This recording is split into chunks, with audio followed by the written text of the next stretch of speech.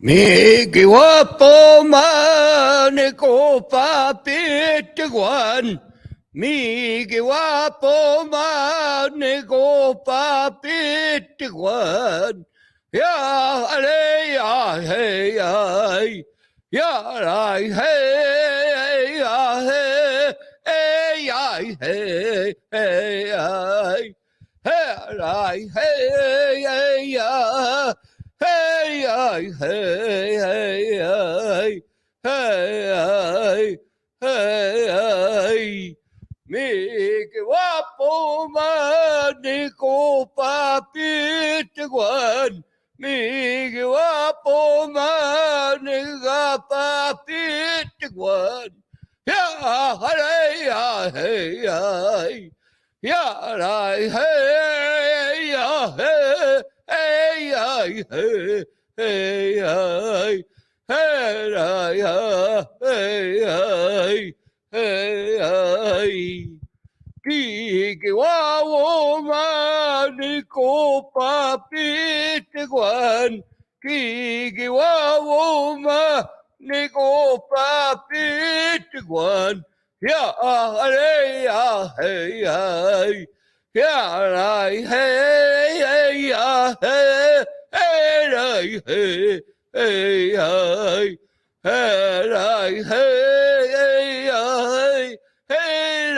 hey, hey, hey, hey, hey, Kiki wawo mani ko papitiguan. Kiki wawo mani ko papitiguan. Ya alay ya hey hey ya alay hey hey hey hey hey hey hey hey hey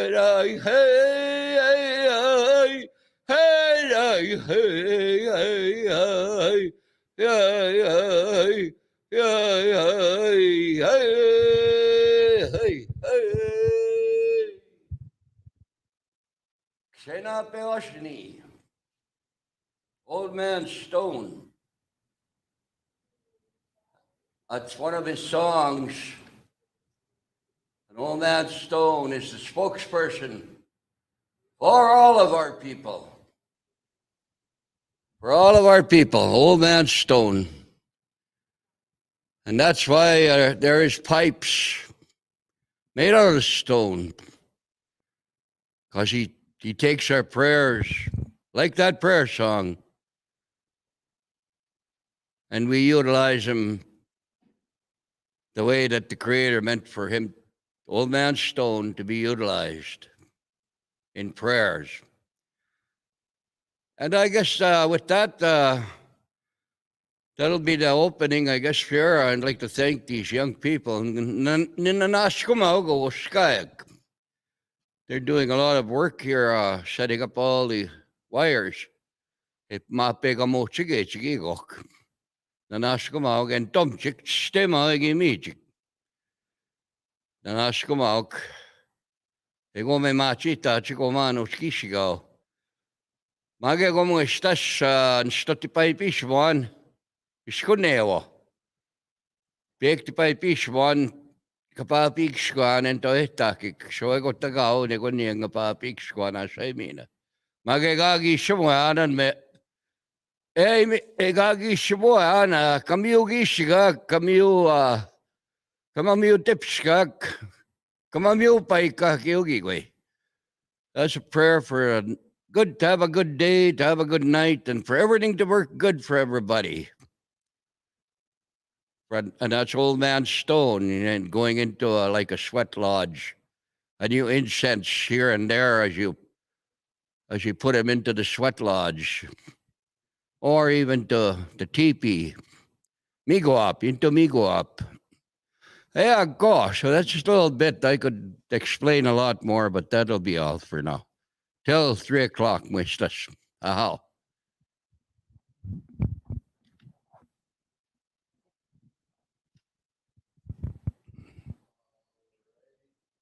Hello, testing. Which one are you? This one? Number 2.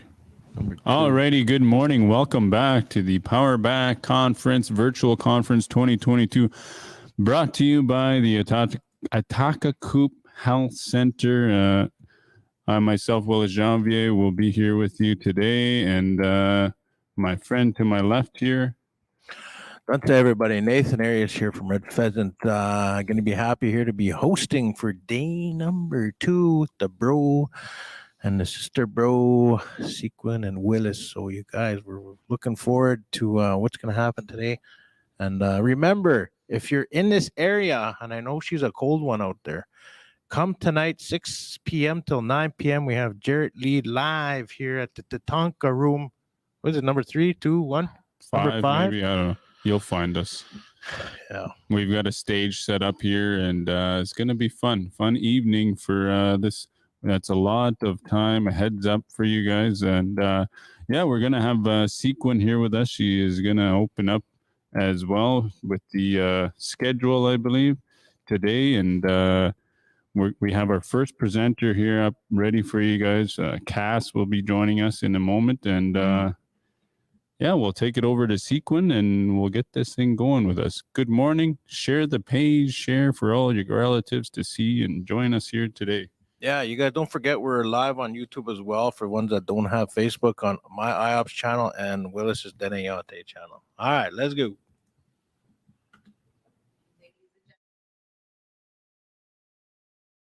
Welcoming Cass all the way from Kamloops, BC. So Cass has a documentary to share with us today, and let's get rolling with Cass. Go ahead, Cass.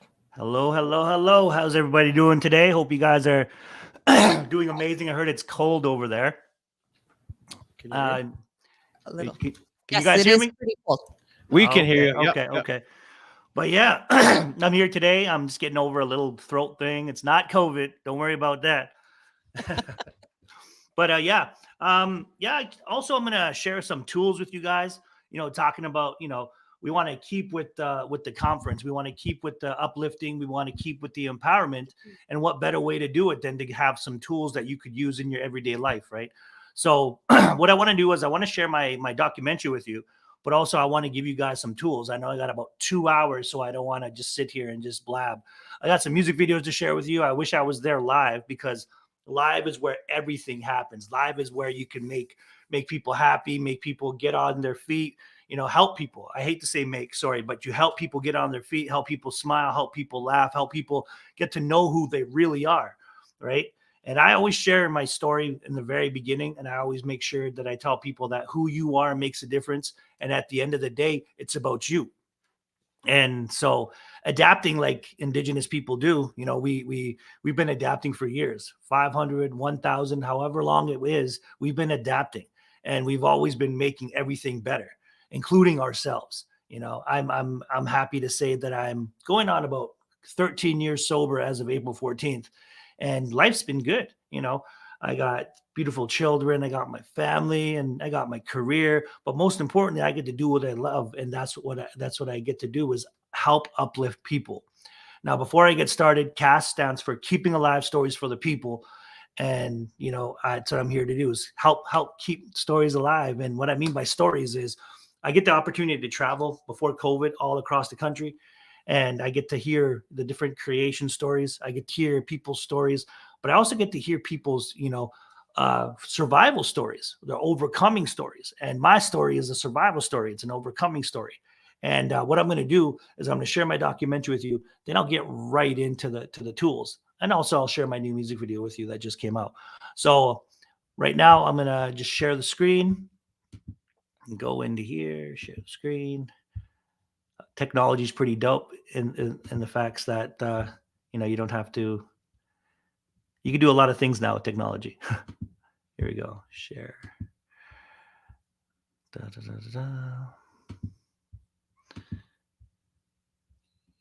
Can you guys see that? No, you got to hit share screen. Oh, okay. I'll try again. Here we go. Yeah, and then hit it whatever. Share screen. Yeah, make sure in the bottom right there you hit play sound. Make sure all that's connected before you. Okay. Window, Chrome. Oh, there we go. I got it. Chrome tab. There we go. Yeah. Live, you guys. We are live. If you are watching, this is live right now, and we're gonna be playing a documentary here. Go ahead, Cass. Tell me if you could hear the sound. Hopefully you guys can hear the sound. Yeah, we can hear. Perfect. Okay. I'll make the screen bigger. So please introduce yourself. My name is Paul Sowin, aka Cass. Cass stands for Keeping Alive Stories for the People. I built my career working with youth. That's right. Which is different because I wasn't expecting that, right? I was just all about music, right? This is for the ones with their fists in the air, missing in the murder from here to there, sticking out justice and it don't seem fair. Push to the side, man, y'all don't care. This is for the ones with their fists in the air, fighting for the land that was already theirs, seeking out justice and it don't seem fair. Push to the side, man, y'all don't care.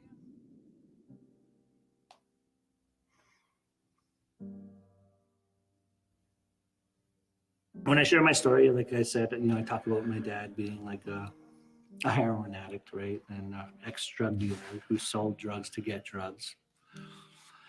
And yeah, it's quite the story. I mean, my dad beat up my mom, locked her in the house with just a house coat, didn't let her leave anywhere, used to beat her up. It was bad, right? And then my mom wanted a son, so my dad's like, okay, and out I came pretty much, right? His parents were, very much caught up in their addictions and, living a street life, very harsh, very violent. He witnessed that as a child on a continuous basis. And it's going to have an impact on you. There's no doubt about it. When I was born, I almost died, right? They had hooked me up to a machine and stuff. And they had to, inject me with morphine. And my dad pretty much told my mom, if he dies, you're dead.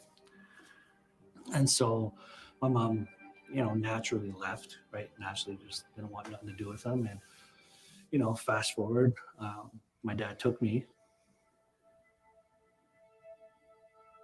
He used to always tell me, like, hey, don't come to the kitchen, otherwise I'm going to give you a licking. And, he's already beating me up, right? I think I was in grade 5.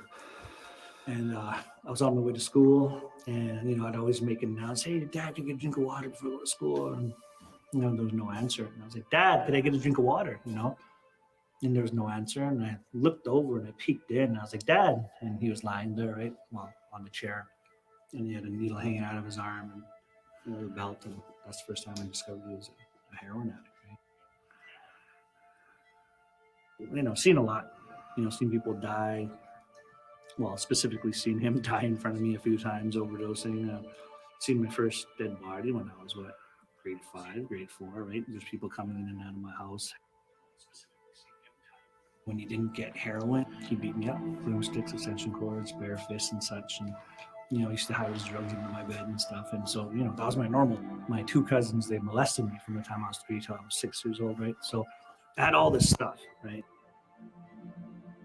Everything he made went into his veins. So we never had food. There'd be times I wouldn't eat for like weeks at a time, right? My dad would always say, oh, don't cry. I'll give you something to cry about, right? So I never really showed emotion. Scared, lost, hurt, fearful. He beat me up pretty bad. Next day I go to school and my buddy taps me on the back and I was like, oh, and he's like, what's wrong? And he's like, did your dad give you a licking again? I was like, yeah. He grabbed me by my head and hit me and lifted me up. He taught me how to be codependent. He taught me how to lie, cheat, steal, manipulate. 33 foster homes, 13 group homes, later. Pretty much got screwed by the system, aged out and had nowhere else to go. Didn't know how to cook, clean, pay bills or anything. Originally, I wanted to be a basketball player. Originally, I wanted to do that stuff, be the first native in the NBA and what have you. But instead, the creator had something else planned for me, which was hip hop music and motivational speaking. I had my own little place. I was kind of a little on the downside, so I needed to get out of the house. I went down to the beach. I was hanging out there for a bit. I ran into a friend who was overly intoxicated and being followed by a gentleman. Didn't know who he was or what he was about or anything along those lines. She needed a place to stay, and he ended up coming along as well. She slept on the couch. He tried to sleep with her, and she wasn't having it. He slept in the living room. That young gentleman was wrong. He was definitely kind of a loose cannon, especially with his relationships. He ended up eventually having a relationship with Elaine Alec. I was leaving an abusive relationship, and I came home for the holidays. I went to a club and I saw him dancing. I met her in Penticton. How old are you? She asked. I'm like, oh, I'm 22. And she's like, I'm like, how old are you? She's like, oh, I'm 22. I was like, oh, okay, cool. So I lied to her. Right? So it started off toxic right away. I was in such a bad state at the time. I was actively drinking. I was really depressed and dealing with a lot of issues that I was trying to run away from. I wasn't looking for a relationship. I didn't want to be with anybody long term. And people told me to stay away from him because he tended to get around. He didn't have a great reputation. And so they said, oh, you don't want to be with him. That guy runs around. And I said, oh, that's perfect. It was toxic, meaning that like she was going through her stuff and I was going through my stuff. But at that time, we didn't know. We didn't know what healthy was. He was just such in an angry state. We couldn't have a conversation without him going off on a tangent. He just was really hard to have conversations with because there was just an issue with everything. She cheated on me, I cheated on her, you know. That was kind of their dynamic of their relationship at the time. In the first few years of our relationship, they were really foggy. Like, I don't think either of us really remember a lot of it. I had a son who was about 3 years old who was living with his grandparents just down the road from me. They had him because I just drank so much. I drank away all my money. I couldn't pay my bills a lot. I didn't have a lot of food. Casp and I were together for 14 years. I think we were married for about six of those 14. I remember walking down this alley, right? I remember it was this alley in East Vancouver, and my nephew was staying with me at the time, and I kicked this tape. And when I saw the tape, I picked it up, and I was like, you see that? He's just like, yeah. I'm like, what does it say? He's like, I don't know. So we ran home, put the tape in, put it on, pushed play, and we're waiting to hear it. And all of a sudden, the first words I heard were cruising down the street in my 6'4", right? And so it was NWA. That's when I fell in love with hip-hop music, you know? So I met Casp. We were about 18, 19 years old in Penticton. And I used to always freestyle in Penticton on the beach. Like I used to walk up and down that beach, the one that's on the lakeside there. I would go with him to his shows. He would have these rap battles, and so many people would come just to see him. One day we just happened to be going down the beach, hanging out, was like the thing to do. Some mutual friends we knew were like, hey, you gotta check this guy out, he raps. Because at the time I was DJing, making beats, producing. And so I seen him at the back of his truck, and I was like, hey, you're that native DJ, hey? And he's like, yeah, you're that native rapper guy, hey? And I was like, yep. And then, yeah, we just connected, and we did a couple house parties, right? Did a couple hall shows. As soon as he did his, it started his rap career. That's when everything really started to take off for him. And then all of a sudden we started this group, Seventh Generation. It's time to get down with the 7th Generation sound. It's dedicated to the underground. Crazy cuts, what? Crazy cuts, what? Crazy cuts, crazy cuts, what? Started creating songs and music, and one thing led to another, and we're doing albums. He'd say, hey, I'm going to be performing at this place, or hey, I'm battling, here. And everybody came to see him. And when he would be done, I'd say, well, how much money did you make? And he'd say, oh, I didn't get any money. And they were charging door fees for people to come watch, and he didn't get any of that. I remember telling him, you should be getting a percentage of that. It's time to get down with the 7th Generation sound. When Elaine was like, yeah, you should get paid for this. I was like, what? Somebody pay me for music? If it wasn't for Elaine and her stepping in as the manager and being able to book times and book places and recording times and all that sort of stuff. She actually really helped with a lot of that.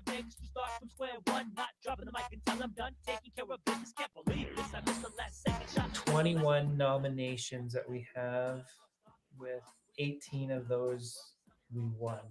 Yeah, the rest is history. I mean, we've won awards, native and non-native, and nominated for like 11, 12 awards. I know that he's been traveling coast to coast to coast. To us, he's Rob. You know, he's not Casp, he's Rob. You know, he's always been Rob. And like, oh, everyone's like, oh yeah, that's Rob. You know, he's famous. We both decided to be sober, and I started working and feeling really good about myself. And that was at the kind of the height of his career, was when we decided to get married. They were really open to the idea. I had the honor of marrying him. We had said we were going to stay faithful. We were going to really try to make it work. We wanted to smarten up. A hero in my own mind, my own mind. A hero in my own mind, my own mind. A hero in my own mind, my own mind. A hero in my own mind, my own mind. Baby, I'm on the road. Baby, I'm on the road. Baby, I'm on I was really trying to stay sober, and they were just parties. Like, it was just one big party. And then, you know, there were groupies kind of hanging out. And we had this thought that we can't let people know he's in a relationship, because those groupies buy his CDs. And so he acted single and I stayed away. I knew he had a problem with flirting. And so he was always flirting, and I let it go because that was part of the business. He wasn't always the most stable, you know, individual. Volcanic, very volcanic. It's in here, and when it comes out, it comes out. For a long time there, we were hiding a lot of the addictions, a lot of the problems that were going on. We were out drinking, partying, you know, doing a lot of those things and hiding it from the people that were hiring us, from the public image. We hid everything else, right? You know how in this Facebook age, how it's all a popularity thing, this social media? Well, back in the day, you know, we couldn't just put up our song. You know, we had to work. It was just ego-driven, right? He ended up cheating on me while he was at a big award show, and then left me after being married for about, a year. Things changed when the group got so dysfunctional that we couldn't function as a group anymore, and we all sort of had to go our own ways. He fell off the wagon. I didn't drink to hang out. I drank to forget everything. So I drank to get drunk. And so if I started, I'm like, yeah, see you in 2 weeks. He started just running around Edmonton. He was running around with some of the gangs there. 3 2-6s a day, lying, cheating, stealing. Almost got killed. Almost got hit by a couple trucks because I was so drunk drinking outside of Williams Lake. I ended up in the north end of Winnipeg. Ended up in East Vancouver with a bunch of gangs. Like, when I say gangs, I mean, like, you know, they were hardcore guys. Yeah, there was times I was worried about him, because he was on a self-destructive path. And that was after the group had all split up and we all went our own ways. He was so close to death. Like, he was so depressed. He was running away. He was harming himself. He wasn't eating. That was like the lowest point of his life. Like, he was so ready to die. Like, he was so ready to not be here anymore.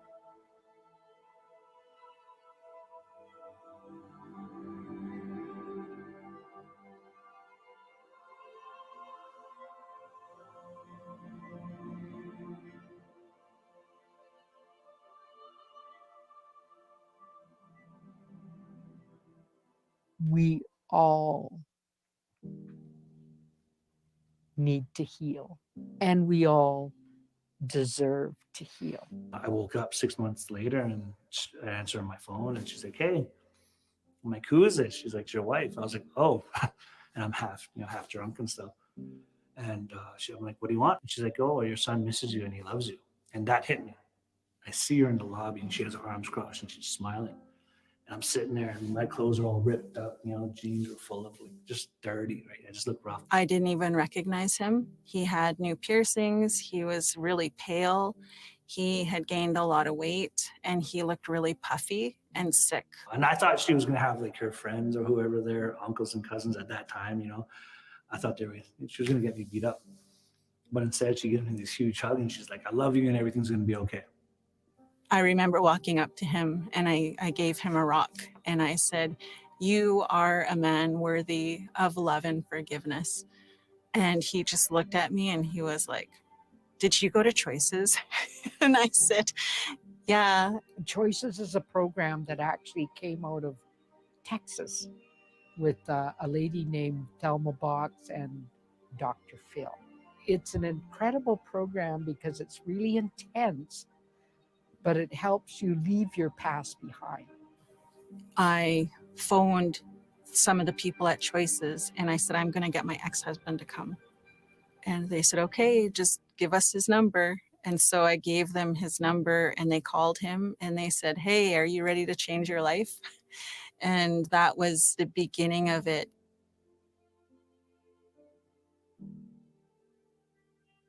I was like, okay, you know what? I'm going to go through this program, the seminar. I'm going to make everybody else happy. I'm going to do, and then I'm going to go back to drinking. There's all these people in suits. So I put on this act and just being cocky and smarty. And then this elder walks up to me. She's like, is your life a joke? I'm like, excuse me? And I was like, what? And I thought she was just joking around. And she's like, no. She's like, you're taking your life as a joke. Is your life a joke? And I was like, no. Long story short, yeah, that was 5 days that changed my life.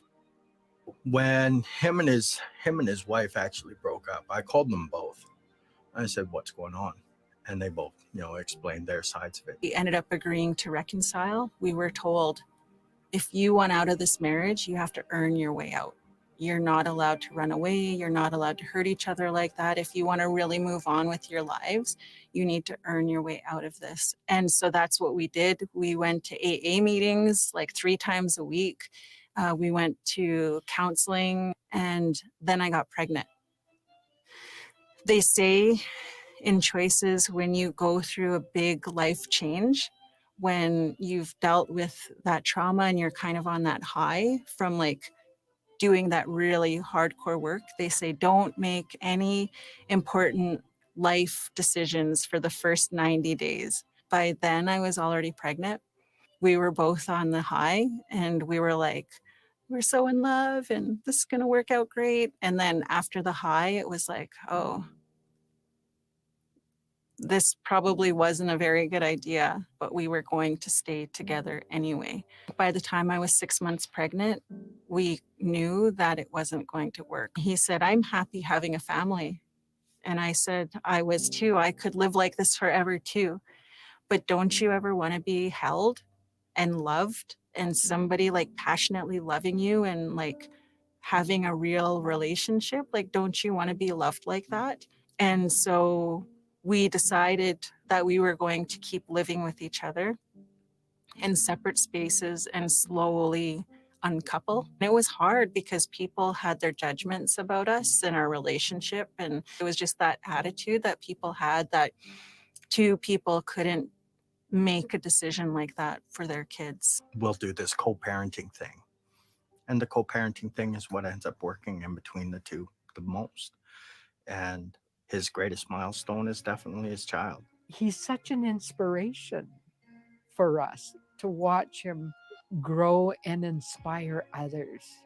I believe my new challenges is just getting people to find the value in life and in all things. So that's my new good challenge. He is where he should be. Just keep doing what he's doing because we need him to help our young people be the best they're meant to be. He's so gifted when it comes to youth. He stands in front of 40, 50 kids or 50 youth. When I do my workshops, it's groups. That's when you help people find their gifts, right? There's nowhere to go. You have to face yourself. You have to work, right? There's no excuses. I call it expressing yourself through music and culture. And what it pretty much is taking the 4 elements of like hip hop music and how they relate with our culture, right? With indigenous culture. Teach life skills, be real with them, 100% real with them, let them know that what they've been through, I most likely either been through it or seen it. And so, don't BS me and I won't BS you. And I want to be, work with you the best way that I can. He just knows when somebody needs that support. He's always going to be that person that's going to go that extra mile to make sure that a kid knows that they're loved and cared for. The most inspiring thing that I've witnessed is the growth of him from when I first met him, being a wild, crazy young adult to having a family and kids and growing up and seeing all the struggles in between. I'm just so proud of him. I'm just so proud of him because I saw how he was and where he started from. He's the greatest. And you can never doubt that. I do my best to acknowledge where I live, to acknowledge my teachings, to acknowledge the land where I'm at, and just to give back any way I can. And that's where CAST comes from, right? Keeping lives right for the people.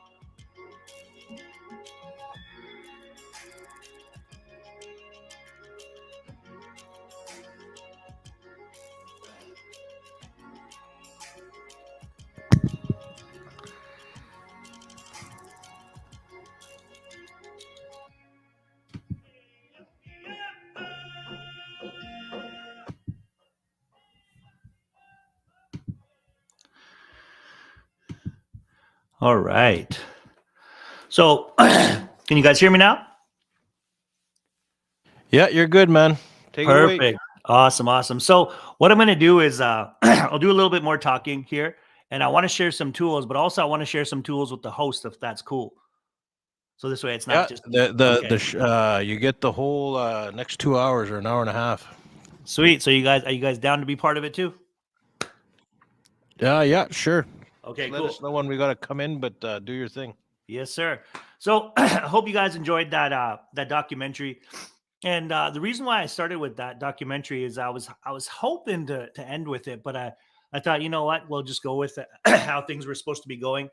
And what I always believe is the creator, says there are no accidents. Everything happens for a reason. You're put here for a reason. You meet people for a reason, and you go through things for a reason, no matter how good, no matter how bad, right? And so to add on to my story, I got 2 beautiful sons. I got two more beautiful bonus daughters. So altogether, I got 5 kids, right? 5 beautiful kids that I was blessed with. Also, I got my stepson. And he's, I don't like saying step. I like saying bonus, right? Because if it wasn't for him, I wouldn't know how to be a father. Most importantly, know how to be me, to be an individual, to forgive myself, to start with my healing. With my story, it's all about using healthy tools that help you move forward. And I didn't mention in my story that, it's always work. Life's a journey, not a destination, but don't beat yourself up. A lot of us tend to beat ourselves up when we make mistakes. There are no accidents, like I said before. So when you make a mistake, just remember that whatever mistake it was, rather it be falling off the wagon, as they say. And I don't even like using that term because, if you're working on yourself, it's not a wagon, it's not a ride, it's a it's a journey, right? And so for me, I'm going on 13 years clean and sober. My dad, he passed away. And when he passed away, he was 14 years clean and sober. But the value, first tool I'm going to give you guys is find the value in all things. And the value I found in him, in that situation when he passed away, was that I learned how to love myself and I learned how to forgive. He was on heroin for 27 years. I don't have to go that route. I didn't go that route. What I also learned from him is that who I am makes a difference, and that I'm not my past, right? So the first tool I want to give all of you, if you're watching, I don't know if there's 10, 20, 30, even one of you, is find the value in all things. No matter how good, no matter how bad, there's always a lesson. Okay. So for me, it was like I said, when my dad passed away, I learned how to be a better man. I learned how to be a better father. I learned how to started to, respect myself, respect our life givers, right? And I even did a song that I'll play for you later on, respecting our life givers, right? And, honoring the missing and murdered Indigenous women, but most importantly, honoring myself. So that being said, part of my story too now, yeah, I got a healthy family. I got, everything I've ever wanted. I had to learn how to be a dad. I had to learn how to be me, right? A lot of us are suffering the effects of lateral violence, and it's so easy. And the lateral violence from residential school, excuse me. A lot of us are suffering the lateral violence from residential school, but we don't find the value in all things, and we don't say, hey, you know what? Who I am makes a difference, right? And we don't focus. We always focus on the bad. We don't focus on the good, and it's so easy to focus on the bad, right? A lot of us are like, oh, I got to wake up, I got to go to work, or I got to go to school, and I gotta pay bills, Instead of saying I've got to, why not say I get to? Okay, let me say it again. Instead of saying I got to, why not say I get to? And when you say I get to, then you start looking at things a lot differently, right? And so that's what I do. I wake up in the morning, instead of saying, oh man, I wake up, I gotta promote, and I gotta do this, that, and the third. I say, you know what? I'm blessed to be able to wake up, put my 2 feet, and my 2 feet get to touch the ground. The creator gave me that chance for my 2 feet to touch the ground.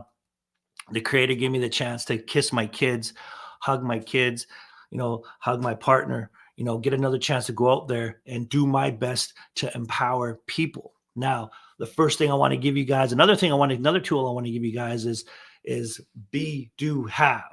I don't know if you guys ever heard that before, be, do, have. And be, do, have is be committed to do what it takes to have what you want. Let me say that again. It's be committed to do what it takes to have what you want. Okay. So being committed, a lot of us, I used to, be afraid of commitment. And a lot of us are afraid of commitment. And what I mean by commitment is it could be commitment in relationships, commitment in investing in yourself, commitment in making sure that you get what you need. So be committed. So say if you want to be a lawyer, a doctor, a teacher, graduate from school, be committed to do what it takes. And what does it take to do those things? Well, let's say, for example, the easy thing is to graduate from school. You got to go to school. You got to show up. You got to do the work, right? There's that famous saying that Kevin Hart always says, everybody wants to be famous, but nobody wants to put in the work. Again, everybody wants to be famous, but nobody wants to put in the work. I want to put in the work. You should put in the work.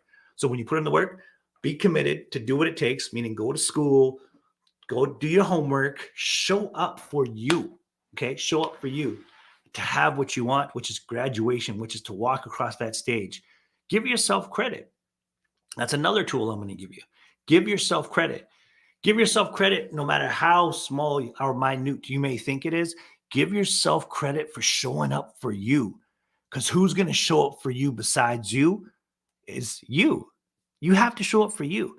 And if you're watching this, and if you're, no matter how old you are, it's always important to show up for you. And then in turn, you'll start showing up for other people, right? But when you start showing up for yourself, life gets better, right? Life gets easier.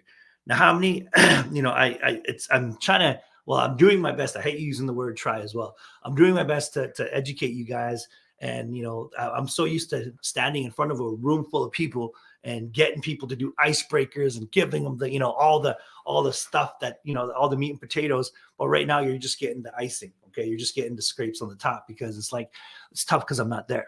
So when I say how many of you guys use the word try, really, I'm asking you wherever you're watching this, whether you're watching this on your iPhone or your screen. Okay. I'm going to ask you, have you ever used the word try? Okay. Let's get the hosts in here. So hosts, you guys want to jump on for a minute? I got a question for you.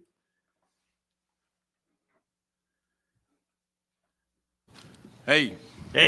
Okay. So boss, have you ever used the word try? Have we ever used the word what? Try. Yeah. What was the last thing you tried to do? Yeah. What was the last thing you tried to do? Like when? Like for yourself. Like let's say in a healthy way. Let's say what's the last thing? I was just telling them. I literally started working out this morning. I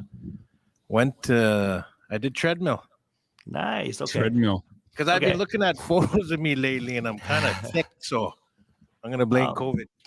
Yeah, it's the COVID bod. Okay, so you're trying to go to the gym more, correct? Yeah. Okay. How about you, sir? Beside him, what was the last thing Willis. Willis? What you talking about, Um, Willis?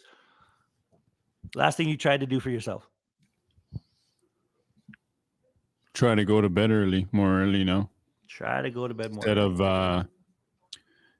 ever since I become a university student, I think I've been up late. Mm. I left the oil field and I went from 9, 10 o'clock to sometimes 2, 3, 4 in the morning because of TikTok addiction. So you try not to look at social media so much then. Yeah. Okay. So here's what I'm going to give you guys. Okay. So when I was walking and when I started doing my personal development on my journey, the red road, they call it, right? And I don't like calling it like anything. Oh, sorry. Can you guys hear me? on our end. Go ahead, man. Keep Okay. going. Word. So when I was on my on my journey, I started going to this place, and it was it was a personal development course that I went, and I walked in, and this lady walks up to me, and she's like, it was an elder, and she's like, "What was the last thing you tried to do?" Mhm. And I was like, "What? What do you mean?" And I just think of what I asked you guys, and I was like, "Well, I tried to quit drinking." And she's like, "What?" She's like, "So you tried?" I'm like, "Yeah." And then she looked at me and literally opened her eyes and she said, "Stop it." And I was like, "What?" And she's like, "Yeah." She said, "Stop it." Right. And so I asked her, I was like, "What do you mean stop it?" And then she was like, "Well, you know what?" She's like, instead of trying, why don't you just stop? Because trying is lying. So the tool I want to give you guys is, instead of saying try, say I will, or not I'm going to, but I will. Okay. Or I'll do my best, but don't take the word, challenge people, challenge yourself to take trying out of your vocabulary. Okay. It's almost like when people say they want to start eating healthier, they say I'm going to go on a diet right away. Yeah. That's short term. That word we know it's a short term thing, right? Yeah. Yes, for sure. So I feel you on that. Yeah, you're setting yourself up for failure, right? Yeah. You're setting you. So instead of saying, "Oh, I'm going to try to go to school on time," or try to go to bed earlier, say, "I'm going to bed earlier," right? Mm. And so I give that to youth. I give these tools, and it's so tough during this like Zoom, like this COVID-19 thing where Yeah. you have to go on screen and be like, "Hey, look at me and listen to me for a good 2 hours and let me educate you." And kids will be like, their attention span is so like like Oh. goldfish. Like I work at a goldfish. school, man. I understand that. It's like, Yeah, you feel me, right? yeah, I So, know. so that's why I'm, I could use you guys for, as part of this workshop. So, Hmm. did you guys hear the be do have? The what? Be do have. Have you ever heard of be do have? Be to have. No. Yes, sounds sir. Sounds So like a song. Yeah, I know, right? So it's be committed. And a lot of indigenous people and the people in general are scared of commitment, like I said before, right? People, because they're like either been hurt or they've been, abused, or they've been whatever it is. So they're scared of commitment. Yeah. But also, to be committed to do what it takes. So what they want to be, right? So let's say you said go to the gym more. So what are you going to do? You're going to be committed to do what it takes, which is go to the gym, right? To have what you want. And what's your end goal? Your ultimate end goal when you go to the gym? Me to have a comfortable dad body, but not too ripped. Word, right? So be committed to do what it takes to have what you want, which is the dad bod. So in order to get the comfortable dad bod, like I have, no, just joking, then you're going to go to the gym, right? But you're going to be committed and make it a part of your everyday life. And so it's so cool that this thing, excuse me, this thing's called Power Back. Will take your power back, and it starts with those easy things, those simple things, such as going to the gym, or even eating that less, that one less serving, right? You know what I mean? And just like you, when with the TikTok, right, or with the social media. I mean, don't get me wrong, dog. I mean, I'm on social media checking out all the funny natives and the non-funny natives, right? And you're looking out there, and you're like, "Oh man, this is dope." And all of a sudden, it's 3 a.m. and you're like, "Oh snap, my kid's gonna wake up at like 6." At 5, I got to be at school at 8 or be at work by 9 or whatever, right? And so you get up and you're a zombie. And then this is what they call the walking, breathing dead. You guys ever hear that before? The walking, breathing dead. That's the first time. You're Okay, so looking check at 'em. this out. So there's another saying. You're looking at him. There's another saying that I've learned, and I use it in my life. It's if you do what you always done, you'll get what you always got. Okay. So a lot of us, we wake up, we go, we go to the shower, we do our morning routine, we eat breakfast, we go to work, then we come back home, right? Then we sit in front of the TV, then we go to bed, then we wake up, then you do the same thing Yeah. over and over. And then we Status always quo in your life almost. Yes, right. We stay in that box that the government wants us to stay in. But instead of doing that, why not do something different? Say if you want to start your own business, start your own business. If you want to be a DJ, be a DJ. If you want to go to the gym and maybe compete in one of those, competitions for the dad bods or whatever, do, There you go. do something different, right? And a lot of us, Yeah. even like we get so caught up because it's a whole colonized way of thinking, right? Where it's like, oh, well, we have to go to school and we have to get a 9 to 5 and we have to do this. And, Yeah. and I think, the gentleman in the hat was probably like, yo, you know what? I got to change something in my life because I don't want to work in the oil fields for the rest of my life. Because what the hell is that, right? I want to be happy.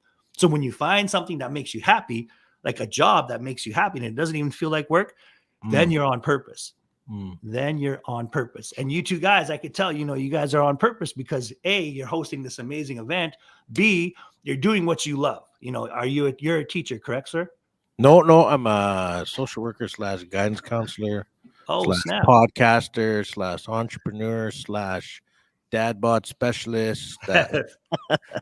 So you're doing what you love. Yeah, this is exactly what me and my bro here love doing this stuff.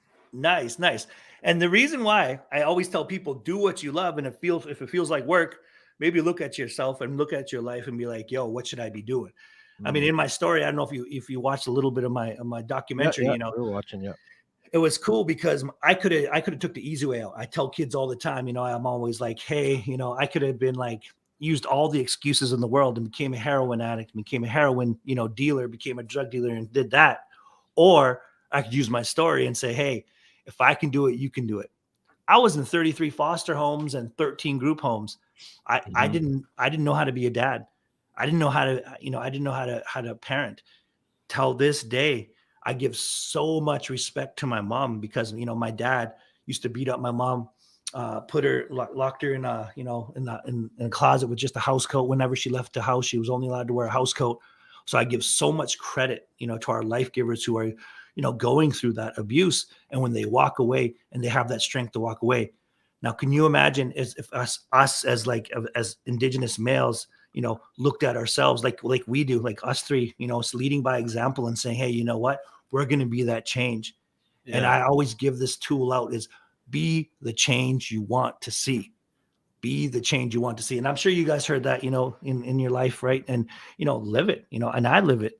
And now, I'm blessed to have this business, tradition over addiction. You know what I mean? Oh, I like that, tradition over addiction. Yes, sir. And that's the tool. That's the tool I use. And that's the tour I use.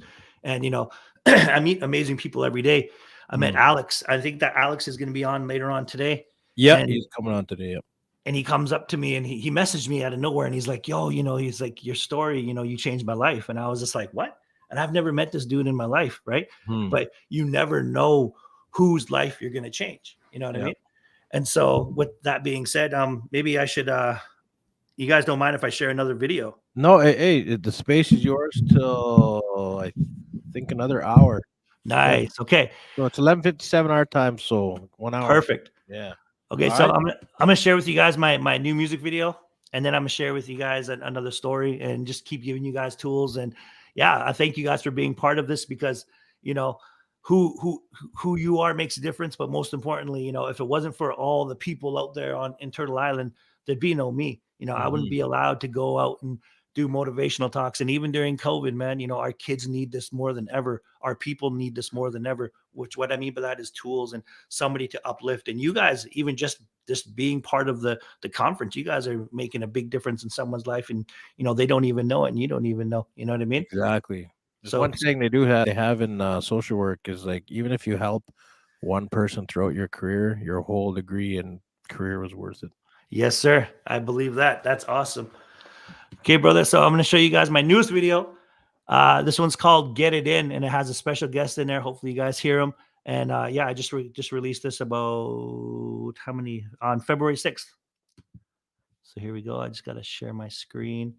Sorry, I'm just a rookie at the social media online thing. Share screen. There we go. While you guys are waiting, please be reminded that we are going to be giving away some prizes. So stay tuned, and it's all going to be questions in regarding to all the presentations you're seeing. So make sure you pay attention real close.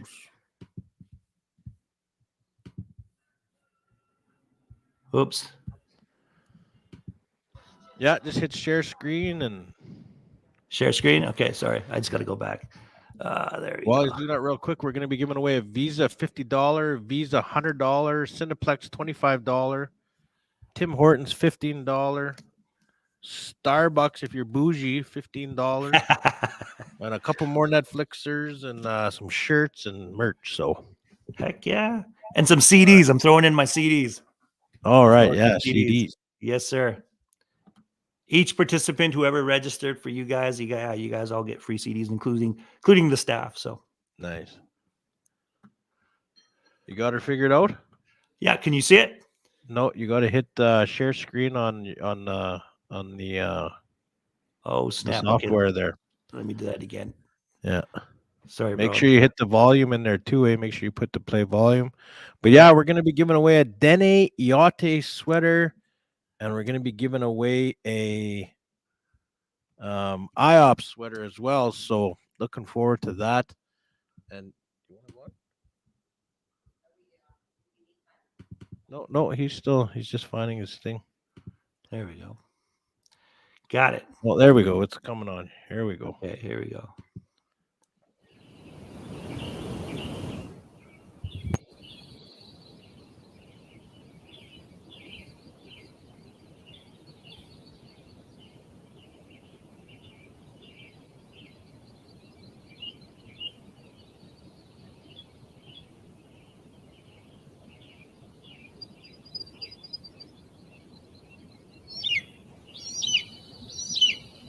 What up, y'all? It's the Ultramagnetic Taboo. And I want to give a big shout out to Casp for all the great work that he's doing in Indian country, holding it down, being a positive leader, positive role model to the native youth. Keep inspiring to do big things. Dream big, believe you can achieve. Enough said. Confidence in self, I used to lack this. I throw my fist up, never gonna give up. That's what life's cup, I need to fill it up. My rhyme style is buck wild. Used to live outside of the box. As a child, I was filled with rage. Destroyed naysayers like buildings on rampage. I evolved into a being, seeing the future, nurture a beast that was forced to be tamed. Now I feel no pain, I feel no shame when I speak my truth in the booth, knocking up the park like Babe Ruth, no gun clapping. I'm about to tap into my third eye. I'm not blind to the fact it's a blessing. I'm confessing the rape, no half stepping when I crept in. I'm tipping the scale. COVID-19 is killing the frail, so I gotta build up my immune system, make you listen. It's life that you're missing. You sleep on yourself, got so many thoughts. Transform like GoBots, never forget what I was taught. Time waits for no one, call me the lyrical shogun. Future so bright like the sun. How is it cold like the eagle? I'm a soul that's knocking at your door. But I will not let them in. I'm just trying to get it in till it ends. Whoa. What is it for? Like the eagle, I'm a soul that's knocking at your door. But I will not let them in. I'm just trying to get it in till it ends. Come on. I've been out here trying to see the highest mountaintops. Even when they wanted me to fall, my hunger never ever let me stop. When all out, created, just know I gave it my all. Never mistake kindness for weakness, for I will tread on water. That's the deepest. My words heard from the reserve to the precinct. Create an energy to keep me beasting and feasting. Easy was never my thing. Need a challenge. This world sees every little piece, so what's the balance? One community at a time, traveling the atlas. Been trying to find my purpose since I was a young bastard. Only get one chance, like this the last dance. So live your life, forget about the past. Let it teach you lessons to advance. Put on a show for your biggest fans. Yeah, my bros out here, they got hope for nations. Changing one heart at a time, no time wasted. I believe that through these times that we facing, we could rise up, the youth gon' do something amazing. Smoke from the sage, send a message, guiding us along the way. Ancestors, all these new waves manifested. We out here already invested and destined. What is it for? Like the eagle, I'm a sword that's knocking at your door. But I will not let them in. I'm just trying to get it in till it ends. Whoa. What is it for? Like the eagle, I'm a sword that's knocking at your door. But I will not let them in. I'm just trying to get it in till it ends. Come on. Whoa. What is it for? Like the eagle, I'm a sword that's knocking at your door. But I will not let them in. I'm just trying to get it in till it ends. Whoa. What is it for? Like the eagle, I'm a sword that's knocking at your door. But I will not let them in. I'm just trying to get it in till it ends.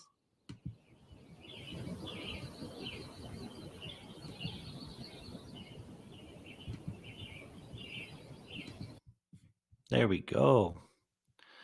Just stop that right there. Yeah, so that video just came out. Like I said, February 6th. Pretty proud of it. You know, a lot of people, you know, they're like, "Oh, well, what?" Here we go. Let's stop sharing. There we go. A lot of people are like, "Yo, you know, you're 42 and you're still doing hip hop music." Well, if it makes you happy, why not do it? You know what I mean? If it makes you happy, why not do it? And you know, it's important to me to focus on my sobriety, and it's important to me to find the value in all things, including myself.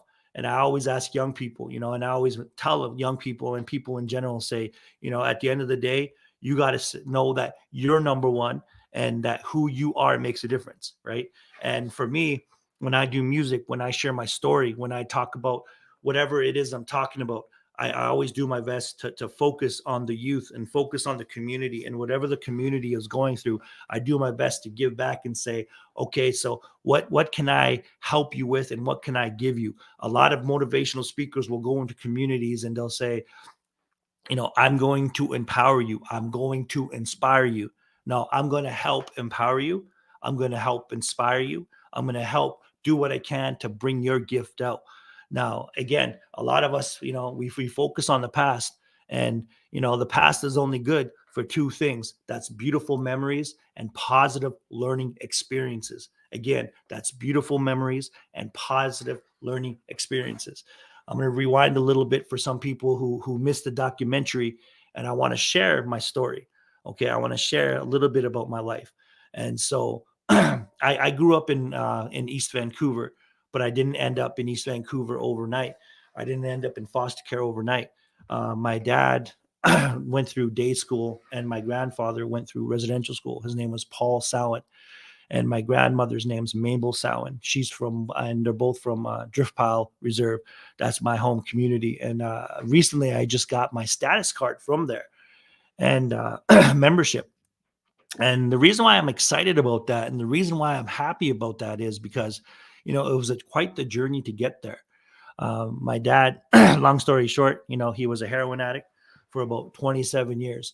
And like I said, you know, I could sit here and I could focus on all the bad things, but I'm not. I'm only going to tell you a little bit about my story. And so my dad, like, the reason why he was hooked on heroin for those 27 years is because he went through residential school and he didn't know how to cope. He didn't know how to be a father. And in turn, you know, my grandfather before that went through residential school. So it was the lateral violence that came down, right? The trauma, the all that stuff that comes with it. And so I'm a product of that. So fast forward my life, you know, I grew up with my dad. He was a single father. He beat me up with broomsticks, extension cords, bare fists, you know, and we had no food because, you know, he used everything and he put it in his veins, right? And before that, like I said, you know, he used to beat up my mom. he used to beat up different people, different women in his life. And so he didn't have no role model on how to be a man, how to be a father, how to be a partner, So fast forward now, I get taken away from my dad. I was put in 33 foster homes and 13 group homes.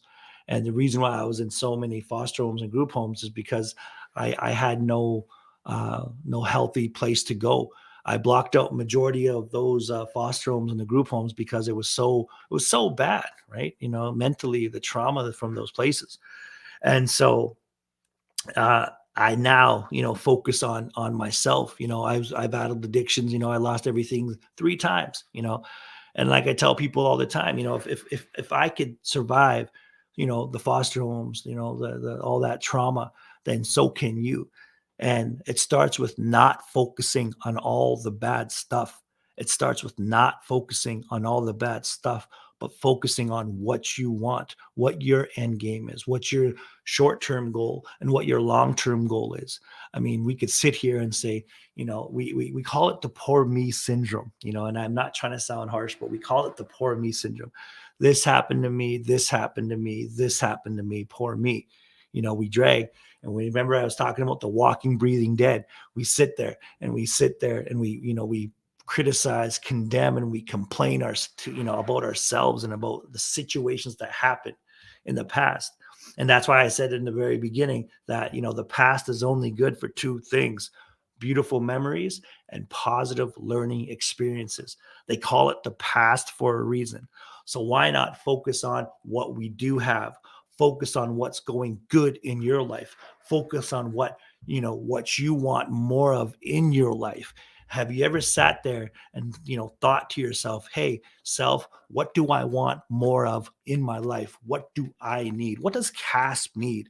And what I need was more self-love, more understanding. And we got to do that. A lot of people think, hey, it's cheesy to sit there and look in the mirror and say, hey, you know what? I love myself. There's nothing cheesy about that. Every morning when you wake up, I challenge you, if you're watching this, and no matter where you are, if you're in front of your phone or if you're in front of your computer, challenge yourself even at lunchtime, or even better yet, when you wake up in the morning. First thing you do, even before you wash your face and do all that stuff, look yourself in the mirror and say, hey, I love you. Okay? Again, look yourself in the mirror and say, hey, I love you. Before you go to sleep, same thing. Look yourself in the mirror and, look at yourself in the mirror and say, hey, I love you. Okay? Because I guarantee you, once you start doing that, even if you do it for like a week, you'll see things change. And another thing I always love to tell people is, find one thing to be grateful for in your life. Find one thing to be grateful for in your life. And that could be anything. That could be, you woke up and you just woke up, or you showed up to school, or you showed up to work, or, one thing that you're grateful for that really makes a difference in your life. Like I was sharing before, it's easy to focus on all the bad stuff, and I could sit here and, complain and be like, oh man, I wish I was there in real life and this and that and the third. But you know what? I'm getting the opportunity to share with you not only my documentary, but a couple of music videos, because now it's like, hey, you know what? It's all about this whole technology thing and adapting like we do as Indigenous people, right? We always adapt. And, when we when we adapt, then we make things happen. And when we make things happen, we're making good things happen for ourselves. Okay. Another tool I want to give you guys is what do I want more of in my life? What do I want more of in my life? And better yet, what do I have to do to get that in my life? So what do I want more of in my life? And what do I have to do to get that in my life? So now, if you want more love in your life, well, what did that feel like the last time you had more love in your life? I mean, it took me a while. Took me a while to learn how to hug people. I was that dude that was like, don't hug me, don't touch me. I was that dude that if you looked at me in the eyes, it was on, you know what I mean? But now it's like I give love as much as I can. I love hugging, you know what I mean? So that's what I wanted more of. And I didn't know how to ask for it.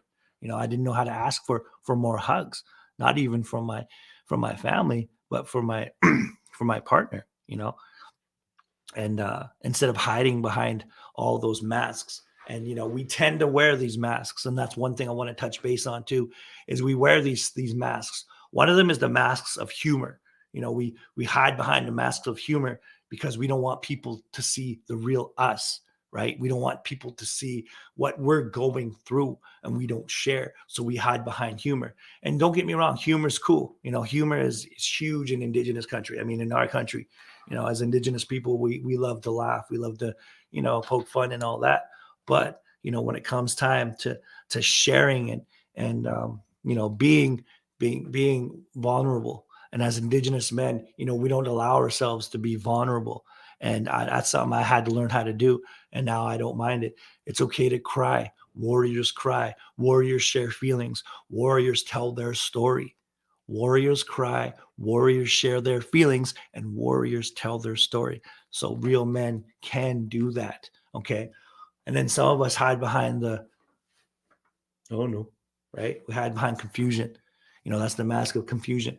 Whenever we're asked something, a lot of the kids, when I'm in my workshop, or even when go to the classrooms, they're like, you ask them a question. And I remember asking even my kids questions. I'm like, hey, you guys were at school all day. What'd you do at school? Or how was school today? First thing they'll say is, I don't know.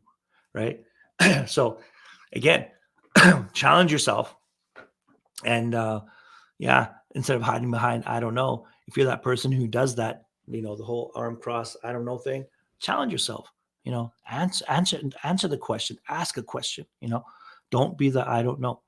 Another mask we hide behind also is the mask of the, the sad person, right? We always sit there and pretend we're always sad, don't hide behind sadness. Share why you're sad. Talk about it. Let it go. Don't get stuck in here. The worst place to get stuck is in your head. Find somebody, your best friend, your auntie, your uncle, a healthy elder, somebody who can be like, hey, you know what? Yeah, I understand. Or yeah, I'll listen to you. So don't hide behind these masks. Never be scared to share your feelings. Never, ever be scared. Power back. Yeah. How you can take your power back is by acknowledging, your weaknesses, but also acknowledging your strengths and acknowledging the strengths of others. And what I mean by that is surround yourself with balcony people. And what I mean by balcony people, surround yourself with people who want to see you succeed and who want to see you step up to that next level just as much as you want to see them succeed. Again, surround yourself with balcony people, with people who want to see you succeed, who want to see you do better for yourself, right? And so, being part of this conference, it's pretty big for me. I wish I was there live, and I wish I was there. I wish I was in front of a room full of people, but we have to adapt. And during this time of COVID, you don't know what you don't know. And which brings me to another tool. You don't know what you don't know. So, a lot of us assume just because, we don't understand or we don't know something that we know it's our bad. And it's like, no, it's okay to ask questions. It's okay to ask, bad. And there's no such thing as bad questions. It's just not asking them.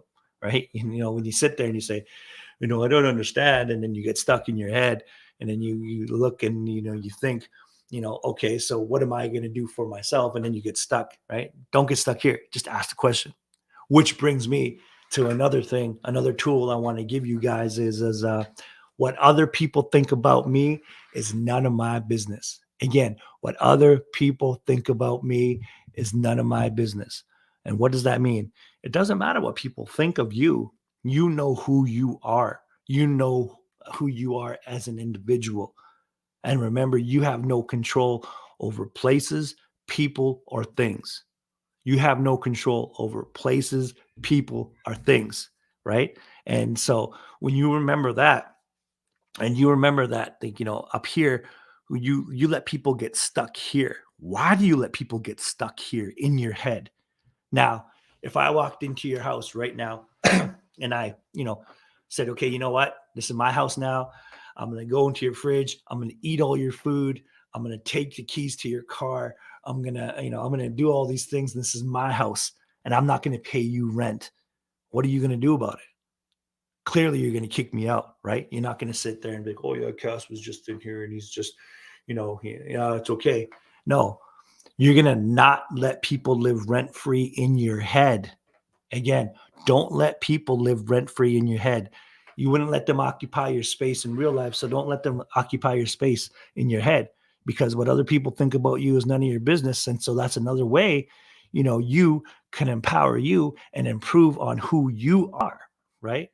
And, I love speaking with youth and youth who are in school and whatever, and a lot of them, a lot of them are proud to be who they are. A lot of them are proud of the drum. A lot of them are proud of their culture.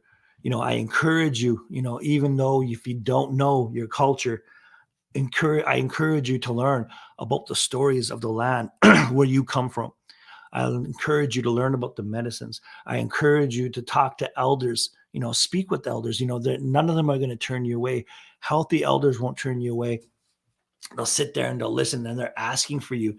They're actually begging for you to come talk to them, and to come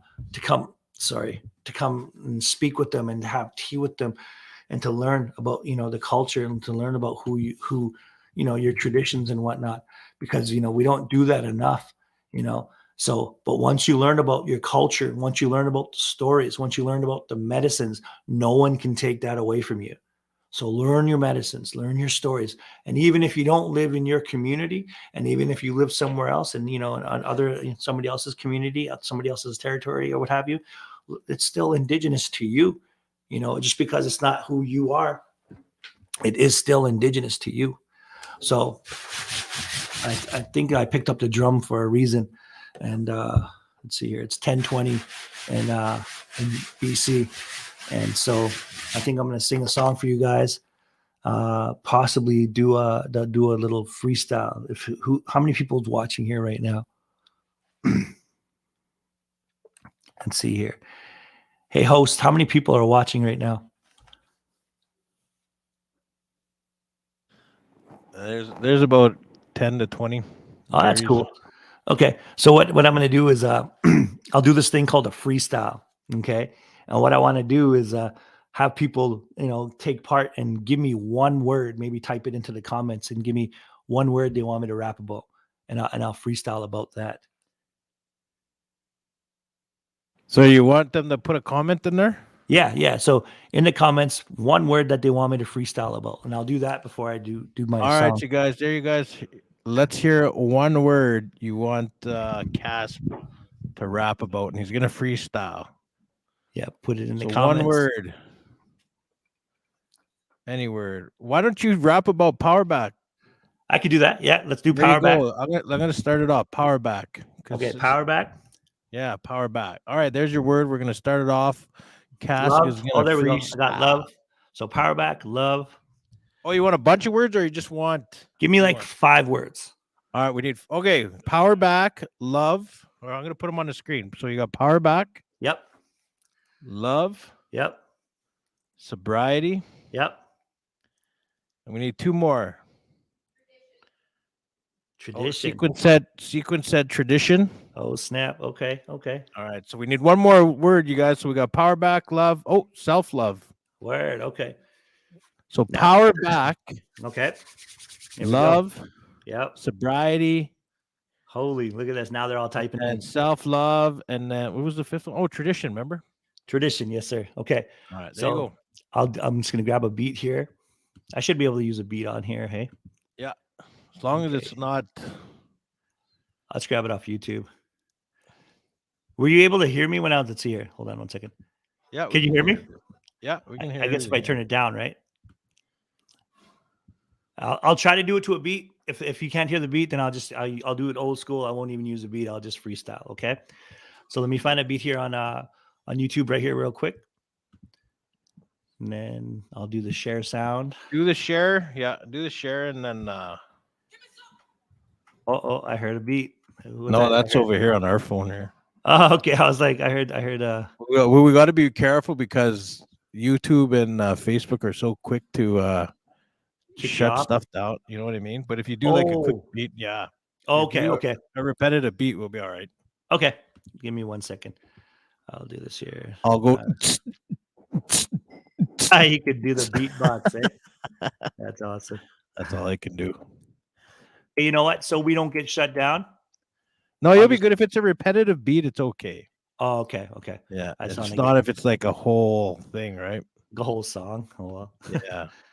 Okay, I think hold if they on. like, if you do like 30 seconds plus, it's like insta.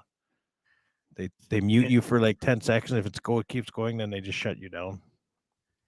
Insta shutdown.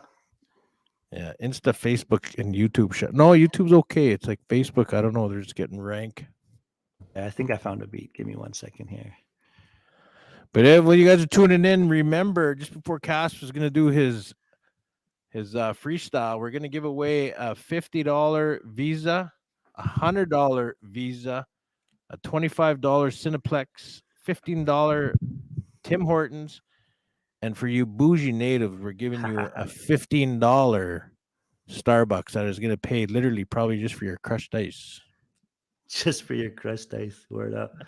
That's funny. When you order the Vonte, Ante, Lante, Monte, Ronte, Calante, Smonte drink.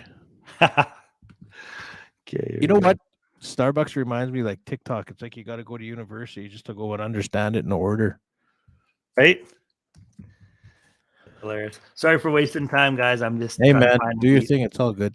Here we go. I think I found it. But hurry up because I think Willis is ready to sing here. So Okay. What you talking about, Willis? It's joking. He's probably like, shut up. I heard that millions times. Hey. He's like, Stargats. he's blushing. Aw. Just joking. Here we go. I think I found it. I found it. Did I find it? Entire screen. Oh, select tab. Okay, there we go. You should be able to hear me. Okay. That's not me, by the way. All right, man. Okay. Here we go. Push play. Let me know if you could hear it. Turn it up. As Okay. long as it's a yeah, there How's we go. that? Go ahead. Yeah, you're good. Okay. Check 1, 2. Yo. Check it. Yeah. Yo. Now I'm sitting here rapping about tradition, trying to get my power back. Just listen now, these cats don't understand. I gotta have so much self-love. So here we go again, coming back like Gary Payton called me the glove. I gotta have so much self-love. Now it's time for me to show you what I got every time I flow. But just to let you know, I gotta bring more than my power back. Like Shaq, I attack, never gonna come back whack. But what you think about that? I got so much love for my community. I got tons of love for myself because I know peace makes me strong, because I got so much humanity, humility. Now it's time for me to show you what I got. They got the sugar water for $15. Now I'm just bugging. Here we go. They want to lyrically call me cousin. Oh my God, now I'm never buzzing. Now they want to say, yo, here we go again. Now they call me cats kicking drastic. Minimal for crimes. Every time I flow, gotta go. So here we go. Steady bouncing like the crow. What? Yeah. I should stop this before we get stopped. What do you guys think? Was that okay? Was that not bad? Didn't you I see wish us I was there? there. Yay. I wish I was there in person. Okay, so That was good, man. That was really good. thank you, sir. So I got a half an hour. Wow. Okay. I'm gonna sing a song for you guys too. If that's okay. I'll sing a hand drum song. This is called the Men's Warrior Song, and it comes from the Statlium territory. That was awesome. Thank you, Debbie. Mavis. Hi, my name is Montana Benjamin. I'm watching while my mom is home for dinner. Word. Okay. Okay, here we go. Yeah, this song's called the Men's Warrior Song. And yeah, sure, I'm a rapper, but I just picked up the hand drum about a year ago. And the cool thing about this drum is my dad, he was used to live in Prince George, and that's where I was born, was in Prince George. And while my dad was in Prince George, he did a lot of stuff there, and negative stuff. And so when he got kicked out of Prince George, the guy who was used to hang out with him while he was in Prince George, his name was Guy Prince. And I went up to Prince George, and when I went up to Prince George, I went and shared a story just outside of Fort St. James. And when I was sharing my story with this community, it was at a school. This guy was sitting there and he was watching me. And I'm sharing my story, talking about, my dad, and sharing some tools. And I'm going to give you guys some more tools before we leave and what have you. But yeah, I was sharing my story. And then when I was done performing and all that, I came off stage, and he came up to me and he's like, "Hey," he's like, what was your dad's name?" And I said, "Oh, my dad? Like, what do you mean? What was my dad's name? I told you." He's like, "No, what was his street name?" I said his name was Taco. And he's like, "Oh, I know your dad." And I was like, "Really?" He's like, "Yeah." He's like, "We used to run around, we used to get into trouble and all this stuff." He's like, "But now, I do teachings, and I do medicine wheel teachings, and I do my best to give back with culture." And so he's like, "Where's your drum?" And I was like, "What do you mean?" He's like, "Well, you're Cree, right?" And I was like, "Yeah." He's like, "You ain't got no drum?" I was like, "No." So he gave me this drum. And the drum here is from the Beaver clan. And then Carrier, it's written on top in Carrier. And here, let me turn my light on. Give me 1 second.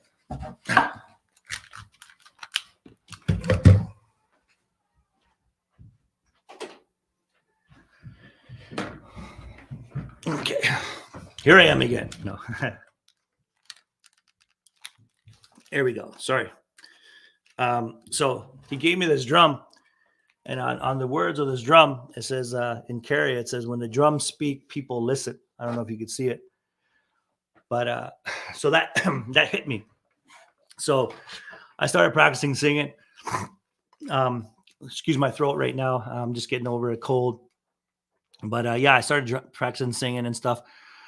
And I believe it's a big part, just because I do hip hop music, it doesn't mean I can't go back to my culture. And the reason why I talk about hip hop music a lot and culture is because hip hop music saved my life. I got a music video that I'm going to show you next. It's sponsored by TELUS Story Hive. And TELUS, they gave me a chance, like I said, to tell my story with the documentary, but also with my music video. And when I go to communities, I talk about the similarities of hip hop music and our culture. And what I mean by that is like there's so much similarities between hip hop music and indigenous culture, our culture. And hip hop is a culture in itself. They have breaking, they have graffiti, they have DJing, they have MCing, and it's lost now. A lot of people don't know the history of hip hop music.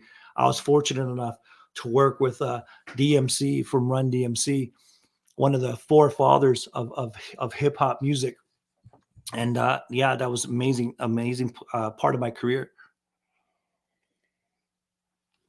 And so to be able to work with Run DMC and to be able to work with people who were very influential in hip hop made me look at my culture and say, okay, so how does hip hop music relate with my indigenous culture? So you got the DJ, right? The scratcher, the guy who does the scratching. You'll see in my music video, the DJ scratches, and he beat juggles, and he mixes and he matches, and he does his thing. Well, and he also tells his story through the beats and the instrumental, and he can make you cry, he can make you laugh, he can make you want to dance. Well, you go to our powwows, you hear the hand drummers. You go to the ceremonies, you hear the flutes, you hear the hand drummers in the ceremonies, you hear the hand drummers in the sweat lodge. You hear the hand drummers in any type of ceremony, right? The people playing the instrument, that's the DJ for our people, just like that's the DJ for hip hop, right? And then you got the storyteller, the MC in hip hop culture. You got the MC, the person talking about where he's been, where he's done, what he wants to do, and where he's going, right? So that MC sits there and he raps and he shares a story. Well, you go to the indigenous side of things, you got the hand drummer, you got the language keeper, you got the person, the storyteller, you got that person who sings, with traditionally with the language. That's the MC of our people. You got the break dancer, right? So the break dancer, tells his story, breaking, popping, and locking, doing this thing, spinning on his head, whether it's him, her, they, whoever, that's how they tell their story. You go to the powwow side of things. You got the fancy dancer. You got the fancy shawl dancer. You got the grass dancer. You got all those people in our culture in powwow in Indian country who dance powwow. They do the beading. They have the beaded necklaces. All their outfit. How I was taught was that's how they represent themselves, and that's how they represent their family. That's no different than a break dancer. The break dancer expresses himself with the movement and everything like that, tells their story, right? So that's the similarities between those two. And then you got the graffiti. Well, you got a long time ago, our people, we had the pictographs. We have, indigenous cultures who carve, the paintings, all those things for our indigenous people. And then you got the, you got the graffiti artists who tell their story the same way, so that's how we both, the DJ, or not the DJ, the graffiti artist tells their story through the different colors and textures, just like somebody in the indigenous culture would tell their story through different colors and textures and whatnot, right? And so that's the similarities. So the four elements of hip hop culture reminisces or resonates with our culture. It just fuses together with our culture, right? So what I'm going to do is I'm going to play a song for you. I'm going to share a music video with you. Hopefully I could share. Yeah, I'll share a music video with you, and then hopefully we could have like a little question and answer thing if you guys want to do that. And if nobody comes on, then that's cool. Okay, so here we go. This is the Men's Warriors song. Excuse my voice.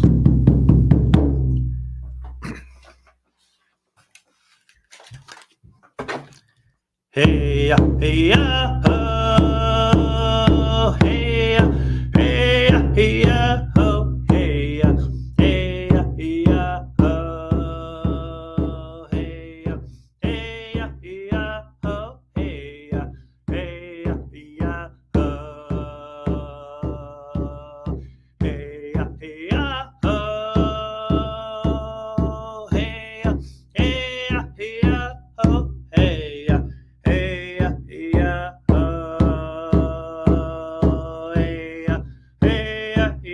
oh, hey ya, hey ya, hey ya, oh,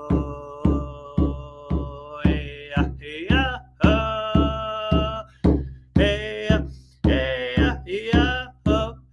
ya, hey ya, hey ya, oh, hey ya, hey ya, hey ya, oh, hey ya, hey ya, hey ya, oh, hey ya. Hey ya, hey ya, oh,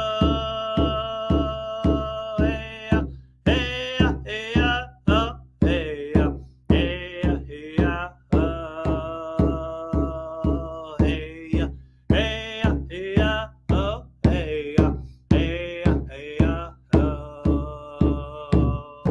hey ya, hey ya, oh, hey ya, hey ya, hey ya,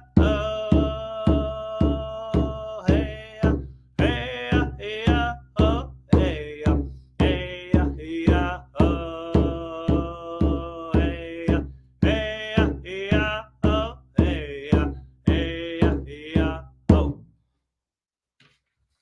Again, that was called the Men's Warriors song, and I sing that song just out of respect for people who, not only with people who I talk to, but people who are working on themselves. It doesn't matter if you're male, female, self-identified, whatever whatever you makes you unique as an individual. And at the end of the day, remember, who you are makes a difference. Okay. That being said, I'm gonna play a video for you, and this explains about excuse me, explains about why hip hop culture, relates with indigenous culture, but most importantly, this music video thanks all the communities I've ever been to, and why I decided, to make this music video. And it was a cool thing that, that Telus hooked me up with this video. I get to showcase. So I take this music video to communities as well as my documentary, and I get to showcase what makes me me, and what makes me unique as an individual when I go to these communities. And I inspire, and well, not I inspire, sorry, I encourage people to find something that makes them them. What makes you you? Excuse me. So Mavis, Connie, Alex, what makes you you? Look at yourself. Ask yourself, what makes me unique as an individual? One cool thing about yourself, right? And at the end of the day, like I said, remember, who you are makes a difference. But when it comes to you, we never ask ourselves, like I said before, we never ask ourselves what we need. What does Mavis need? What does Debbie need? What does Connie need? What does Alex need? And what I mean by need, I'm not talking about financially. I'm talking about mental, emotional, physical, and spiritual, making sure all that's balanced. Because when your mental, emotional, physical, and spiritual is not balanced, then what happens when, let's say, when you drive your car, right? When you're driving in a car and there's one flat, and you get a flat, and then all of a sudden when you're driving, the road's all bumpy. Well, in life, if you don't make sure your mental, emotional, physical, and spiritual are balanced in life, you'll get wobbly and things will happen. And like I said before, everything happens for a reason. But you don't have control over places, people, or things, but you do have control over you. You do have control over what you put inside your body, what you put inside your mind, what you put inside, your mouth, what you put inside your ears. You have control over all those things. You have control to wake up in the morning and say, I'm going to be happy today. I'm going to be thankful today. I'm going to be grateful today. Right? No one can make you sad. No one can make you mad. No one can make you feel loved. It's up to you to love yourself, to accept yourself, to respect yourself. Don't give away your power. Don't ever let somebody, like, how some people say, oh, he or she makes me feel so loved, or he makes me feel so mad, or he makes me feel so angry, or blah, blah, blah, vice versa. No, you make yourself feel angry. You make yourself feel mad. You make yourself feel loved. What are you going to choose? I choose love. What are you going to choose? You should always choose to love and respect yourself. And what does respect look like? What does respect look like? Well, respect is respecting how, you teach people how to treat you. That's another thing I wanted to give you guys, to leave you with. You teach people how to treat you. And at the end of the day, it'll all come back and you'll be like, yeah, if you want to be treated good, you're going to make people treat you good. And you're going to speak up and say, hey, you know what? I don't like the way you're speaking to me, or I don't like that. And, you'll make those proper changes, but you teach people how to treat you. Oh man, thank you so much. I really appreciate that, Carol. So what I'm going to do is I'm going to show you guys a music video. And if you guys have any questions, think about what you guys want to ask me. I'm an open book. I got tons more tools. I just, like I said, it's so hard, right? It's so tough to be like, hey, screen, how are you doing today? Screen, is life good? Screen, right? So it's tough, right? So I'm just adapting with the situation and, doing my best to give you guys tools that I want to give you. So I'm going to get this music video ready. Again, it's sponsored by TELUS. I've never accepted, how can I say this? I've never accepted money from anybody in regards to my career. I mean, I've won 18 awards. I've won Aboriginal People's Choice. I recently won in 2020 the International Indigenous Fashion and Art Award for Entertainer of the Year. And, that was cool. So I've won all these awards and I've never asked for money from like different places. How a lot of people get business grants and such. Everything I've done, I've done with my team, like, back in the day with 7th Generation, or I've done with myself and with the support of my family. So now I'm learning, like, okay, it's okay to ask for help. And I'm going to start, using stuff for my business and accessing grants and such. So that's why I applied for this one. This song is called Thank You. And again, I want to thank everybody. I want to thank everybody for listening. If you guys were listening here earlier, what I mean by that is, like, I want to thank you for, sitting here and listening to me for the last couple hours and, hearing my story. And hopefully one or two of these tools will resonate with you. But please watch this video, listen to the lyrics, But also, if you have any questions, treating others how I want to be treated is something I'm still learning to do. Yeah, but treat people how you want to be treated. Yeah, you teach people how to treat you for sure. And again, that's what I share with you, Mavis, is what other people think about you is none of your business. What other people think about you is none of your business, right? Because we have no control over places, people, or things. And you should never let people live rent-free in your head. Okay. Once you start people live rent-free in your head, then you're not living your purpose. You should be living your purpose. Mavis, Carol, whoever, you guys should all be living your purpose. Okay. So remember, what other people think about you is none of your business, Mavis. And don't let people live rent-free in your head. Okay. So I'm going to play this video here. Share. Sonny and share. I'm just joking. Share window, Chrome tab. There we go. Yeah, here we go. So hope you guys like this video. This song's called Thank You. Think about any questions you may have, and I'd love to answer them. Okay. And remember, after this, I'll tell you guys something after this.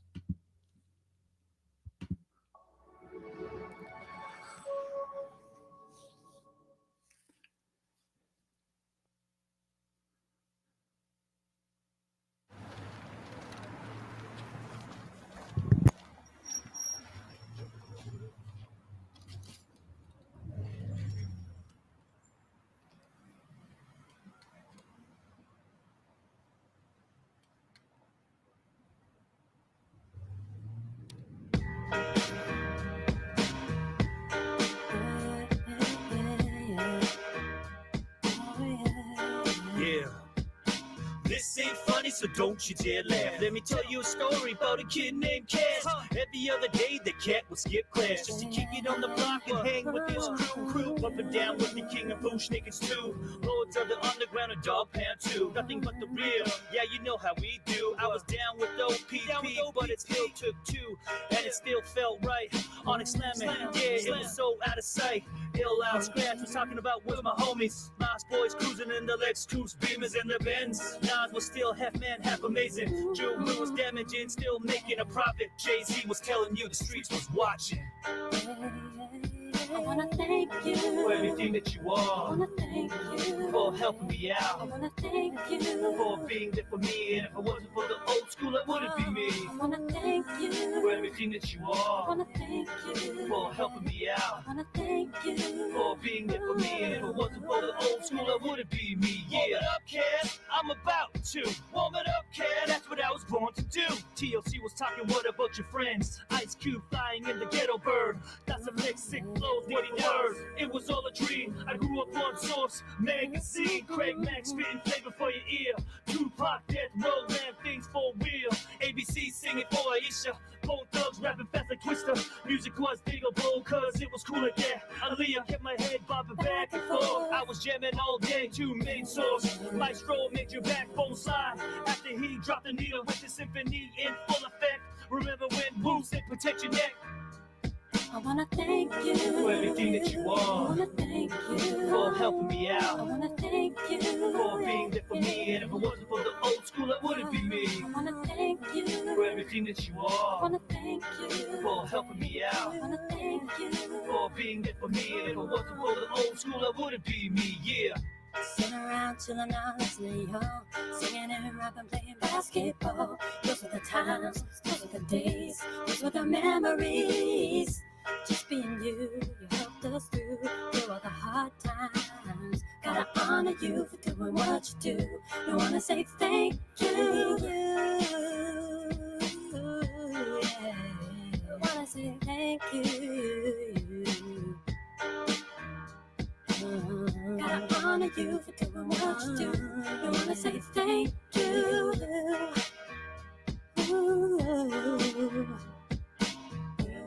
For everything that you are.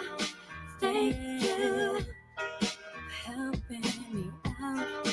You were there. You were there for me. Yes, you were. You were there. I was a over the old school and be me. Oh, it can be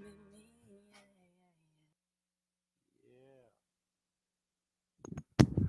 But yeah, if you guys like that song is on that song is on my off my new CD that's coming out soon called Casp Nietzsche Valley. Yeah, that song is called Thank You. It's on Spotify. It's on Apple Music. It's on all digital music streaming platforms. So if you like that song, make sure you go check it out, download it, add it to your playlist. What I'd love to do right now is, I don't know, maybe I should play you guys one more song. And then if they have any questions, if there's a question and answer period, that'd be cool. Yeah, we can do a Q&A right after. Yep. Okay, word. And then, like I said, whoever was registered in the conference, you guys all get a copy of one of my free CDs. And give me one sec. It's,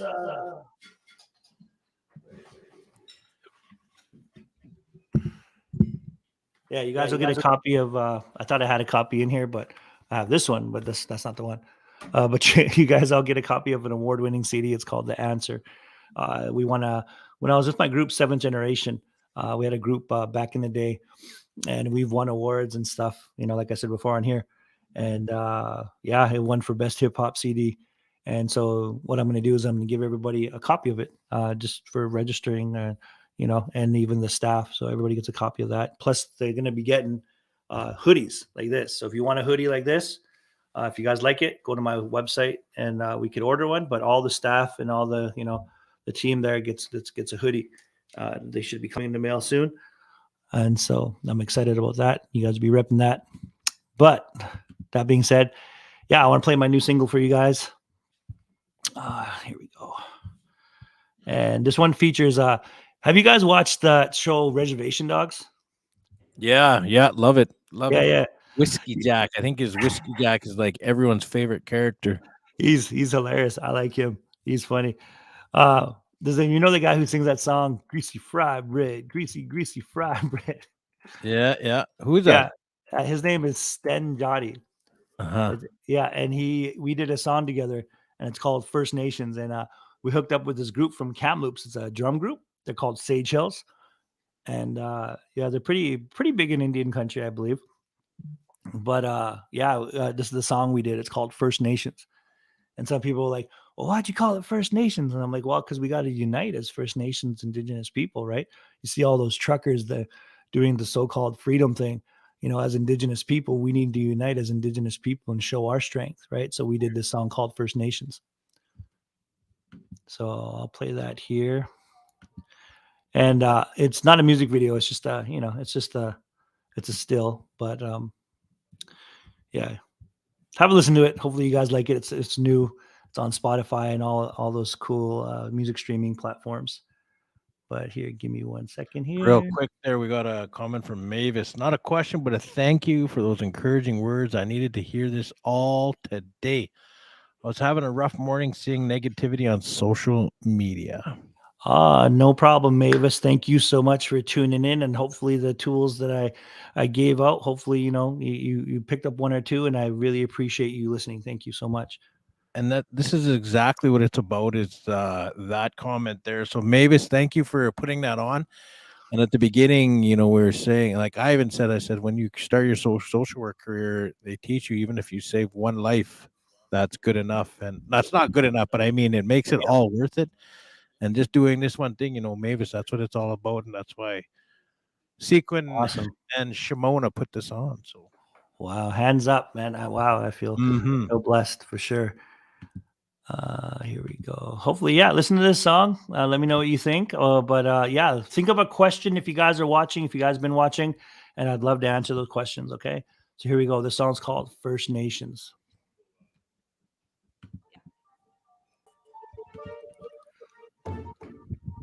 Is it a video? You want me to play the screen? Oh, I see what you're saying.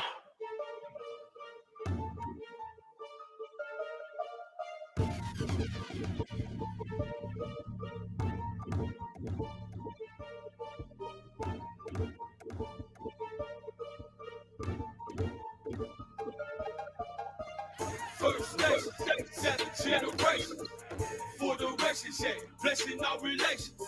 Without a love,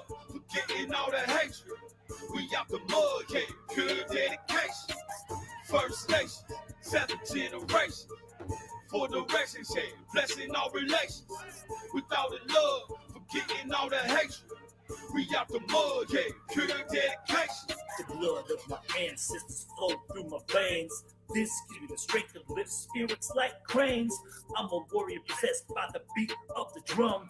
I choose to stay sober so I don't go mental, son. I hold it down for my nephews, encouraging tradition over addiction. When the elders speak, you better listen. The government don't want us working together. Honor all our teachings like the eagle feather.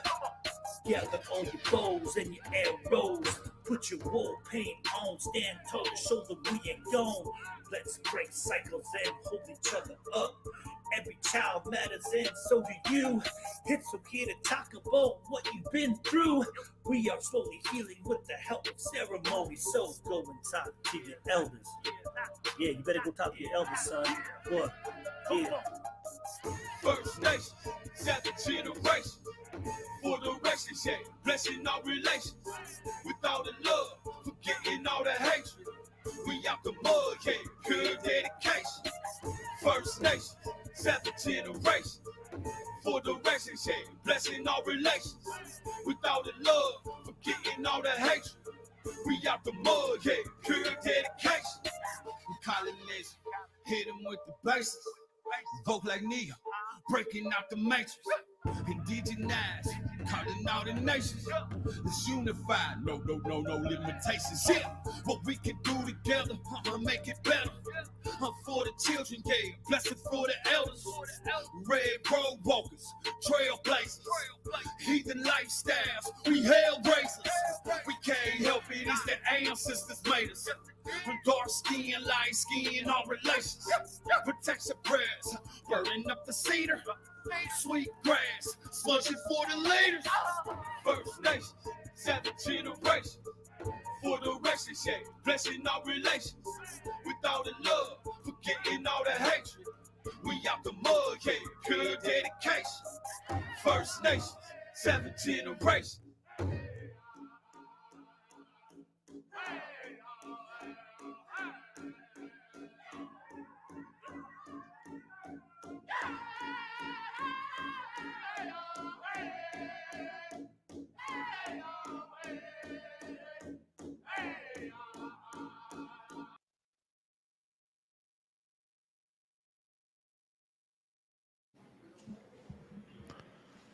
You good?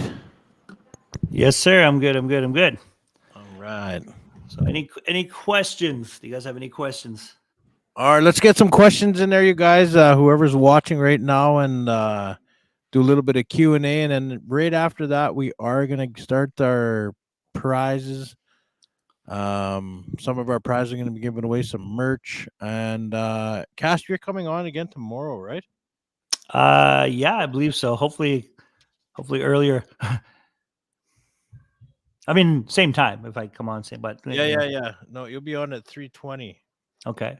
Tomorrow, so round number 2. Yeah, I think it'd be more of a performance tomorrow. Oh, is it? Yeah. Oh, okay. All right. Cool. All right. I think we'll move on with the program, but Cass, I want to thank you. You want to say a few quick words before we move on to the next portion of the conference? No, just who you are makes a difference. Thank you guys all for tuning in, and I really appreciate you guys having me on at your conference. I'm feel very blessed and humbled.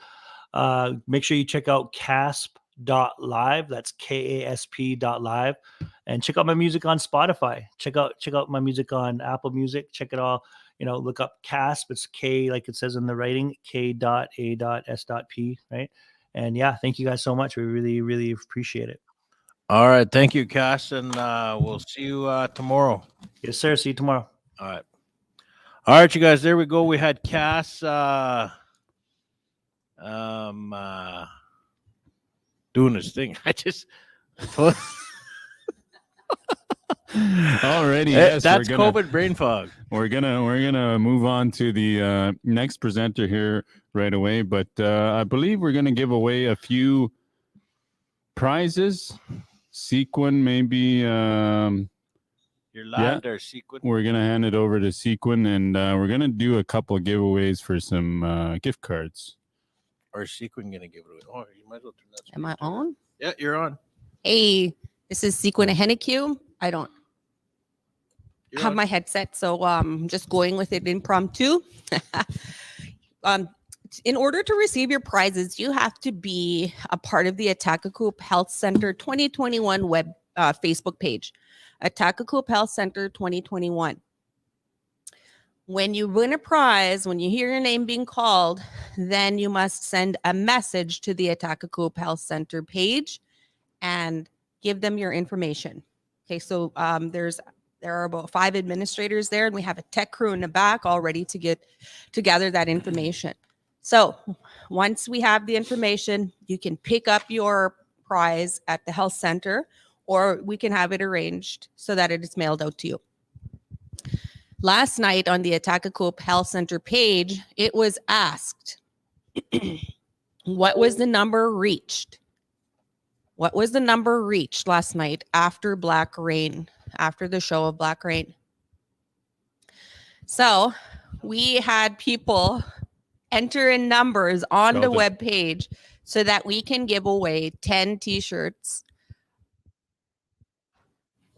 Nahio Hustle t-shirts. And I actually have them right here. If you just give me a chance, I'm going to hold one up. We got the list of numbers of who got the right one, or? Yes. Oh, wow. So these were donated by Nahio Hustle, and this is one. Nahio Hustle will be here doing a presentation here with us right away. Within the next 20 minutes, I said, go have some dinner there. So we had several entries, and we have the number. And it's really unbelievable how many people we reached through this virtual conference. So last night was day 1, and we opened up this conference with Black Rain, and they came and did a concert type performance for us. And throughout the evening, we just hyped up the crowd, the audience, to kind of tell us what Power Back means to them. And we've had several entries, and every single entry was eligible for a prize at the end of the day. So 8:30, we gave away several t-shirts, 4 t-shirts, and gift cards.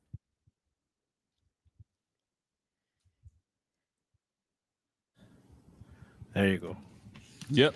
You're good, Sequin. You're good. Yep. Okay. Keep going.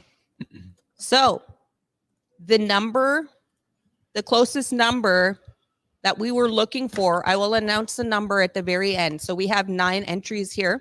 We have 10 Nahio Hustle t-shirts. We wanted to save one for Nahio Hustle, Mr. Nahio Hustle and Mrs. Nahio Hustle, to give themselves. So with the first t-shirt, remember, it's whatever t-shirt I grab from this box, whatever size it is, that's the one that you win. Because there are several sizes here. So we're doing a drum roll for you. Here's the drum roll. Number 9. Who guessed the number 1,234? You were number 9.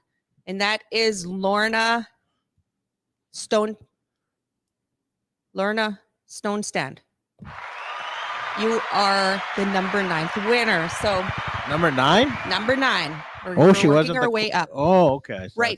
So the question was on the Facebook page, how many people did we reach after the Black Rain show? So Lorna Stonestand, you're number 9 with the guess of 1,234. Congrats. Here you go. You won your. You can't Oh, you see. can't. Hold on. Just go. It's a secret. Just wait. Hold on. There we go. There it is. It's like a light green. So can I get my technician to come and write her name down? I think, yeah, there's some paper there. Now going on to number 8. Number 8 was the guess, 3,360. And that goes to, drum roll, Leona Pikikut. Thank you for your guess, Leona. Not quite there. Number 8? Number 7? We're at number 7. The guess was 1,500. And that goes to Vanessa Peaks. Vanessa Peaks? Vanessa Peaks. Number 6. The guess was 3,360. That one goes to, drumroll please, Dion Louise Thomas. Number 6. We're going to 5 now. 5. The guess for number 5 is 2,500, and that goes to Connie Little. Hey, Connie. Connie Little. Connie Little. This is the one that you want. Number 7. The guess was 2,022. We're getting closer and closer to the number of people that we reached last night after the Black Rain concert. Drum roll for this very special individual. Blair McNeely, you won a Nahio Hustle t-shirt. Congrats. Nahio Hustle. Nahio Hustle. Number 3. The guess here was 2,000. We're getting closer and closer to the actual number that we reached last night. I'm going to put you with Japan, by the way. Okay. You're officially in Japan. Let's change this background. Let's let's magically go somewhere you're really going cool. to Japan. And you're in Japan. Boom. Which mountain Konnichiwa. is that? Mount Everest. Where no, are that's not we? Mount Everest. Where Number is- 3, the guess. The guess was 2,000. The winner is Ashley Williams. Thank you for guessing. Thank you for participating last night. Getting closer and closer. The guess was 2,501 people. Can you imagine if we put together 2,501 persons in one room or one event center? That would be huge. And when we're doing this this conference virtually, soon to be hybrid, we get our audience, our span is like, our reach is huge. Yes. So Amber Daniels, you guessed 2,501. Is that the number 1? Nope. No? One more? One more. So this one belongs to Amber Daniels. You won a white Nahio Hustle t-shirt. The final one, the one closest to the amount of people that we reached last night. The guess was 200. Sorry. Oh. The guess was 2,220. And that was guessed by Sydney JL. This is number 1? This is number 1. Hey. Sydney JL. What did she guess? 2,220. So that was the closest. Okay, guess what day it is today? 2222. Stop. Get Wait. out. It is. And that happens to be the number 1 today.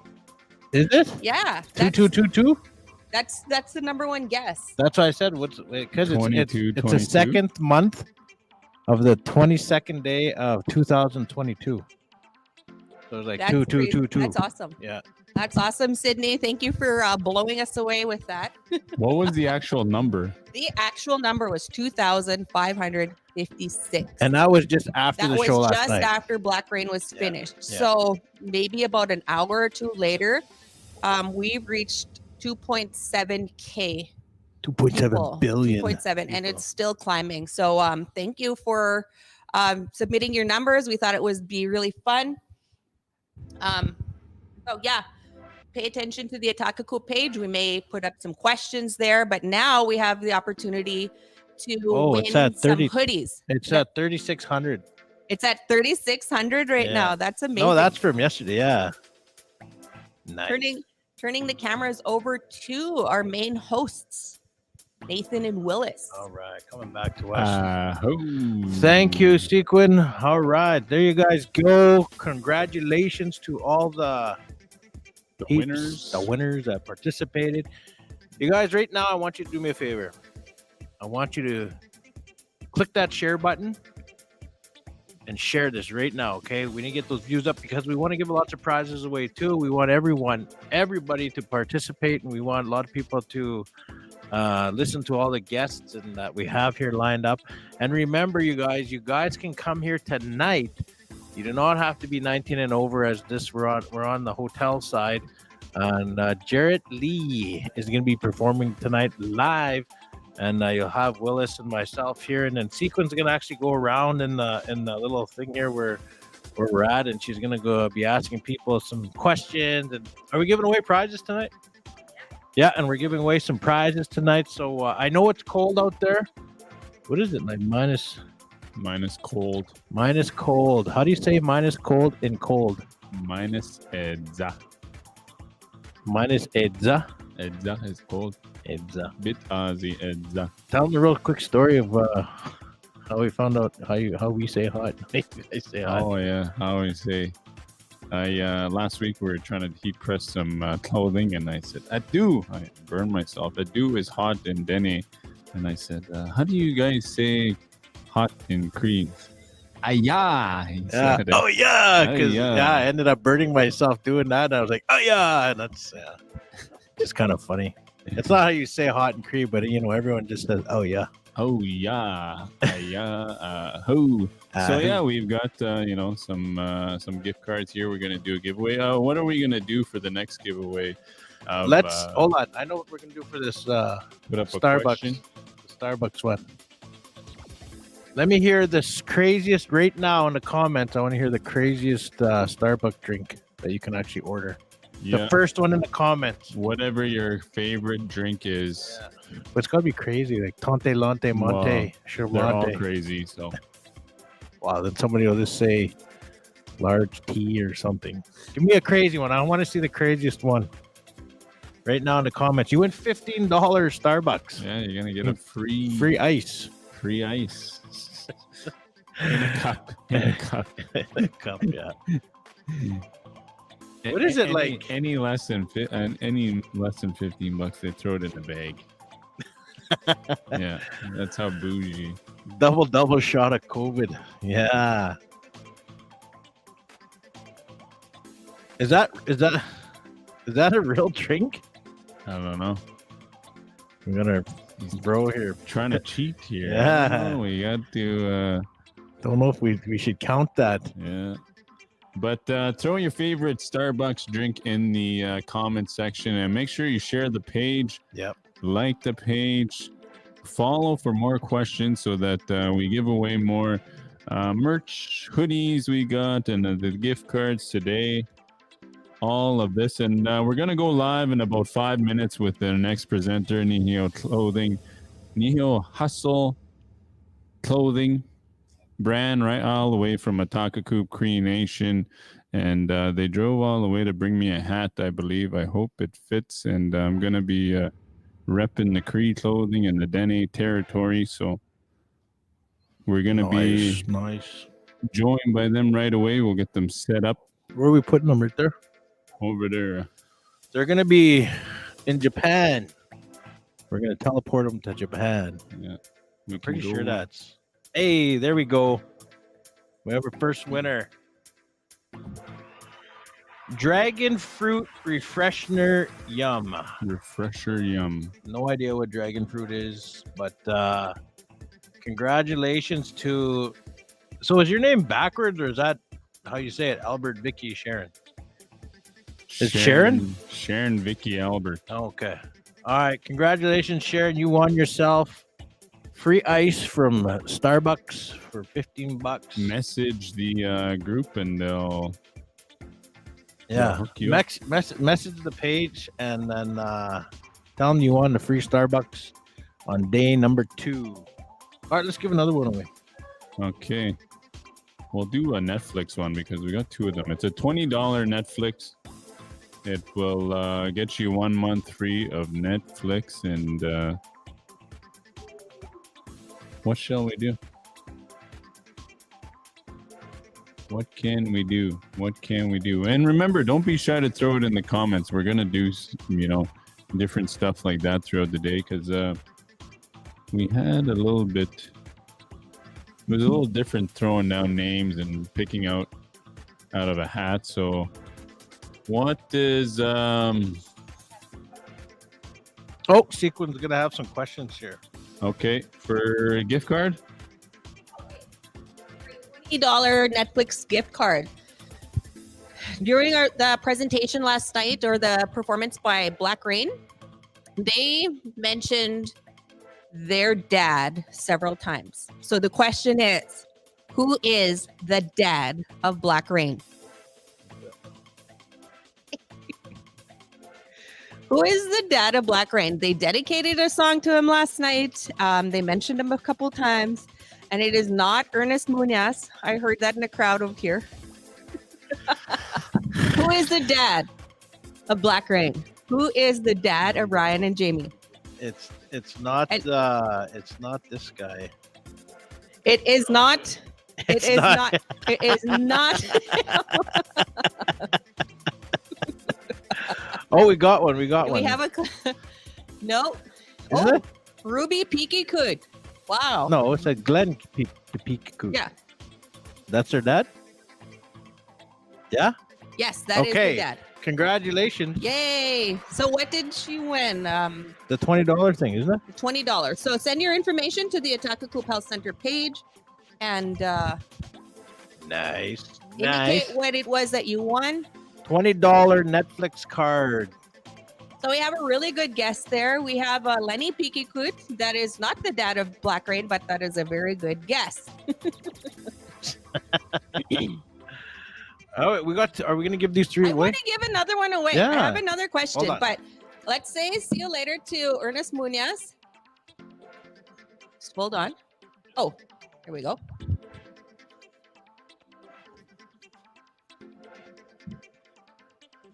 Okay. So the next giveaway here is There, you're back There in we go. Japan. Back You're in Japan. Isn't that amazing? The next giveaway here is a $25 Cineplex card. And the question is, the fifth correct answer will be the winner to this card. The question is, when is Anti-Bullying Day? Ooh, that's actually a good one. When is Anti-Bullying Day? Like Canada, or is it worldwide? National. It's national. Okay, when is Canada National Bullying Day? Or no, Anti-Bullying Day. Anti-Bullying So Day. It's basically Pink Shirt Day. When Yeah. is Pink Shirt Day? And you just got to put in the comments. First one in the comments is going to win. What are they winning? $25. $25 Cineplex card. Oh. You And guys can buy popcorn with that. Okay, we've got an Oh, entry there. is this the right one? That's 2. We're waiting for 5. Can you win twice on these things? I'm gonna try and mix it up here All a right. little. Can only Some people have won a couple times. All right. Okay, we got a bunch there. So But who's yeah, the I winner? encourage you to participate. I encourage you to guess and any questions that we have. Which one is it? Who's winning? Comments. Who's winning? When is National Pink Shirt Day?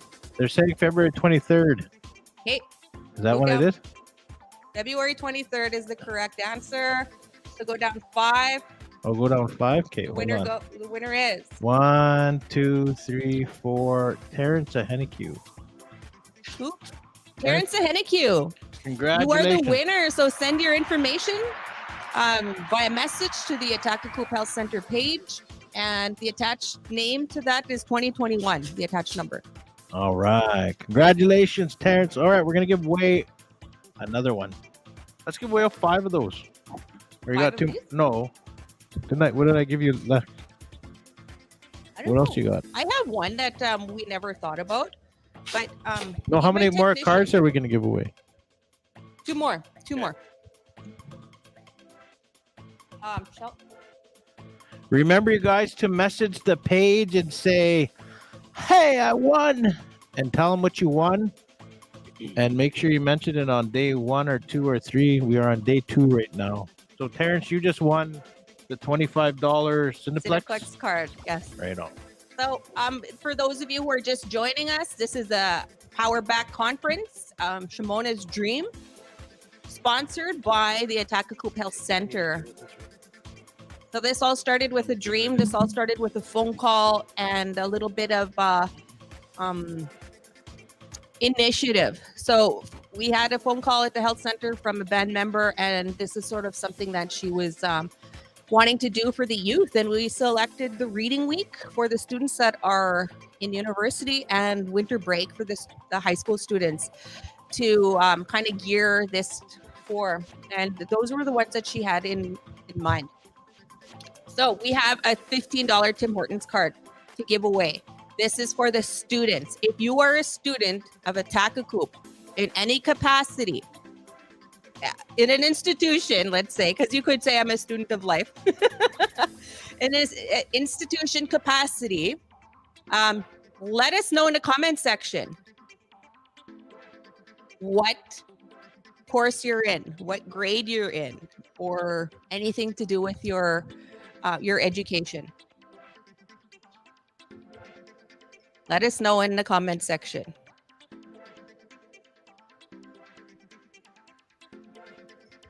Don't be shy. Throw it in the comments for sure, and we'll get you entered to win this $15. You know, it goes a long way as a student.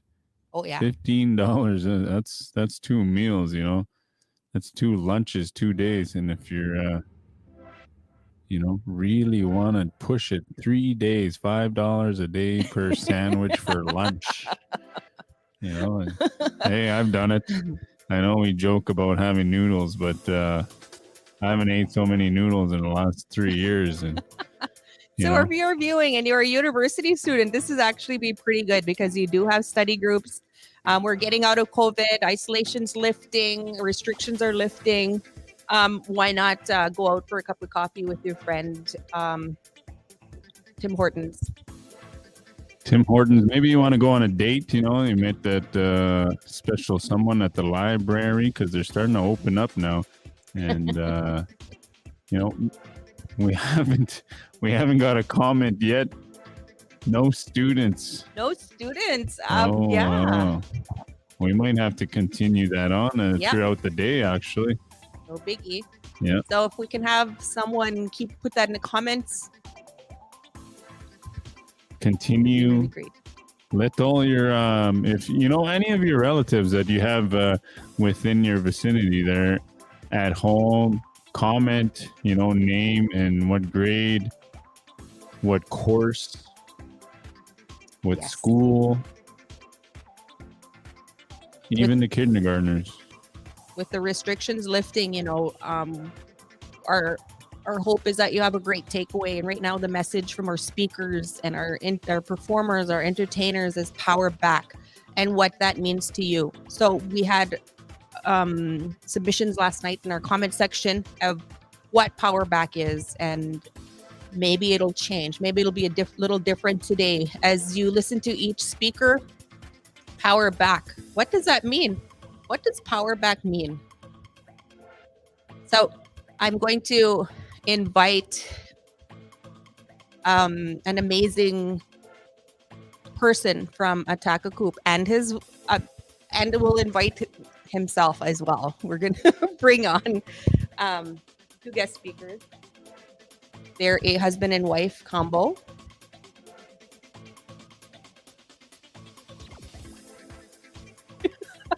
Yeah, they're you know, we're gonna bring them on. They've got you know, talking about sobriety and taking your power back, and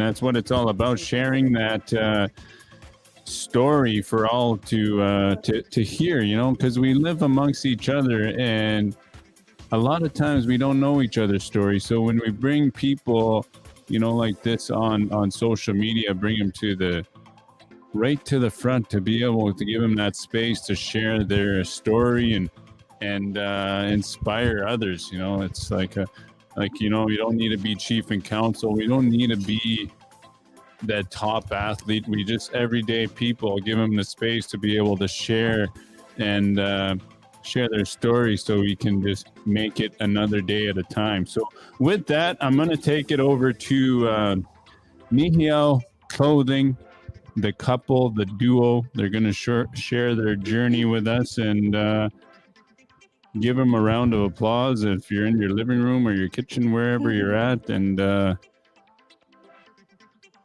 welcome them. Hi. Ladies and gentlemen, this is Nihil Hustle Clothing, Cynthia and Sean. Welcome. Go ahead. Hi, my name is Cynthia Little. I'm from Ahtahkakoop.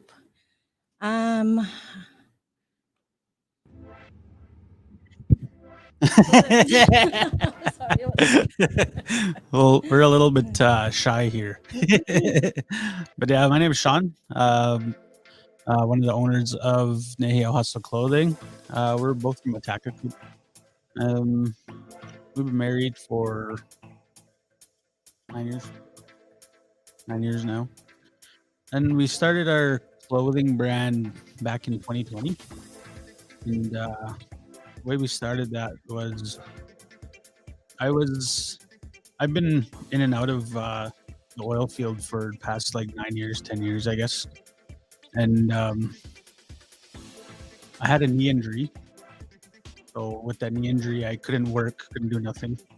So I sat on EI for a little while, and then my EI ran out. So I had to come up with a way to support my family. So talk to my wife about a couple different business opportunities that we could try, and clothing was one of them. So we started with that, and I kind of just like researched, I guess, about how to make everything, where to start, how do you advertise. Just kind of learned everything on my own. And Cynthia's kind of like the brains, because she's in her third year, fourth year of business management. So she's in at the U of S right now, going to school. So she's the brains. But yeah, so my power back, like, to me, what that means is it goes back to, I guess, one of the shirts that I've made, one of the logos, I guess, and it says a sober native is a dangerous native, or a powerful native, if you want. What that means is to me is once you put down that bottle, I guess, those drugs, alcohol, you can accomplish a lot of stuff, a lot of things from sobriety. And that's one thing I've struggled growing up, was alcoholism. I started drinking when I was 16, and kind of went on for a long time. I'm actually a year, 4 months, and like 20 some days sober now. I think it's like 12,000 hours sober. But yeah, it's ever since I guess put the bottle down and kind of smartened up, man. A lot of things have gotten better in my life, and we started this business, and we have a lot of other opportunities that are coming along our way here. And main reason I quit was because of my son over there. He's the main reason I quit. I didn't want him to grow up without a dad. I never wanted him to see me drinking or anything either, and he's the reason I'm here still. So. One of my power backs was education, culture, and language. So me, I had dropped out of school when I was 19. I think I was in Ahtahkakoop, and I had dropped out to go and work. So, and after I had worked at Ahtahkakoop General Store for, I think it was 7 years off and on. Then I had finally got let go from that job, which was actually a blessing, because I had went back to school. Ahtahkakoop had SIT doing the ABE 10, and that's where I started from, even though I had my grade 10. And then I had went to school in Prince Albert, and I had got my diploma, my grade 12 diploma. then they had told me that I could go and do one of their one of their programs, because they had other programs like business and wellness and all that. So I went into the business program there, had like a 2-year diploma or 2-year certificate. Yeah. And so I had finished that in the 2 years here in Saskatoon. I had moved from Sandy to here in Saskatoon, which was something that I never thought that I would have done. And I'm actually really grateful for that. And SIT had the bridge program with Edwards, which I had applied for as well. And when I was there, I had chosen certain classes that would benefit our business, because we had started the business when Sean, like he had mentioned, he was out of work, and so I had chosen like accounting and like all the managerial. So I haven't finished it yet, but I will. But what I want to take from this is that you're never too old to go back to school. There's still the opportunity is still there, you know. Like there's I just know SIT, like LDAS and all those other, like you look around and you can find it. So just never give up, because the opportunity is there. Um,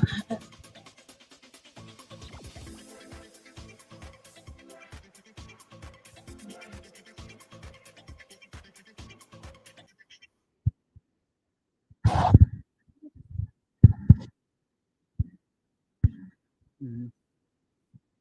So we got some questions there. Yeah, I just it's very nice to hear, just local people to be able to come here and share their story, and walk with us about what it was like, out there drinking, over a year. It's a very good thing. It's all about just one day.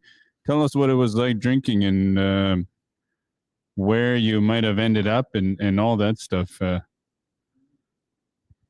Um, well, I started drinking when I was like 16 years old, and man, I was like a hardcore drunk most of the time, and then I kind of wrecked a lot of opportunities for myself. Like even going to school was one of the big things. Like once I graduated, I did graduate grade 12, and then I went to school. I went to SIAS, that was called back then, Kelsey campus in Saskatoon. I had dreams of like opening up my own garage, my own customized shop, I guess. And I took automotive service tech. And but yeah, I was, like I said, I was drinking. That's one thing. If you want to go to school, like you're coming off out of the reserve, then coming into the city, the big city, whatever, you like you get blinded by the lights, I guess. And yeah, like coming out of the reserve and into the big city, it's a big change. But the main key is the friends you keep. Those are the ones that'll kind of determine what you're gonna do. So if you hang out with the drinking crowd, you're gonna be drinking. So I'd say try to find the ones that have the same goals as you. Like say if you want to start a business, whatever, find friends that have the same goals and want to be successful in life. So that's my message really.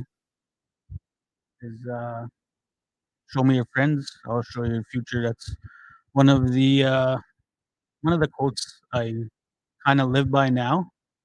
Like I still have some of the same friends, but I don't like really hang out with them anymore.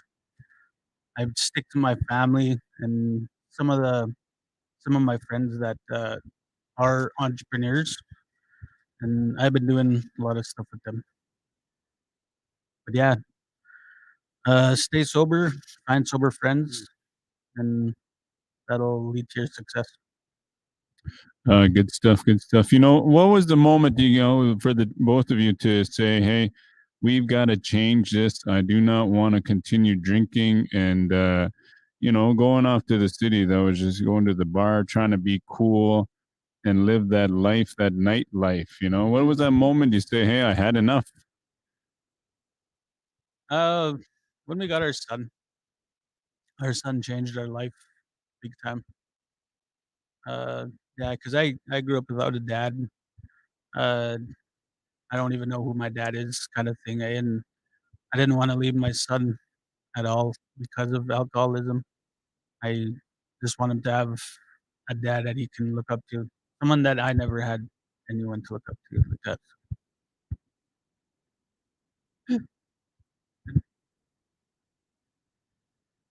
Yeah, good stuff. You know, I mean, I remember for myself, I was in a treatment center. They said this elder said, "What's the first thing you got to remember?" I said, "My daughter." He said, "No, your sobriety." You know, and when you put that first, all the rest falls into place. Just like you see here today with Cynthia and Sean and Nihio Clothing, and you know, what is it like for now? I know you talked about it a bit, but what is it like? You know, you say you live one day at a time. What are some of the things you guys do to maintain positive health, healthy lifestyle, and be keep the mind, you know, at bay? Because it's not always easy trying to live sober. You know, and some days we're bothered easily. We can be a ticking time bomb. And how do you stay positive and try to be on top of your mental health? Um, just stay busy. Find a hobby that you love and just go with it. Like for us, it's been our clothing. Like we've been busy. We're busy like every day, handling orders, talking to customers, advertising, everything. Not going live. Yeah, I do a lot of lives on TikTok, and like just keeping yourself busy and finding something you love to do. And I also started work back in the oil field now that my knee's better. So yeah, I do a 7 and 7 shift now, and then my wife stays home and she looks after the business. Good stuff. Good stuff. You know, we've got a question here about your company, the clothing line, and what's Nihil Hustle definition? What made you choose the name? How talk to us about how you've come up with the whole brand.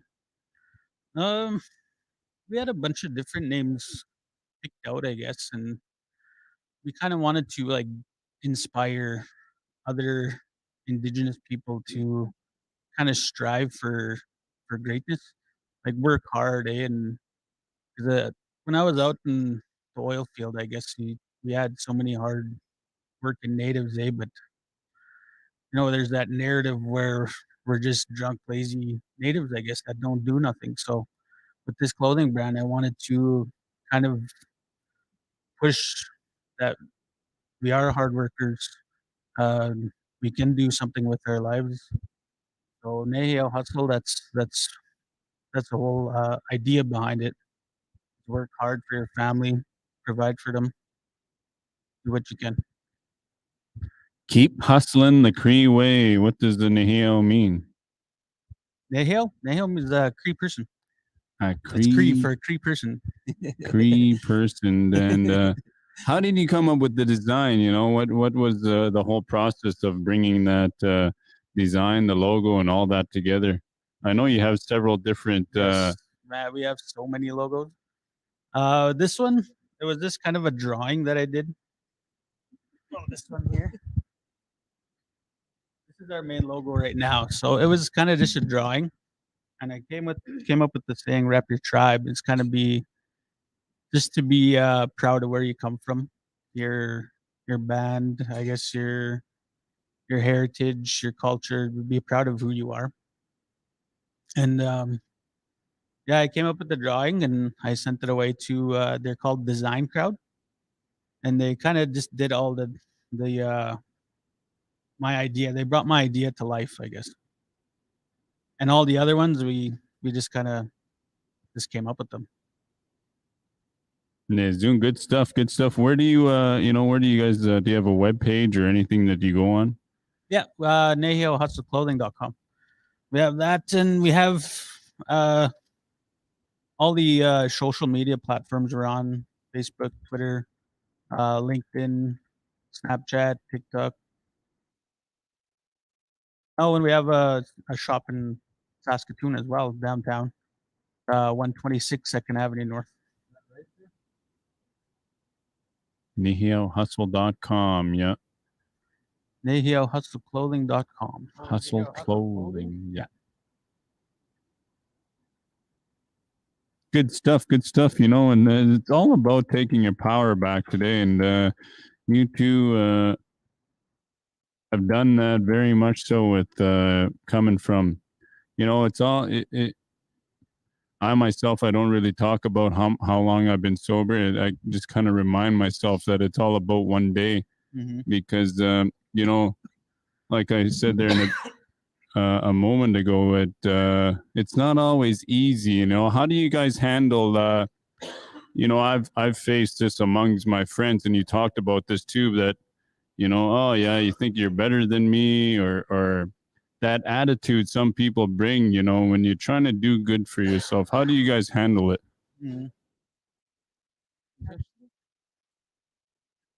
Well, actually, I never got that. I always just try and, because I've been down that road. I know what it's like to be an alcoholic and stuff. So I don't push my sobriety or anything on anyone. I kind of encourage and just talk to the person that has the problem, I guess. So no, I haven't really had that.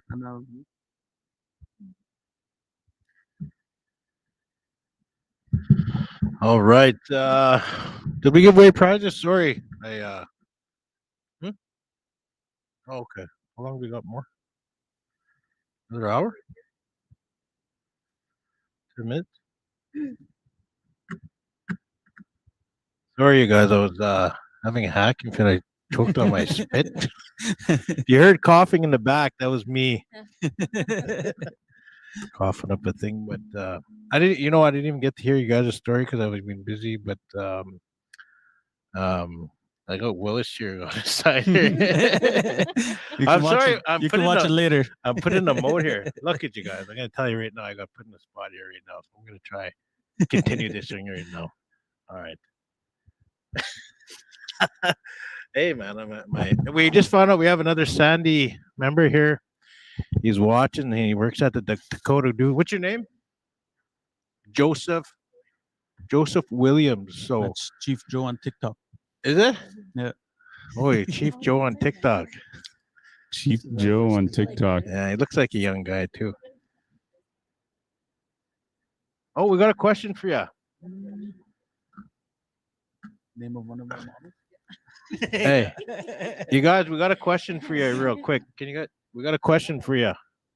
Okay, so we're gonna be giving away. Hold up. We got one question for you.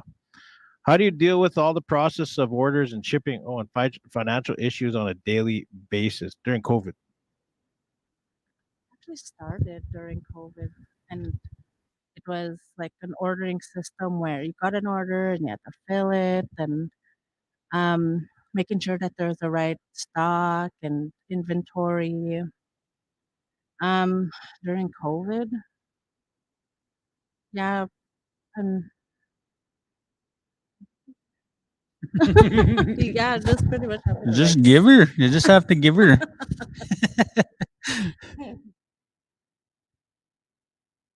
There we go. What? So how many shirts did we give away? Or you guys give away? 9. We got one more here. 9? So what are we gonna do? How are we gonna give that one away? So we had a question for the giveaway here. Oh, okay. Can you name one of our models from one of our photo shoots? Can you guys name one of the models from the Nihio Hustle Clothing photo shoots? Whenever? Any kind of photo shoot? Or from your website? Oh, okay. And then you win that shirt. That's the OG logo there. What was that say on the left? Of the shirt there. It's the OG of the Cree clothing. It's all about the Cree hustle. Oh, rep your tribe. Nice. Rep your tribe? Nice. So we just need a name of the model, and you guys win that shirt.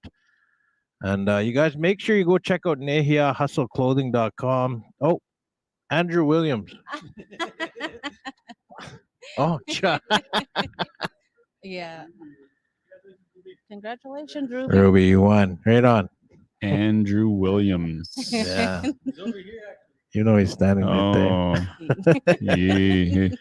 Oh, we got one that says Alex. Real handsome guy there. I can see why they picked him. So did as she win? Or did he win? Yeah? Okay. Ruby, congratulations, Ruby. You won. And yeah, you win. Connie says, Ruby, were you on? You model too? Oh, okay.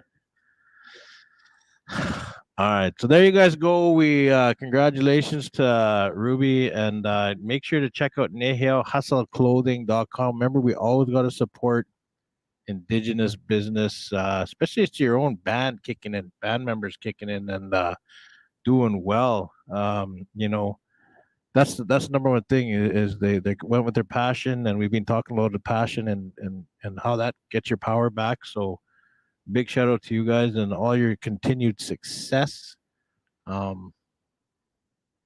Anymore? Well, thanks for having us here.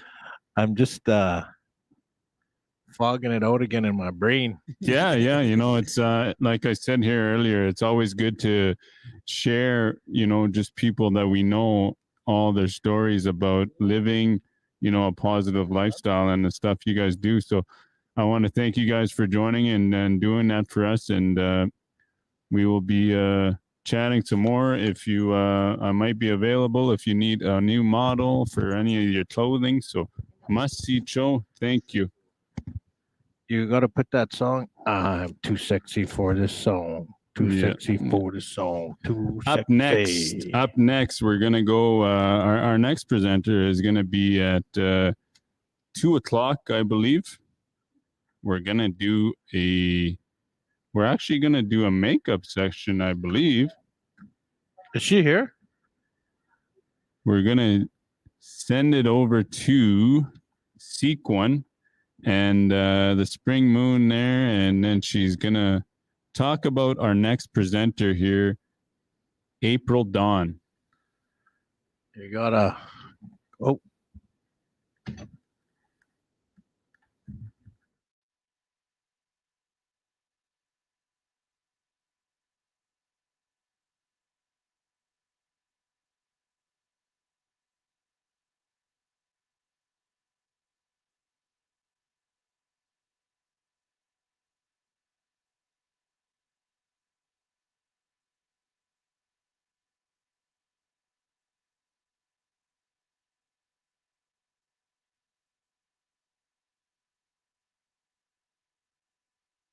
The opportunity. It's just like really cool to see like how you guys have this all set up, like just multiple cameras and just everything. Like I commented that yesterday. I'm just now I'm be able to see this in person because I work here.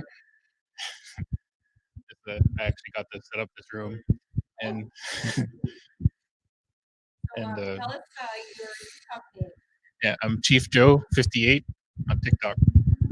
Oh, that's like I'm real? from Ahtahkakoop Cree Nation. Yeah, so that's just like random. He's here, and all of a sudden he's that's just random. That's awesome, man. Awesome working here. Tell us, give the youth, the high school university students, high school students, a power back message. Power back. Just try to stay positive. Laughter is medicine for sure.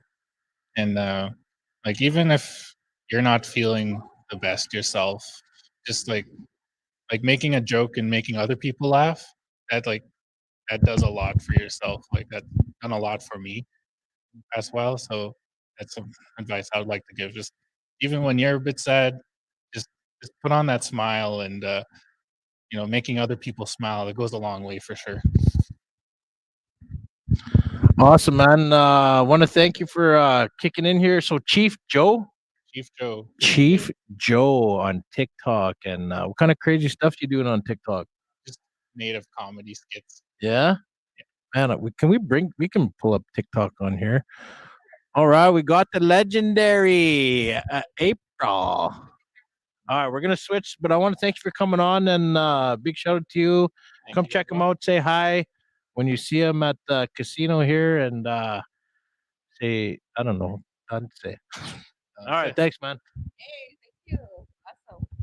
All right, you guys. There you guys go. So we're gonna do. I'm gonna entertain you, and I apologize. I had an important phone call that came to me, and my mind was just kind of and then I started choking on my spit.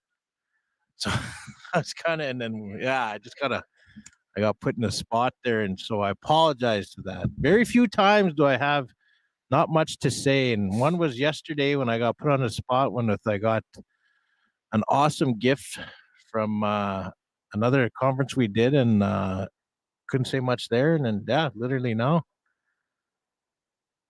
Oh, we're giving these away? Oh. We're gonna do a giveaway here. We've got a April Dawn makeup by April Dawn T-shirt, and I believe some nails. They look like fake nails. Lashes. We've got some lashes as well. And for the agenda here today, we're gonna do April Dawn is gonna do the makeup.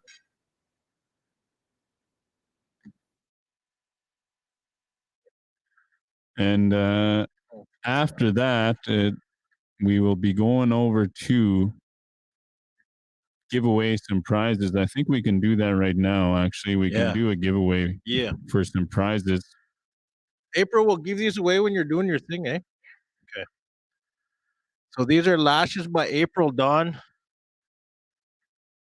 And then we're going to give away. Oh, you showed this already? Yep. Her T-shirt. And then what else? So you guys, we're going to be doing a live makeover. Will be Sequin will be the she'll actually be the one talking. What do you even call someone that you're doing makeup? I don't even. A makeup what? A makeup application. What do you mean? What do you call her? Oh no, Sequin. Like who do you if I'm doing your makeup, what do I call you? Like if I'm the makeup artist. Customer? No, but she's get what do you mean when you call her? I don't know, just someone. Is there a word for it?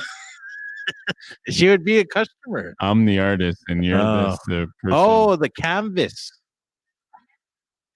Like a canvas. The human canvas? Yeah. Jade, you literally just watch right now.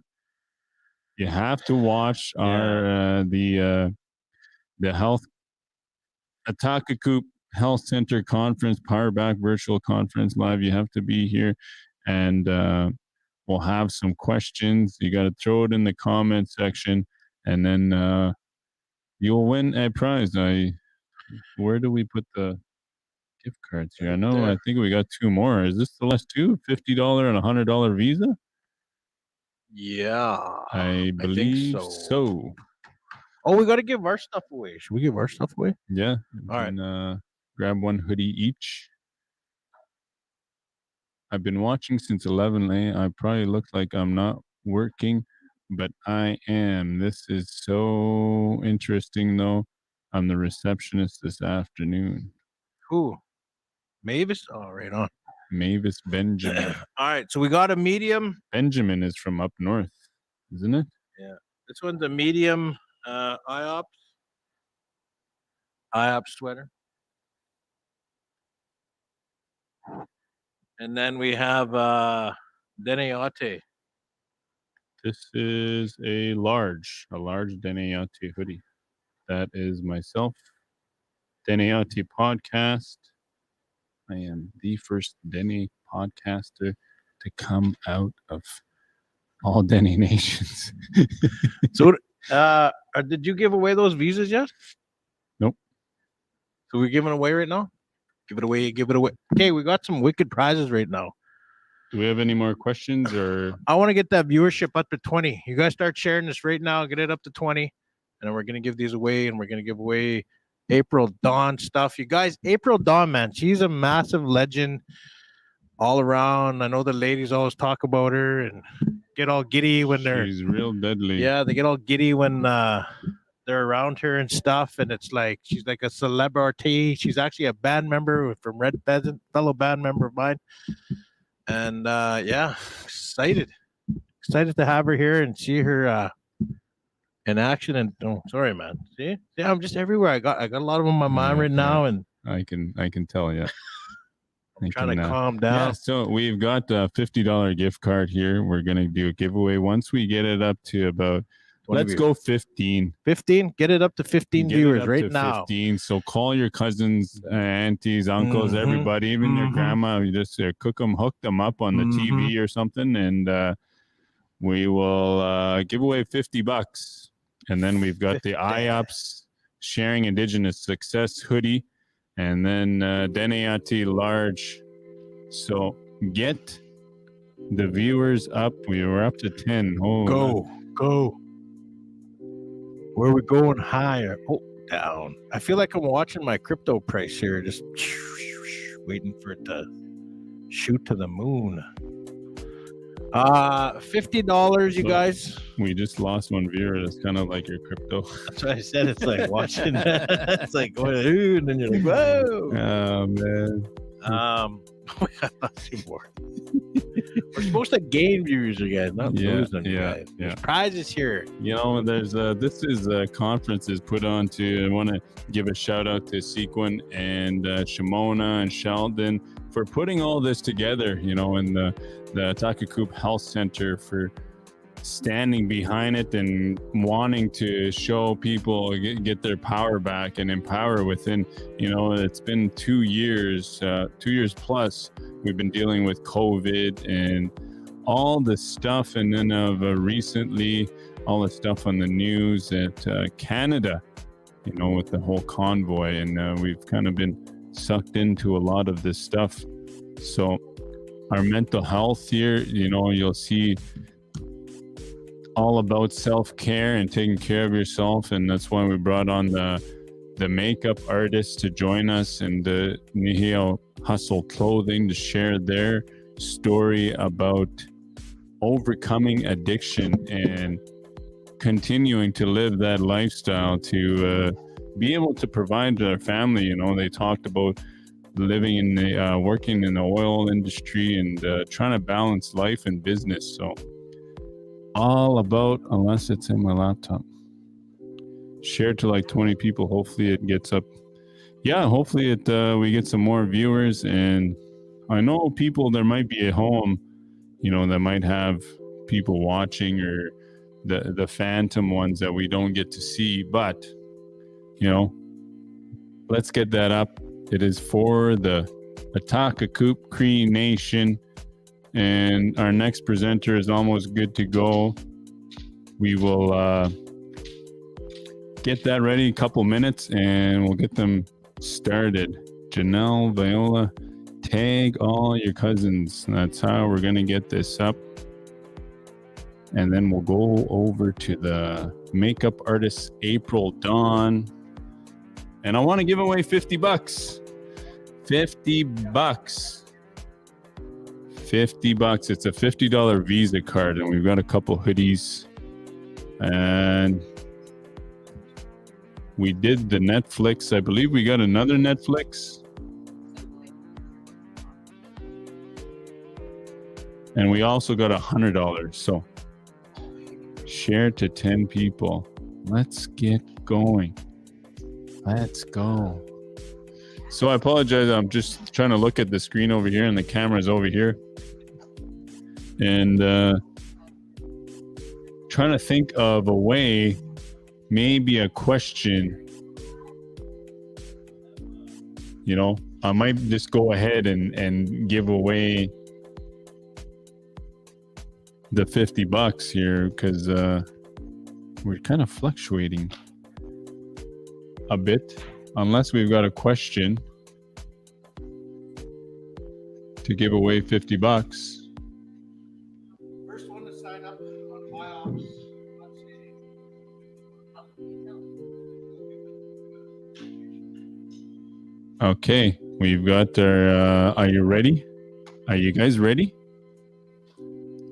So there's this guy from Red Pheasant. He started a job board. It's called IOPS. IOPS Facebook. IOPS.ca. IOPS.ca. Right here. IOPS.ca, you guys. Indigenous opportunities. First one to sign up, I'll get a notification right here on my phone. $50. $50. Ooh. There you go. IOPS.ca. Go to IOPS.ca and sign up. And you're gonna win $50. That's all you That's have all to you do. got to do. How easy is that? It's right there on the screen. Right here. Right there. $50. And you can use your Facebook to sign in. You can use your Gmail. You can use your LinkedIn. You can use all of that, all of the above. So tonight, while we wait for that, we're going to have Mr. Jared Putra. I believe Jared is from the Treaty 8 territory, Northern Alberta. No? Treaty 6. Frog Lake? Saddle Lake. I don't know why I thought Treaty 8, man. I was thinking the Peace River area or something. But he will be doing a set here, a few sets actually. We got him for about 3 hours tonight. If you are in Saskatoon, come on down from 6 o'clock to 9. We're going to hear some a Nashville songwriter. He was just there. He's deadly, he said. And yeah, we're going to have him. And we got a stage here set up. We'll have some tables. I don't think we'll have food. We'll have a dance floor. Yes. Oh, we got a winner. We've got a winner. We got a winner. Right there. The winner for the $50 Visa gift card is Sharon Vicky Albert. Yes. Sharon Vicky See Albert. how easy it is? It's that easy. It's that easy. And then I'm going to do the same thing. I'm going to go over to, so Nathan's going to type in Deniati Facebook, Deniati podcast on Facebook. Go hit that follow button. And then you're going to win yourself a large hoodie. Deniati podcast. Go hit that follow button. And then once we get that, we're going to take it over to April Dawn and Sequin. We're going to start the next presentation. So if you got any questions, please throw it in the comments and we'll hand it over to Sequin Ahtahkakoop. All right, so you can go ahead. Thank you for the Power Back virtual conference, which is sponsored by the Ahtahkakoop Health Center. If I don't know if you noticed, but I have a fresh palette. I went and washed my face. We have April Dawn here today. Now, we also have a few things to give away in the back there. Pink t-shirt day is tomorrow. So the question here is, while April will be giving me a makeover, the question is, Ahtahkakoop and Red Pheasant have very strong family ties. I want you to go back into your oral history to tell me which Red Pheasant last name is related very, very closely to Ahtahkakoop people. Which Red Pheasant last name is related very, very closely to the Ahtahkakoop people? Okay, so I can't tell you guys right now. Which Red Pheasant last name is related very closely to the Ahtahkakoop people? Oh, we know. Oh, it's in some people's oral history. And if not, let's bring that power back to us. Nope. Close. Keep going. And I think half of Red Pheasant, actually. But the one that I'm thinking of in my mind right now. We're related to people in Mr. Wasses. Let's bring that power back. Mr. Wasis and Ahtahkakoop were cousins. Oh. So we're all related, some in one way or another. The Watneys are related to the LaFons. My side of the family. Nope. Nope. Can I even guess? Oh, Nathan no, wants to hold on. guess. We got Bear. Is it Bear? Nope. I've never heard of LaChance, but I'll LaChance? give you- Hey, there's the camera. LaChance? Nope. It's a red pheasant last name. All right, can I give him all the last names? No. Because I want to know. No, Fable's, that's a Pow Maker or Little Pine. That's not us. Gopher is Soto. It would be like Watney Kiskatagan, or you said Baptiste, or Me Chance, or Nicotine. Okay, so introducing none other than April Dawn.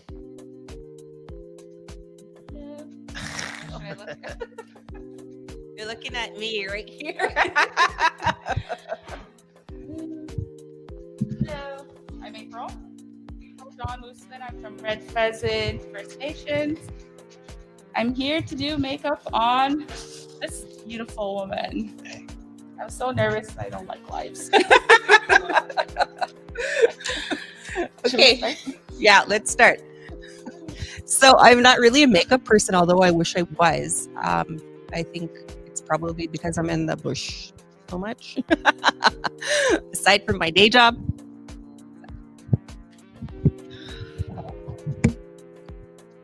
I'm nervous. They look April both nervous right but now. I'm even more nervous than April. Don't be nervous, ladies.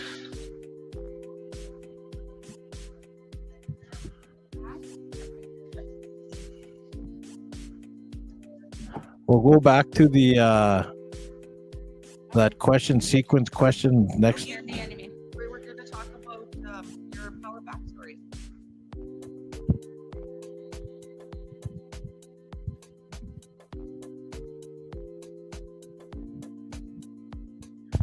If you guys have any questions, feel free to ask on here, and April can answer them, or sequence. My eyes are closed right now.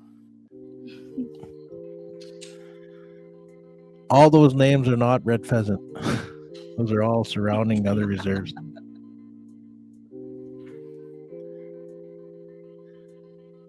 Oh, hold on, I gotta change this. They just said, Yeah, well, Maddie, a lot of Baptiste. Okay. yeah, yeah.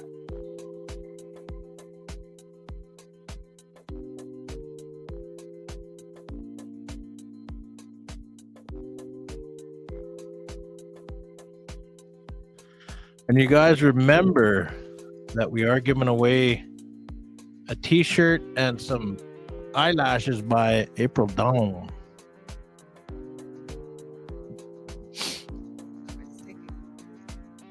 So feel free to, like you said again, to ask any questions you want. If you want to know anything from April, she's going to chit-chat a bit. She said she's nervous. I don't know how. She's like such a celebrity online.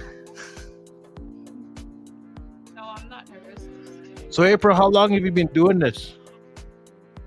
About 9 years. 9 years. Almost 10 years now. Started in 2012. And what happened? Like, did you just decided to get at her and just started doing people's makeups, or how does it work? I took beauty school back in 2012, and you learn makeup there like the last day of the course. The course is 10 months. Uh-huh. I was at Spa Academy on 33rd Street in Saskatoon. Course is 10 months, and then the last day they decided to teach us makeup. Oh, cool. Growing up, I've never worn makeup. I probably wore makeup when I was 25, but that was, even then, was just minimal. Yeah. Like I used to fill in my brows with a pencil that you would use Like at school? like a school pencil. Really? Like that's all my makeup knowledge when I was 25. I grew up with brothers, so I wasn't really into makeup. Yeah. And then, yeah, they taught us makeup for the last day there. And before I left beauty school, I found out I was pregnant with my last and third baby. Yeah. And I wanted to make sure that my baby didn't grow up in the daycare system the way my other two did. Yeah. So I tried to figure out ways to make income from home. I tried nails, I tried little online boutiques, I tried to sell necklaces, bracelets, little dresses for girls, anything that I could to try make money. But of course that all fell through. Finally, I just started trying the makeup route. I started off with a little basket of Walmart makeup. And for about a year, I practiced on friends and family, just told them to come in and I would time myself and do full faces of makeup on people just to try practice, because I was crap when I first started.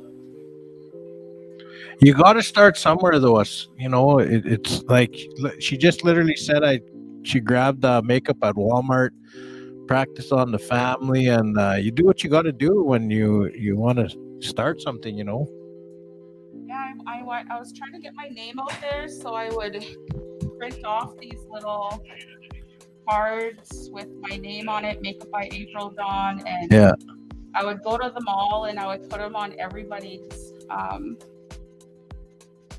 vehicle windows. Yeah.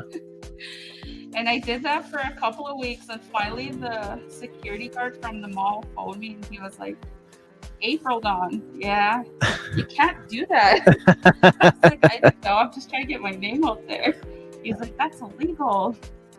You can't be touching other people's property. He said, we should have said, why did you touch mine? Then you should have left my cards alone on there. So I used to do a whole bunch of crazy stuff like that, just trying to get my name out there. I would phone or message people who I thought was cool on Facebook, and I'd ask them if they'd want to come in and do a before and after picture for free. Nice. Yeah, and then a couple of years passed by and I started charging for my makeup. I was charging $25 per person. And I would do people's wedding makeup for $25. I would go to the Buzzbro, do makeup for weddings. Per person? Per person. Wow. Which is crazy, but isn't it more like $100 plus per person? Today it's different. Today it's way more than that. Inflation. Good makeup costs money. So because you know what, April, you built your name up now where it's like you come recommended like everywhere. I know I see a lot of women online talking about April Dawn doing this and doing that, and you got to book her way ahead, and that's what you do, and it's all about the hustle from the beginning, and where that leads back to Power Back is like, you start from humble beginnings. You got to remember that we all start from humble beginnings, and April obviously very humble, right from the Walmart section, makeup section, and I don't know anything about makeup. I'm thinking that just because it's Walmart, I'm saying, it is what it is. And then, where she is now, she's got her own eyelash stuff and eyelash stuff. Did I say that right? Eyelashes? Lash business? Yeah, started from the bottom and now we here kind of thing. So one of the ladies on here want to know what you're doing step by step kind of. Right now I'm just cleaning up the brows. I applied some brow pomade. I applied that to her brows to darken them a bit, and now I am cleaning up her brows with a concealer, just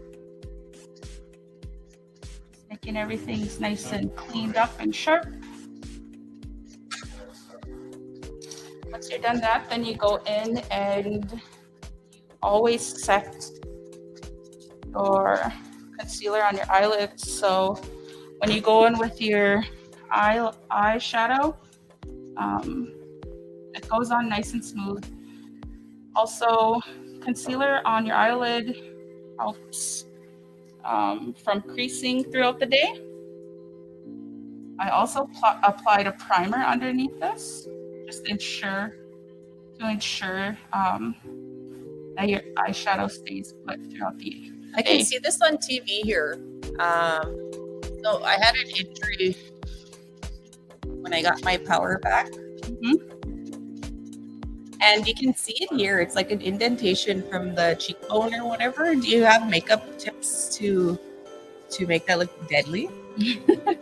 Yeah, for sure. We can definitely apply some concealer, foundation, and powder over it. We can always cover things up with concealer, powder, foundation, any kind of foundation, but we could never alter your face. We play around, makeup artists play around with shadows and depth and everything, and that's how we create little illusions. Other than that, we can't really alter your face, but we definitely can cover it. Yes, that's a story all in itself. The creation of those. And I'm here. I made it. That's like a permanent bruise? It's not a bruise, it's like an indentation on the cheekbone. Oh, yeah.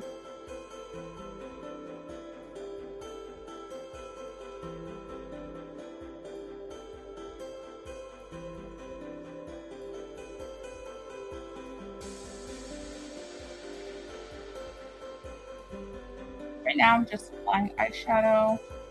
Just applying that to her crease with windshield wiper motions. Really just trying to create that crease, that shadow in the crease. Give her a little depth there. What would you call these? Would this be like a hooded eye? Yeah, absolutely. It's really common with us 25 plus. No, indigenous people. You're born with it. It doesn't come with age, although it does get worse with age. We're definitely born with it, and indigenous people are the people that have it. I can always tell when somebody comes in and you can't tell if they're indigenous. I can tell from their eyes, and they'll be blonde, they'll be light skinned, blue eyes, and I'm like, who's your kukum? Who's your mushroom? Who are you related to in Red Pheasant? Now we're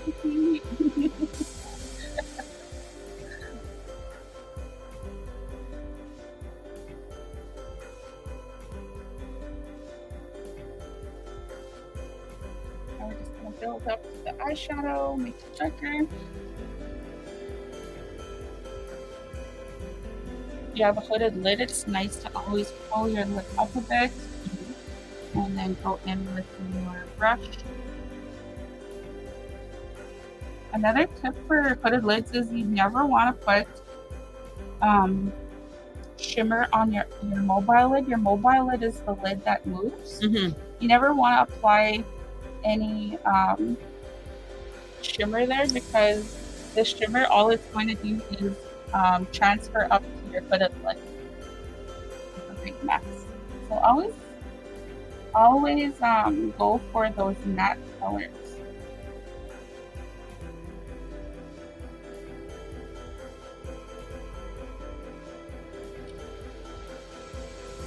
And if you guys have any questions for April or Sequin while she's doing this, go ahead and ask away. And now is your time. We are live here at the Power Back Conference here at Dakota Dunes. We have April, makeup by April Dawn, and she's doing live makeup. Over a makeup.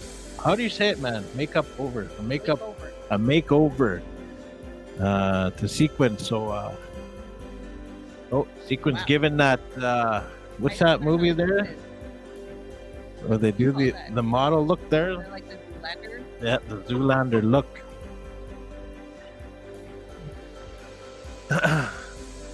So April, you got any adversity stories where you didn't think it was gonna happen, which was what you're doing, and you battled back, as they say, from adversity?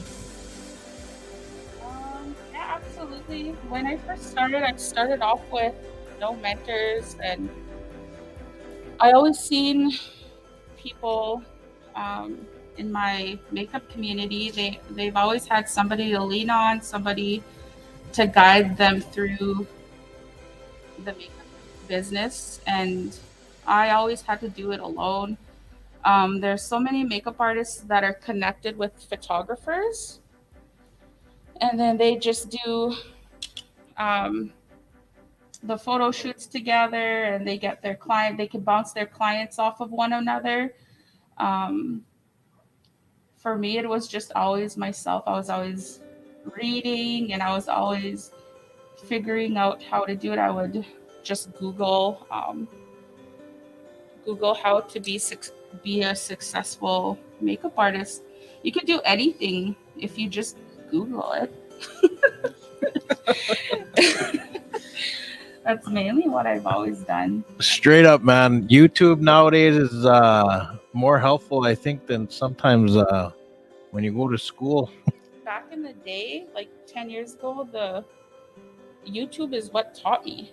Like everything I know, YouTube taught me how to do like a smoky eye look. Everything I learned was from YouTube, and then practice. I would see what I've seen on YouTube, and then I'd go and practice it on somebody. I have a comment and then a question. Okay. So, if you start work at 8 o'clock in the morning, how much time should you give yourself before going to work? And your commute is 10 minutes. Some people just look so well, like put together, like they were up at like 5 in the morning. Sorry, what? How much time, or what are the basics where someone can look put together and they get to work? Okay, yeah. I would say for me it's so easy, but for other people it's so difficult because you don't have the practice, right? So I would say give yourself at least 45 minutes, an hour. You don't have to do a full face every single time. You could just do your brows, slap some lashes on, a little bit of blush and some lipstick, and you're good to go. That takes like 15 minutes. For your hair, you just don't wash your hair when you're in the shower. It's not good for you anyways. Use some dry shampoo. Dry shampoo is the best thing ever invented.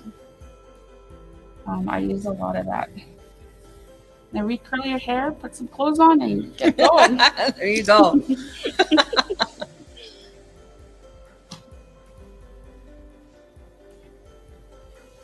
This is so cool. I think I've had makeup put on like this once or twice in my life, but it's never been live, and it's not a habit, but I would like it to be.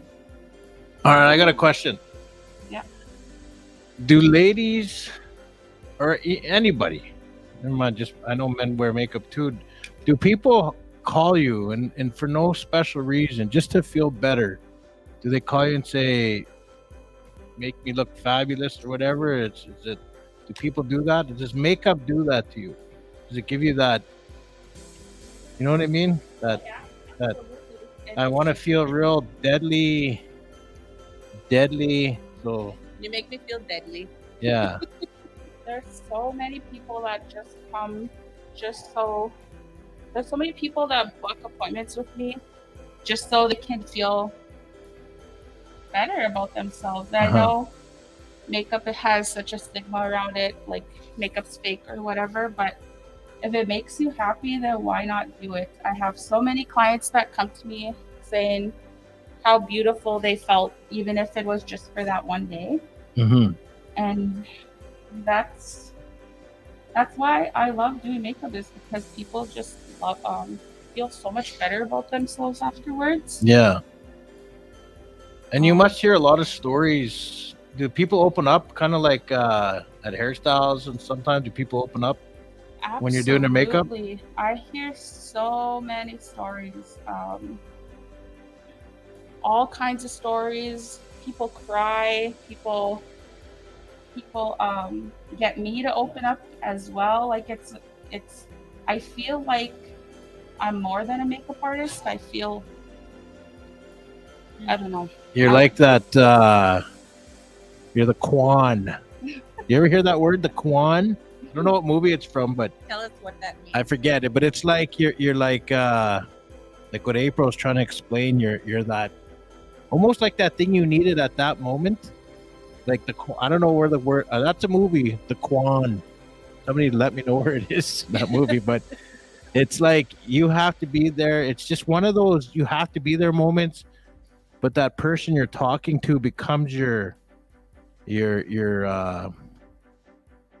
what the Quan that you can it's like you escape to this moment in time, but you can open up and just be yourself almost for that minute or 2 minutes or hour or whatever. That makes sense? It does make sense. Yeah. I bet you watched that on Crave. I don't know where I've seen that. There's a question, you guys. There's a question. I want to know, where's that movie Quan? You're my Quan. But yeah, we are live, you guys, with Makeup by April Dawn, and she's working on Sequin Ahtahkakoop, beautifying her and doing a makeover. And all women are beautiful, by the way. I guess makeup, it just gives you that extra Quan. Enhances your natural beauty. Enhances your natural beauty. Yes. Exactly. Yeah. Jared says, before filters were invented, you needed makeup. And honestly, I think I wish sometimes people would not use filters so much, because there's so many people out there that are so beautiful, and and you got to wonder why they ruin it with a filter.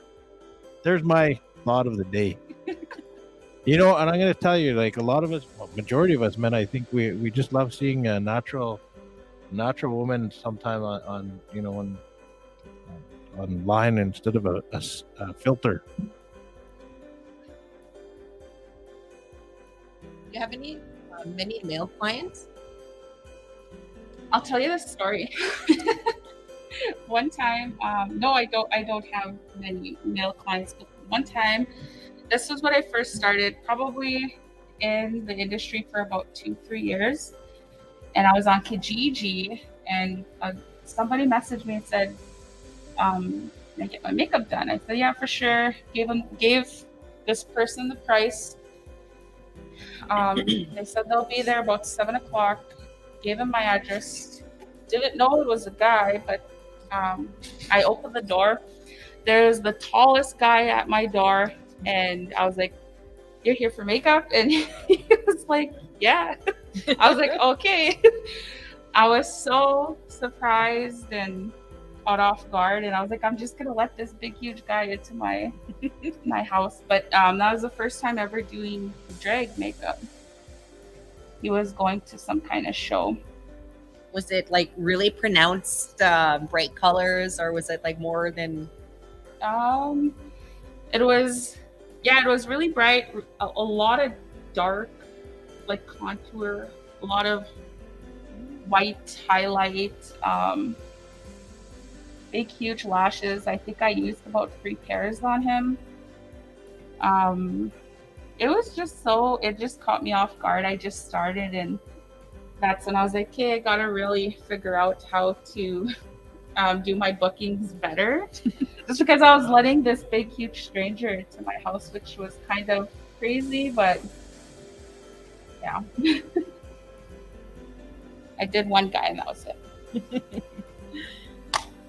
Oh, I've done a couple. I used to do Roderick. Do you guys know him, Roderick? I know. Yeah, he's a model. Yeah, I used to do his makeup. He was so cool. He's so cool. I just haven't seen him in a long time. Okay, I know where the word Quan came from. Where? The movie Show Me the Money. With what's his name? The football player. He's calling Tom Cruise his Quan. He's like, Oh yeah. "You're my Quan. You're my Quan." Oh yeah. All right, that's where it was. So yeah. What does that person win? There's t-shirts on the side. All right, you win a T-shirt. We'll give you a T-shirt. Quan. Now I can rest. I can relax.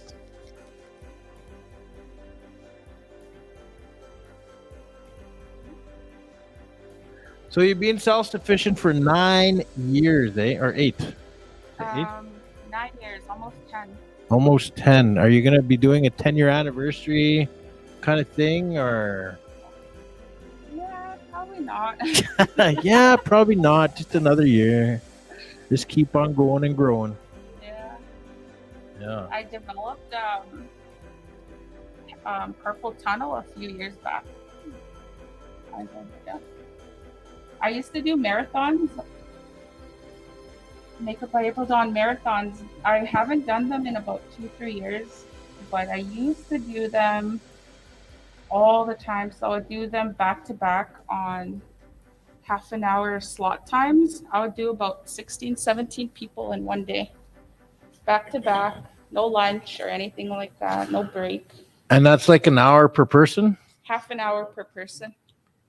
Wow. It was pretty crazy. And that's what developed my carpal tunnel. But I stopped doing that because my back and my hands are really taking a toll from it. Yeah.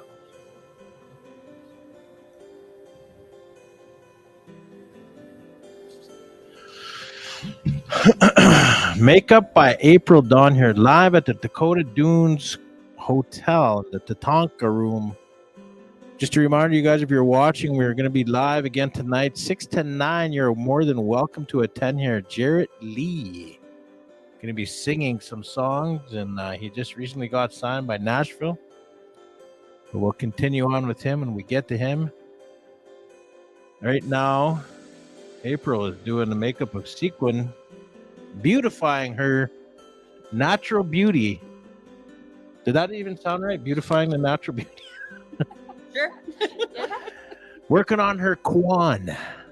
Like Quan. Sequins Quan. And she's so what kind of makeover are you doing? Is it like Just a glam. a glam? What's a glam for us people that don't understand makeup? More for a night out, an evening out, dinner, dates, anything like that. It's not a daytime look, it's more for a night out. Oh, okay. And it's actually perfect timing because, yeah, like I said, we'll be having some live entertainment tonight. Sequin will be going around interviewing everybody. So Giving out merch. Jared Lee merch. We have a lot of merch here to give out tonight. So you guys make sure you come here. The first 1,000 people. Yeah. Yeah, and it's free, you guys. It's free. It's free here, and there, we'll give you that view. How's that look, Sequin? Cool. Did you just grab your I sound like shit? this. Oh, I did the LinkedIn picture look.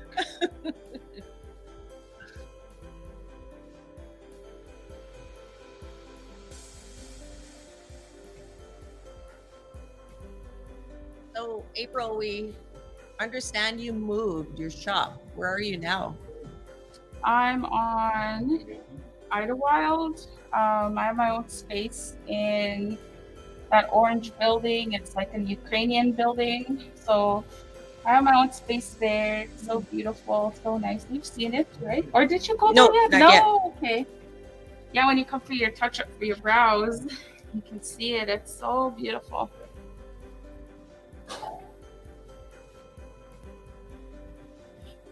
Oh, you do the ears too? Yeah.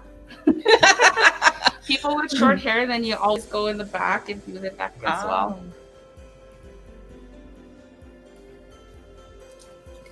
You take my ear.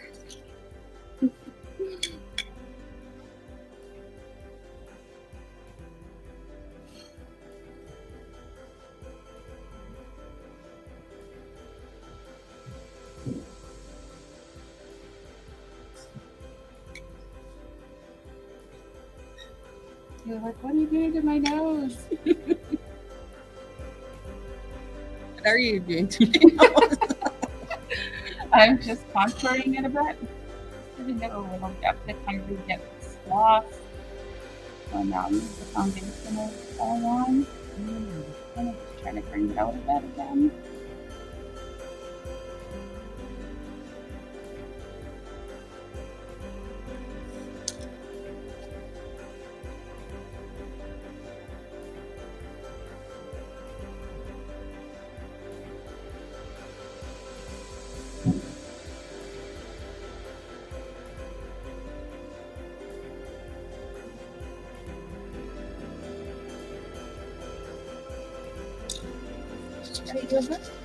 Oh, what's this spray? A setting spray?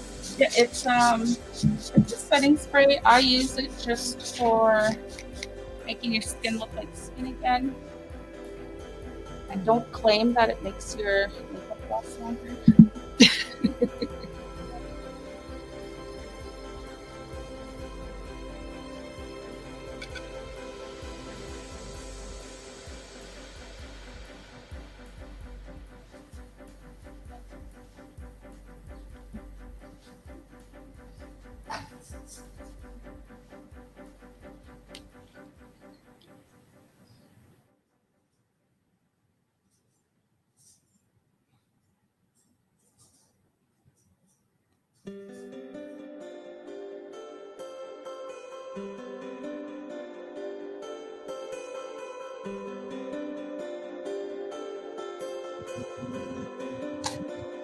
Nathan, how is Birch Narrows? Birch Narrows was quite the experience. Being way up north. It was nice not to have a cell phone, actually. Oh, you didn't have a cell phone there? Well, as soon as you left Buffalo Narrows and hit a certain part, like half hour past Buffalo Narrows, going towards Birch, your cell phone shut off. Or, yeah, there was no signal whatsoever. They literally call each other with Wi-Fi up there. But yeah, welcoming community.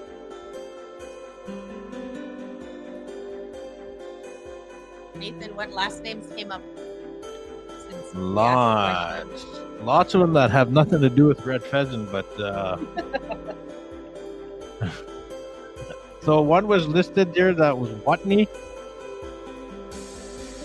Yeah, but the one that I'm thinking of in particular. Okay, hold on. Baptiste are related very closely. Whiteface are related very closely. There is also another last name. Somebody literally said Ahtahkakoop. Ahtahkakoop is... With my cousin Carrie Ahtahkakoop. There are Ahtahkakoop's in red pheasant now. But this is from ancient times, like 1876. That's all we got. The rest are just surrounding reserve. Like Star Blanket is Palmaker, I think. Homemaker's the nephew. Oh. And Mr. Watson. Okay, I'm gonna guess since no one's gonna guess it. I'm gonna say nicotine. I was right? Yeah. Okay, it's a nicotine. Nobody guessed nicotine? No one said nicotine. I'm gonna go through the comments. If you said nicotine, you win. Wait. No one guessed nicotine. I haven't told you guys all the last names in Red Pheasant, and no one repeated it on here. So nicotine, there's the answer to Sequin's question. Nicotine. So we're gonna give away right now some eyelashes. Where'd they go?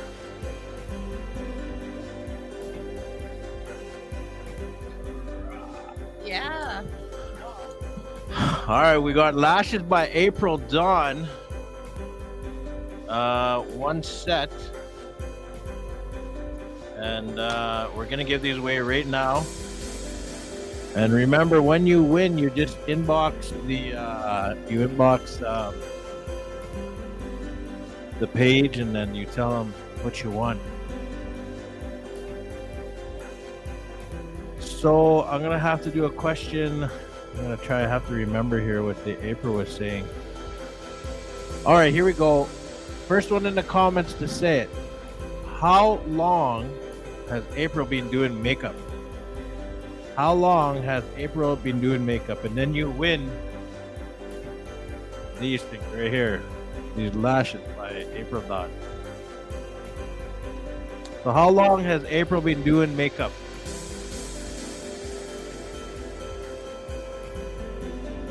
No, we're gonna let somebody else win. Okay, there we go. Oh no, right there.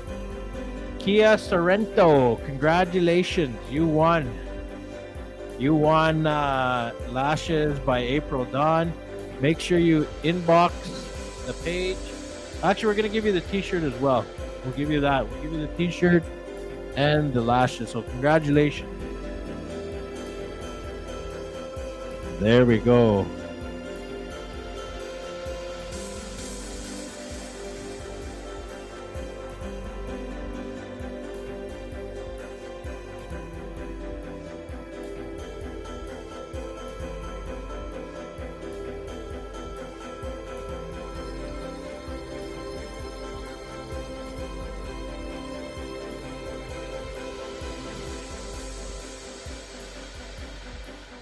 Okay.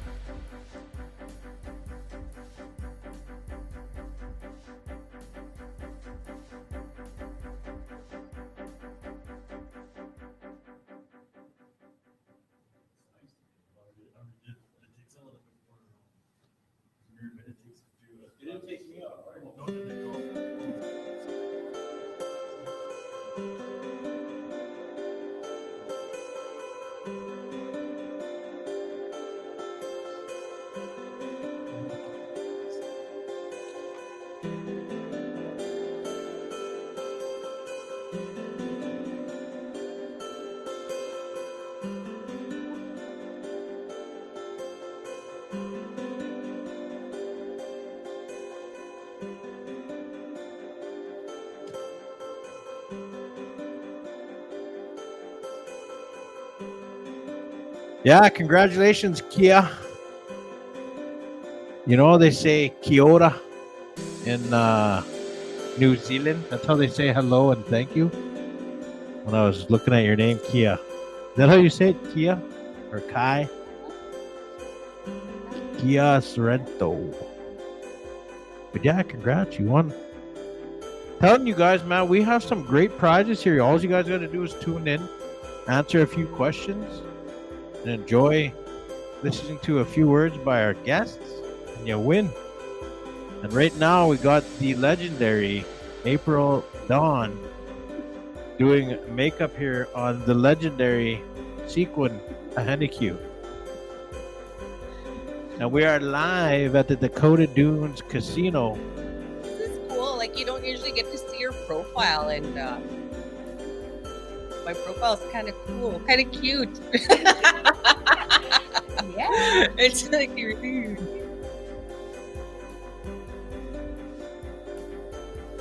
Oh, you know, it'd be so cool, April, if you did these, you did makeup on people and you had cameras set up and they purchased the video of your session.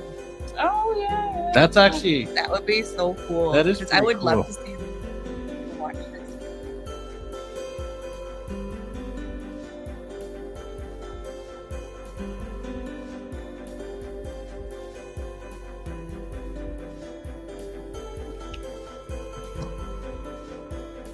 And right after this, you guys, we're going to have some messages by the Ahtahkakoop Cree Nation youth.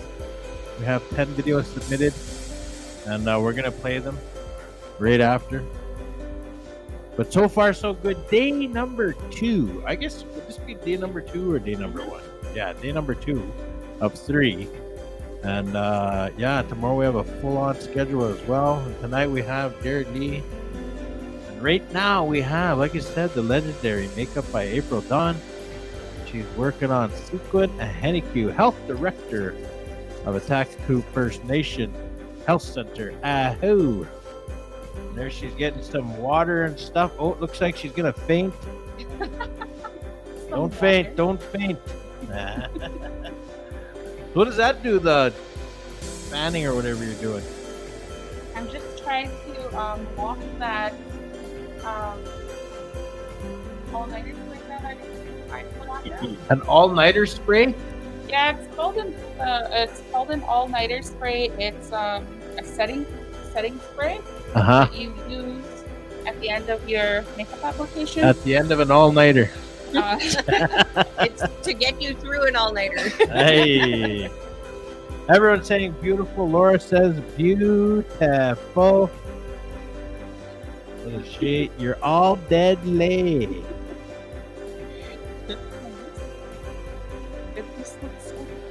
Oh yeah. We need like light. I was gonna bring my ring light, but I was. We are learning as we go. I already know what we're getting for the next conference. More lighting and some other cool little tech.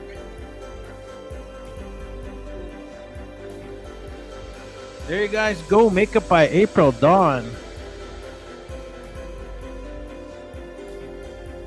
Doing what she does best. Bringing out the natural beauty and So in Oh, our what's next the segment, word? we'll have April sitting in this chair and sleep winter here. Yeah. I'll just be like lipstick. That's all I can do. you got it. What's that look we're looking for in the movie there? Zoolander? The steel cage, not the steel cage. The blue steel. Can we have your blue steel? Right there, blue steel. I can't do, Do it the on blue demand. steel, yeah, and blue steel, and blue steel. Okay, so gonna have Willis. April sit here. Ooh. 1 second. Here, if you want to have a look. Oh. Okay. Your turn to have a seat. Good, right? Yeah.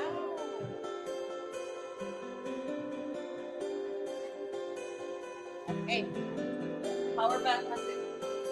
You're good. Yep. Power back message.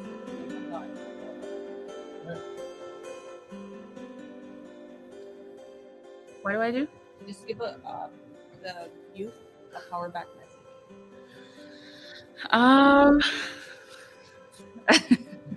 Sorry to. Like, what's a power back message? Power. Like, What and does it mean to take your power back? Have you ever lost it? Have you ever just discovered it? What does it mean? And be so done. No matter what you face, there's going to be obstacles. You're going to go through a lot of problems. Life just happens. Personally, with me, there is a lot of things that happen in my life, but I just keep on powering through, and I never stop. I want to be the best at what I do, and I just continue trying to be my best. And yeah, that's what I say to you. No matter what you face, keep on going. All right. Thank you, April.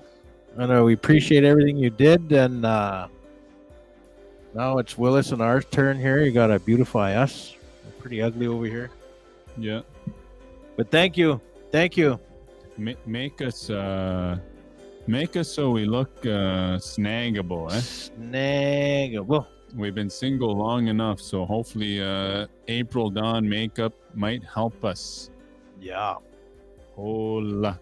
You guys, before we go, we got some videos to play of the youth giving a We've delivery. actually got a Deneyati. So before April Dawn went live with her makeup tutorial with Sequin, I asked you guys go follow Deneyati page, and I do have one here. It is Jade Ahtahkakoop. You won yourself a hoodie, and get in touch with the health center, and they will hook you up with that. It's a large. It's real comfy. You ain't gonna wanna. And just put the Dene love in it. It's every hoodie has got Dene love.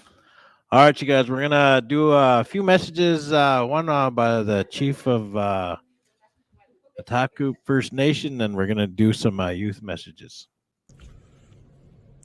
Dancha, good morning. This is Chief Larry Henry for Ahtahkakoop First Nation. I welcome you to the Power Back Conference. This conference is a component of Ahtahkakoop Mental Health, brought to you by Sequin, Director of Health, also Nathan Arias, Willis Janvier, Simona Muscapo, Conference Coordinator. There are a lot of reasons people don't fulfill their dreams, but I think it has a lot to do with who you associate yourself with. When you surround yourself with ambitious people, it will positively impact your life. And same goes when you surround yourself with negative people, it will negatively impact you. This is why it is so important to look for people who support your dreams and encourage you to be a better person. We are all energy, and when you surround yourself with positivity, you are more likely to adopt self-empowering beliefs. If I had the tools to create anything that I wanted, there would be more opportunities for the youth, like a skate park and a skating rink for rollerblading, and a new basketball court, because it's the youth that need something more to do instead of getting mixed up with the wrong crowds. And plus, I like to skate myself. That's what I would do if I had what I needed to make. I really feel capable of something that's been holding me back, which is my self-esteem. Because a lot of the times that I was afraid of failure, I didn't let myself try my hardest. So that was really a big anchor a lot. But yeah, like having a lot of self-confidence would really take me a long way. And others too, others with self-confidence. I've seen people with such great self-confidence that they went so far. And that inspires me to believe in myself a bit more. And I believe that I can do that. Slowly but surely, I'll get there. Hi, my name is Summer Bear. The question I chose is, what do you think is a reason some people are unable to fulfill their dreams? My reason for some people that are unable to fulfill their dreams are because they're not being pushed hard enough to reach out for that dream. They need some sort of support, or like a nudge from like a friend or a family member, to help them keep going and tell them that they got this. So my reason for that is support. We all need it. Thank you. All right, there we go. We had some messages from the youth of Ahtahkakoop First Nation. And is that how you guys say it? Ahtahkakoop First Nation? Cree Nation? I thought it was Cree Nation. Is it Cree Nation? I don't know. Maybe in the comments there. Let us know. Is it Ahtahkakoop First Nation or is it Cree Nation? Cree Nation, we are going to go over, not quite yet. We're going to have the elder join us with and share stories here.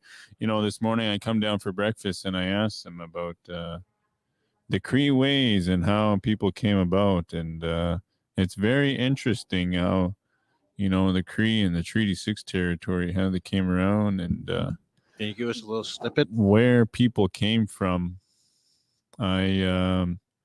One of the things was the Cree from Whitefish area, I believe he said, came from northern Manitoba. Makes sense. Yeah. I don't know where you came from, though. You're a one-off here.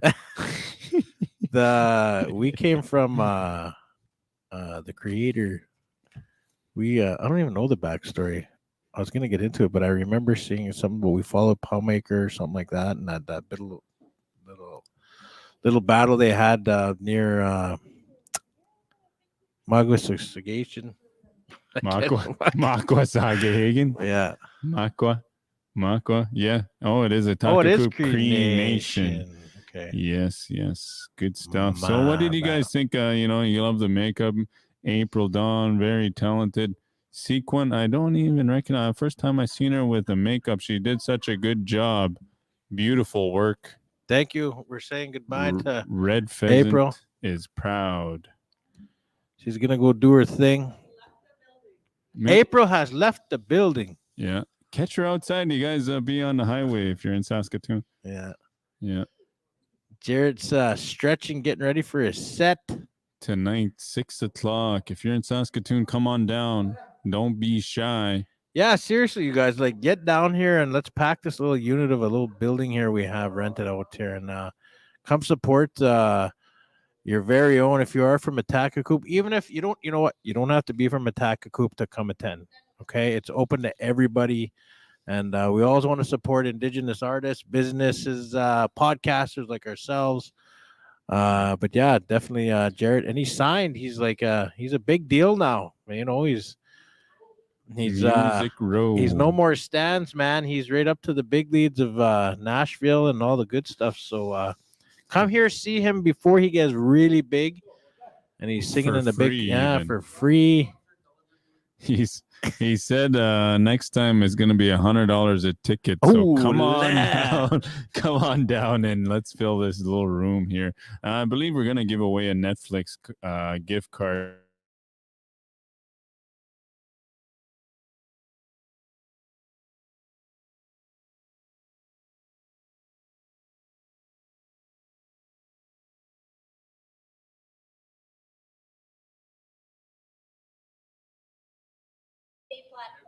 There we go. He is on every platform: TikTok, Apple Music, Spotify. Are you on YouTube? Okay, here's the question. How? No, you have to name 3 Jared Patra songs. Okay, Jared I Lee have Patra. another one too after that. I know I have another question. Okay, I have another gift card for your question then. All right. Mine's going to be better than his question. This guy's just competing with me. This guy was competing me. He started it. He's just, we might have to break up here soon. So yeah, Netflix, 3 Jared Lee Patra. Jarrid. Hold on. If you guys already want a prize, you can't win this one. I'm going to tell you right now, you can't. Jarrid LeePoi. Jared Lee. Oh, we even got CDs to give away. Hola. Hola. Oh, that's actually I like that cover, man. See, it's time. You see, he lives in 2 worlds, the music world, Canada and America. He's also Satellite Cree. Uh-huh. Yeah. So what was your question again? Name 3 Jared Lee songs. Put it in the comments. So with that, we're going to go over to our elder here who's going to share a story with us and share some of his wisdom that come from the people before us. So it is all yours. What's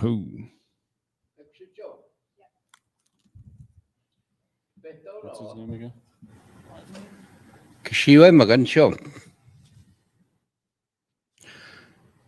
Tanche. This is supposed to be health podcast, eh? Health conference. Yeah. It's health is healing, eh? Kikewin is healing in Cree. And long time ago, when the beginning of time, soon after the beginning of time, when the Creator had already made a man, a red man, our great ancestor, he Red Man had thought he was alone. Miquino thought he would be. He didn't see any people like him. He seen animals and he seen birds, but he never seen any human beings like him.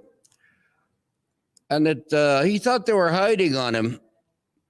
So what he'd do was he'd sneak through the trees and come out in an opening, and he'd run through the trees and come out in the openings trying to surprise other people, and nobody. There wouldn't be anybody there. So what he did was he raised his arms in the air. Manitoemot means he's talking to somebody, he doesn't know who, and he's asking for something.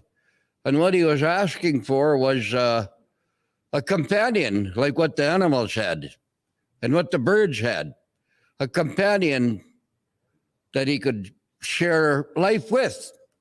And also little ones that they could share life with as well, with a companion to have little ones, like what the birds had and what the animals had. But he couldn't find any other human beings. He didn't know that he was alone. He was by himself. So he'd lay on the top of the hills even, lay on top of the hills and watch and look all around, and no other people. He wouldn't see anybody. He didn't realize he was alone. So finally he gave up and he raised his arms in the air, but he showed skate. And he asked for a companion, and he was asking for little ones, like what the birds and the animals had. So what happened was a ball of light came from the heavens. And in that ball of light was a figure of a being, something like him. But that ball of light was like light and fire, and landed in front of him and began to speak to him. The being from inside that ball of fire began to speak to him and told him he had been the one that had made him. I'm the one that made you, and I'm the one who made everything that you see. With that, he said, I'm going to make you a companion, what you've asked for. It would have done me no good when I made you to tell you what to do. But now that you've done what you've done, raising your arms in the air and speaking to me, asking me for help to get a companion for you, to make a companion for you. Now I'm here, and I will do that for you. And he said, he proceeded to make a companion for the first man, Red Man. And as he did that, he breathed life into her. And he told the Red Man that you asked for her. You're the one who asked for her, so you always respect her. You always treat her right. You always look after her, and you always protect her.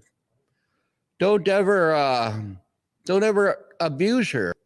You're the one who asked for her, so you look after her. You always feed her, make sure there's food. You always look at. You're going to have little ones, and you do that with the little ones too, because they're mine. I'm giving you some of my fire, my flame. And that's Ahtahkakoop. That's called Ahtahkakoop, the Creator's fire. He said, I'm giving you that. And I'm going to give you your little ones. You're going to have little ones. So with that, he told the woman, if it wasn't for this man, you wouldn't be here. He's the one who was asked for you. So you too, you've got a responsibility to look after him, to keep him company. That's what he wants. Talk to him. He's going to provide food, cook Help provide food as well. Feed him, clothe him, look after him. And you're going to have these little ones. Look after them, raise them. I'm going to bless you with 3 things. I'm going to bless you with 3 things. I want to talk to you about 3 things, he said. Apparently. One of them is life forever. I'm blessing you with life forever. Dapito gigapmat sinaw. Dapito gigapmat sinaw. The other one is a warning. Hey gaya wapn na nakuches kanso giwikach kamomnig. Never eat those berries, white berries with little horns on them, nibs. Don't ever eat those. But he didn't explain why. And the third thing was, with the little ones that you're going to have, you always counsel that you've seen me. Because you're going to be alive with them, and you're going to be alive with their little ones, and their little ones. And all the little ones down the line, you're going to be alive with them yet. Because I'm blessing you with life forever. Tapitop matson. Kageski mausok. Eihtagoyan, eihtayan. Kiwapam na o. Kiusitamatan skogwap min mihuino. Skogwap minota. You see me in front of you. You're going to live with your descendants all the way down. You always counsel them to counsel their young that I exist. So those are the 3 things. Life forever. Don't ever eat those white berries with little horns on them, little nibs. And that he actually existed, that they actually saw the Creator. And with that, he rose up into the heavens. They watched him as the ball of light go up into the heavens. And to make life short, a story short, these are long sacred stories of the Cree. Prior to making the red man, he had made animals and birds way before that. And there was one animal, he had told the animals to begin with when he made them, and the birds, not to mix with the other kind of birds, and not to mix with the other kind of animals. Stick to their own kind. So that's the advice the Creator had given to the birds and the animals. But when the animals found out that as they met each other in their journeys and their travels, they could talk to each other and communicate with each other, they began to get together in bigger groups, bigger bunches. And they'd talk and they'd have gatherings. And they began to have bigger and bigger gatherings, running out of things to talk about. They began to compete.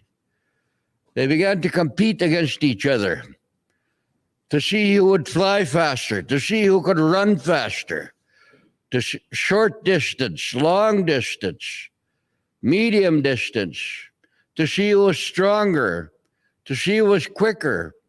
They began to compete.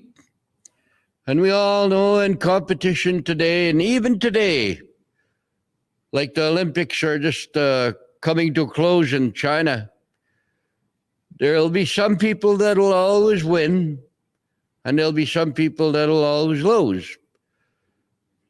And that's how it was with the birds and the animals at the beginning of time. Some were always a little slower than the others that were winning. And so the winners began to develop attitudes. Ayuwagamon. They began to think of themselves as more than the others, like nobody would ever beat them. And then the ones that were getting beat all the time, they began to develop an attitude called Sawanagamon. Sawanagamon is not liking yourself the way you've been blessed to live life on earth. Sawanagamon. Sawanagamon. So that's what these animals were beginning to develop, attitudes of not being good, not being worthy, and then others thinking that they're overly worthy, you know. And with that, the Creator was watching, and he came down to earth and he rounded up all the birds and the animals that he had made. And he advised them, what he advised them on, he told them exactly what I told you not to do. That's what you're doing. That's what you've done. An magagi sweet tamatagok, may chigagi sweet tamatagok, namuy ka tutamik, ek sume tutamik, muigin tohtena. What was it, though, that gave these animals and these birds the ability to talk to each other and to understand each other? Because when the Creator had first made them, he had made them half spirit, half physical and half spirit. Anyway, after he admonished them, after he had chastised them, he told them, I'm going to split you in half. Where I live, I'm going to take you up there, a half of you, and I'm going to watch you where I live there. You're going to stay there with me. I'm going to keep an eye on you guys. So he proceeded to split all the birds and the animals in half, and he took them up to where he lives. The spirit part, he took up there to where he lives. The physical part, he said to them, you can run around on the earth and you can fly around above the earth for the birds. So when he finished all of that work with these birds and animals, he went back up to where he lives and looking at the birds and the animals on each side of him. All of a sudden, he realized that there was one animal that had listened to him, that wasn't there. I've got to go back down to earth. There's an animal that had listened to me, that I had made. He's not here because he had listened to me. He had stayed away from all these gatherings that the birds and animals were having. So he came back down to earth and he looked for that animal. He didn't take him very long to find that animal. And he thanked that animal and the first female, the first male and the first female. He thanked them up and down for listening to him and obeying him when he had first made them. They stayed away and minded their own business. But now they had a little one. So he said to them, I can't treat you no different than the others.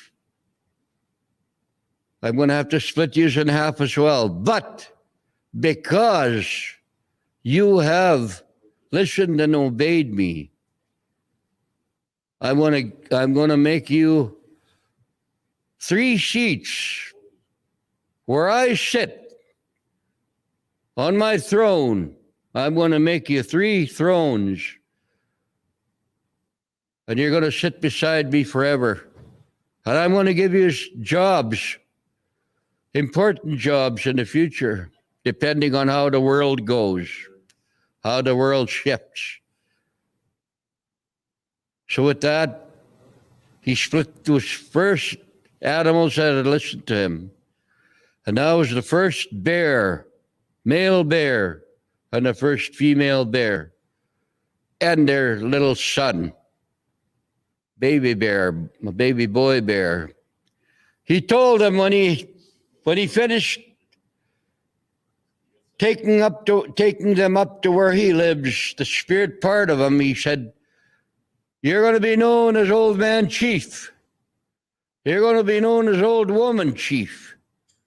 And your son is going to be known as Ogimago's son, Chief's son. So old people long ago, when I was growing up, I would hear about Ogimago's son. Yeah, that was their son. Anyway, They sat there with the Creator because there was going to be a time that he was going to give them a job, an important job in the future. I'm going to skip a part here where the first feast, the first death, because they ate those white berries with the little horns on them, and that he didn't explain, the Creator, but when they ate those berries, finally people, as they were multiplying, they began to fall over. They didn't know what death was. They thought people were falling asleep. But anyway, death was happening now. And because death was happening now, there was injury and there was hurt and there was pain and there was sickness. So the Creator turned to old man chief, an old woman chief, and chief's son, and he said to them, now that there's death, that's how it's changed. I had to go make a place in the south, a Greece land, Bimioski, for the people that pass on, the spirit part of them to go on and reside on that Greece land. I had to go do that. So things have changed. I've had to alter my plans already. And now, because there's death, there's sickness, there's pain, injury, there's hurt, in the body, the mind, the spirit. So with that, and that's why I'm talking about this old sacred story, because this is a health podcast, the health office. So anyway, the Creator looked at the bear, the first bear and the first female bear, and he said to them, you're going to be in charge of healing. You're going to be in charge of healing for me.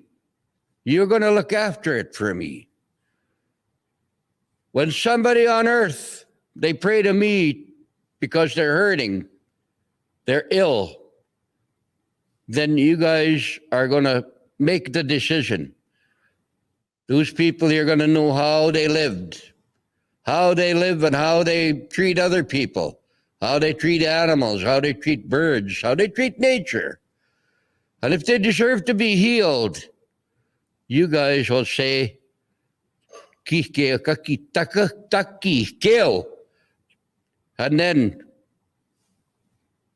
then over here, your son, you'll send your son down to earth, and your son will heal.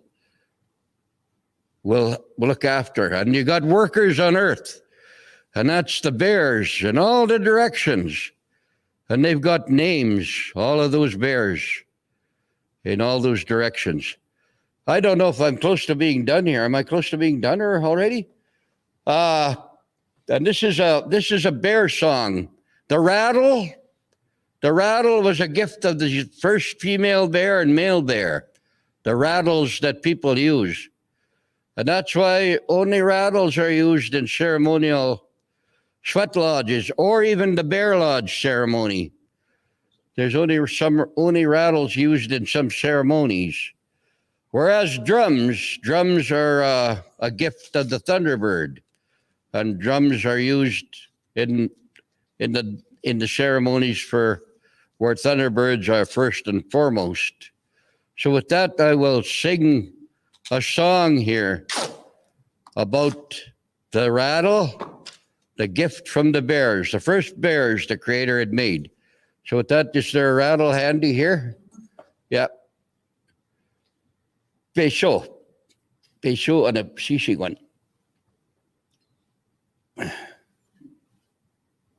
I'm getting a rattle here. Yeah, my assistant's being a little pokey here.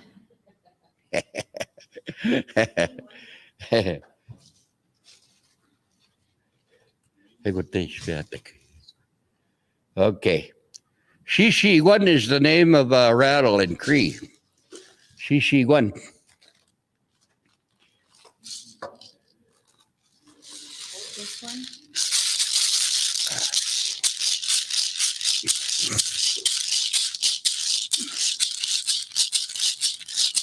Weka squasho, Nishishegwan. Weka squasho, Nishishegwan. Ya,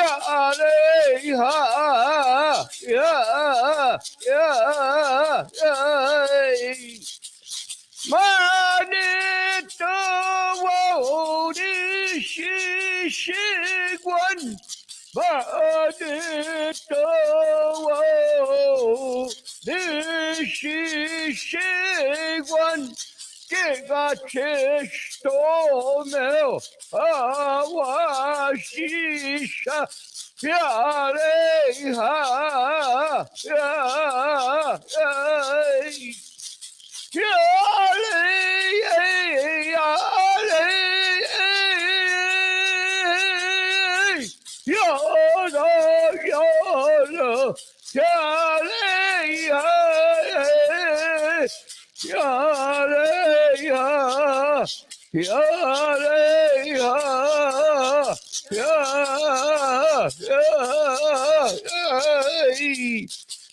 Manito Nishishigwan Manito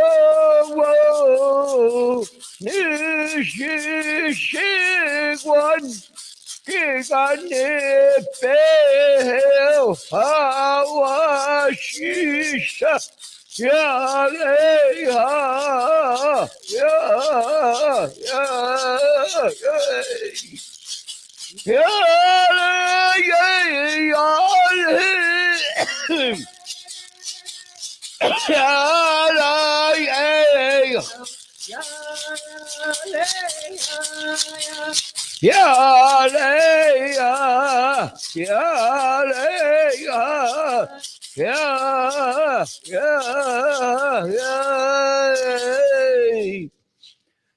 Ay, no te apaguan. A little bit of water.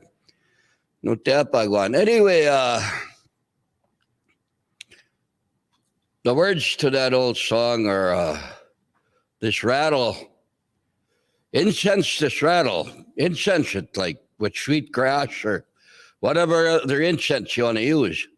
That's the beginning of the song, the words.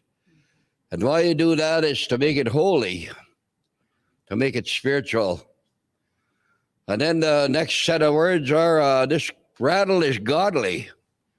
This rattle is godly because it was given by the first bear, male bear, and first female bear as a gift to the people. And then I'll sing a lullaby to you, the child. And that's how the song goes. Chisto male, like that's an old Cree. Like if you know that word, now you're saying lullaby. And that's, you know, a little bit of old Cree. Chisto male. And then again, the other words are this rattle is holy. This rattle is holy, and this rattle will put your child to sleep. Like if your child is having trouble, not feeling good, and needs to have rest, and the child goes to sleep and rests the body and the spirit and the mind. So with that, that's the song that the old people used to sing for children, for ceremonies. The Bear Lodge is a good example of that, the bear sweat. But anyway, with that, I'm going to get my assistant here to sing a female bear song, and I'll sing with her. So, basta. Which one is that? Kadaway mouse. Ah, yeah. So she'll send this. This is an old lady bear song. Gloria Lewis, by the way. Gloria Lewis, Little Bear. Yeah. Okay. Okay. Oklahoma, hey pian, ota oma, hey pian, ya hele ya, ya hele ya, le ya, hey ya hele, ya hele yo, ya hele, ya hele yo, ya hele yo, ya hele yo, hey ya, ota oma ekana we mawashoyan, ota oma ekana we mawashoyan, ya hele ya, ya hele ya, le ya, hey ya,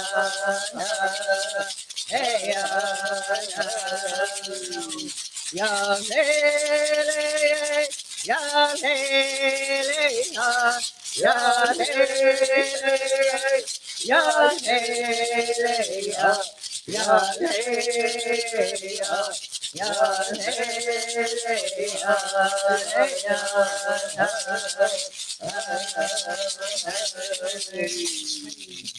there I go. Okay.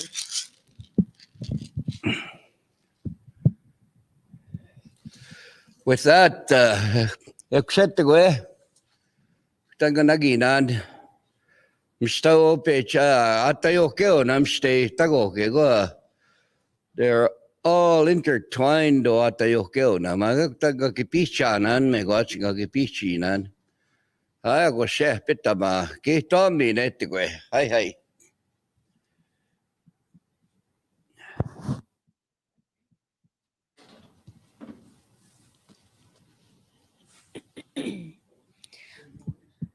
For those of you just joining us, this is the virtual conference, Power Back Virtual Conference, hosted by Nathan and Willis, sponsored by the Ahtahkakoop Health Center. And we just heard this morning, we listened to Casp, and he showed us his documentaries. Then we got a chance to listen to Cynthia and Sean Pikikut with Nehio Hustle Clothing. And I got my makeup done by April Dawn. Makeup by April Dawn. Check out her Facebook page. She made me look glam. For someone who has never had makeup put on like that before, that was such an amazing experience. So if you need to try something like that out to get your power back, you never know. You just might like it. You might like the applying of makeup. You might like beautifying people. It's pretty. It was an amazing experience, and there was a lot of really good energy from April Dawn. And we just heard our elder. We have several in Ahtahkakoop. We have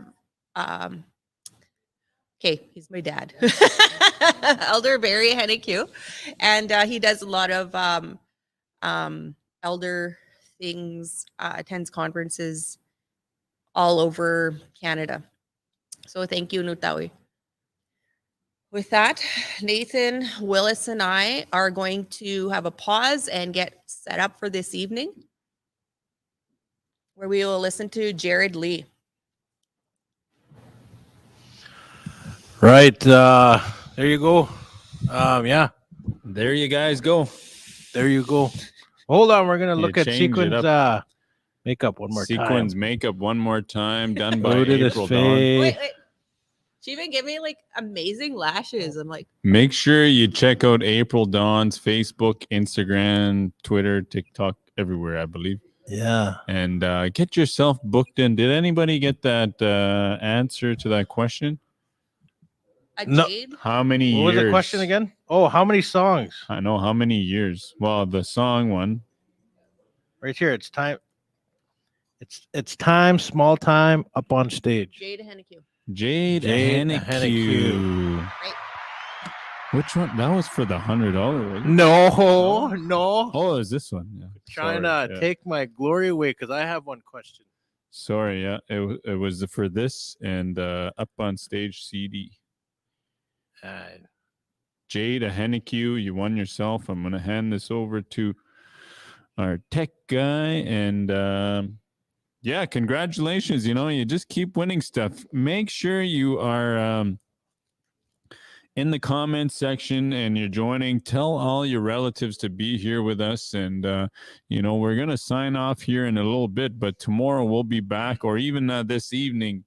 We're going to be bringing Jared Lee Putra live here with his music. We've got another CD here. Nathan's going to give away with the $100 gift card. $100 gift card and another Jared Lee 100. CD. You know what I was telling Jared about NFTs? If none of you guys know cryptocurrency, we were talking. That's another podcast. But we're going to give away this one. It's Time. And there's 6 songs on there. And then this $100. All right. And that's I guess we're gonna give Jared Lee merch away tonight. Yeah, we'll do that tonight. We'll to the be people up in on person. stage. Yeah, well, to the people in person. So you guys get down here, okay? Try arrive at 5:30. I know it's cold. Is it still cold outside? I don't know. Must be cold out. I'm skinny. Yeah. Anyway, here's the here's the question. And this is for a $100 in Visa money. And it has to be somebody new, okay? Somebody new if you haven't won this one, okay? Now, how many videos? I don't even know. Better check. Hold on. How many videos does Jared Lee have on YouTube? How many videos does Jared Lee have on YouTube? Jared Lee. Is it 2Ds or? It's ID, not. Shall we? J-A. We don't even know his name. On Facebook. On YouTube. Yeah, that's Jared Lee. Jared Lee. Jarridlee.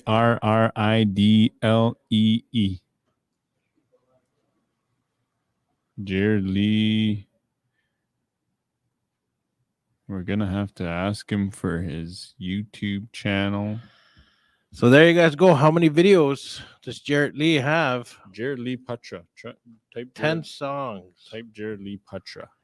Marissa Faye, you might have won. Can you tell me what you found it on? I thought it would be easy. What's his name on YouTube? Is it two R's or one? ID. He has. Oh, there we go. Musician. No, you're not right. It's not 10 songs. Jared Lee, everyone. Jared Lee on Facebook. Yes, Laura Ledoux, 13.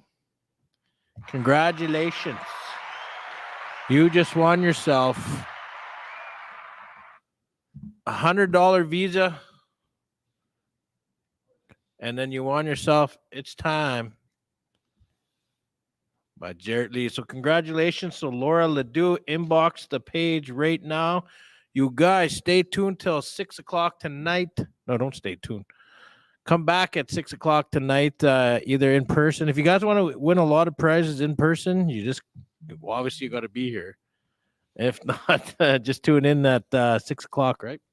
6 o'clock. Yeah, we'll be live here a couple minutes before. Up on stage, Jared Lee is going to be doing just a few sets, I guess. We got him for a few hours, and there's going to be some giveaways as well, some of his merch, and even some CDs. I don't know if they're for sale, if he's going to give them away.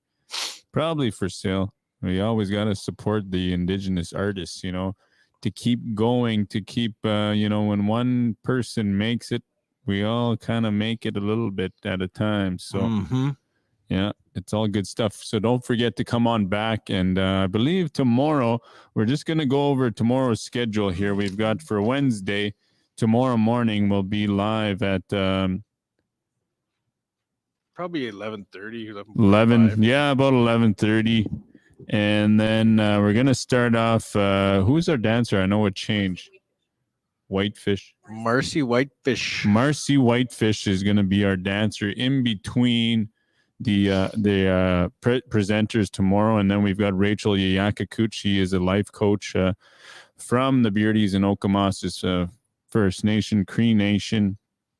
And then after that, we've got Amber Dion, Indigenous social worker. She comes from Kihiwin, I believe, Kihiwin, and she is a university instructor. And then we're going to see some more dancing from Marcy Whitefish. Alex Starblanket from Starblanket Clothing is going to join us and share with us some of that power back stories and continuing on with the powwow dancing. What is it? What kind of dance does she do? Jingle. She is a jingle dancer.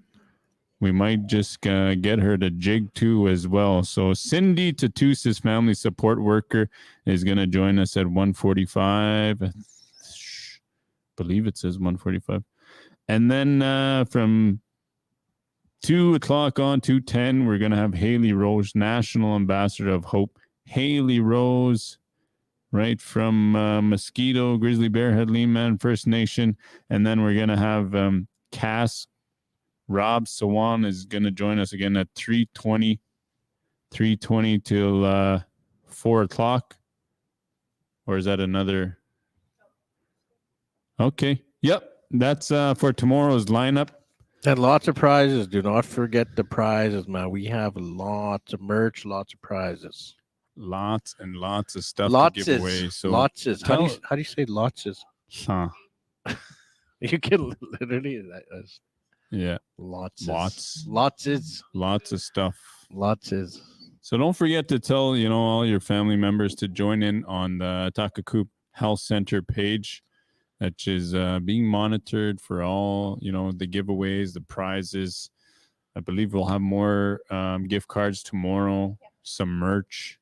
And if you want to come on down at 6 p.m. tonight, join us for some live music. I know it's been a while, and maybe relieve the mind of all the stresses of living in the cold and the winters. Yes. I have a real quick story I want to tell that happened to Willis, myself, and Willis's friend last night. She's a TikTok star. We were standing upstairs. Willis's daughter was swimming. Kinda famous. We were standing upstairs, and I had a bag of chips, a taco bag. I wish it was Indian tacos, but it wasn't. It was just a bag of taco chips. And Willis was standing there. And if anyone's ever been at Dakota doing swimming pool, it's up on the 7th floor. And we're sitting there, and all of a sudden this family's coming down.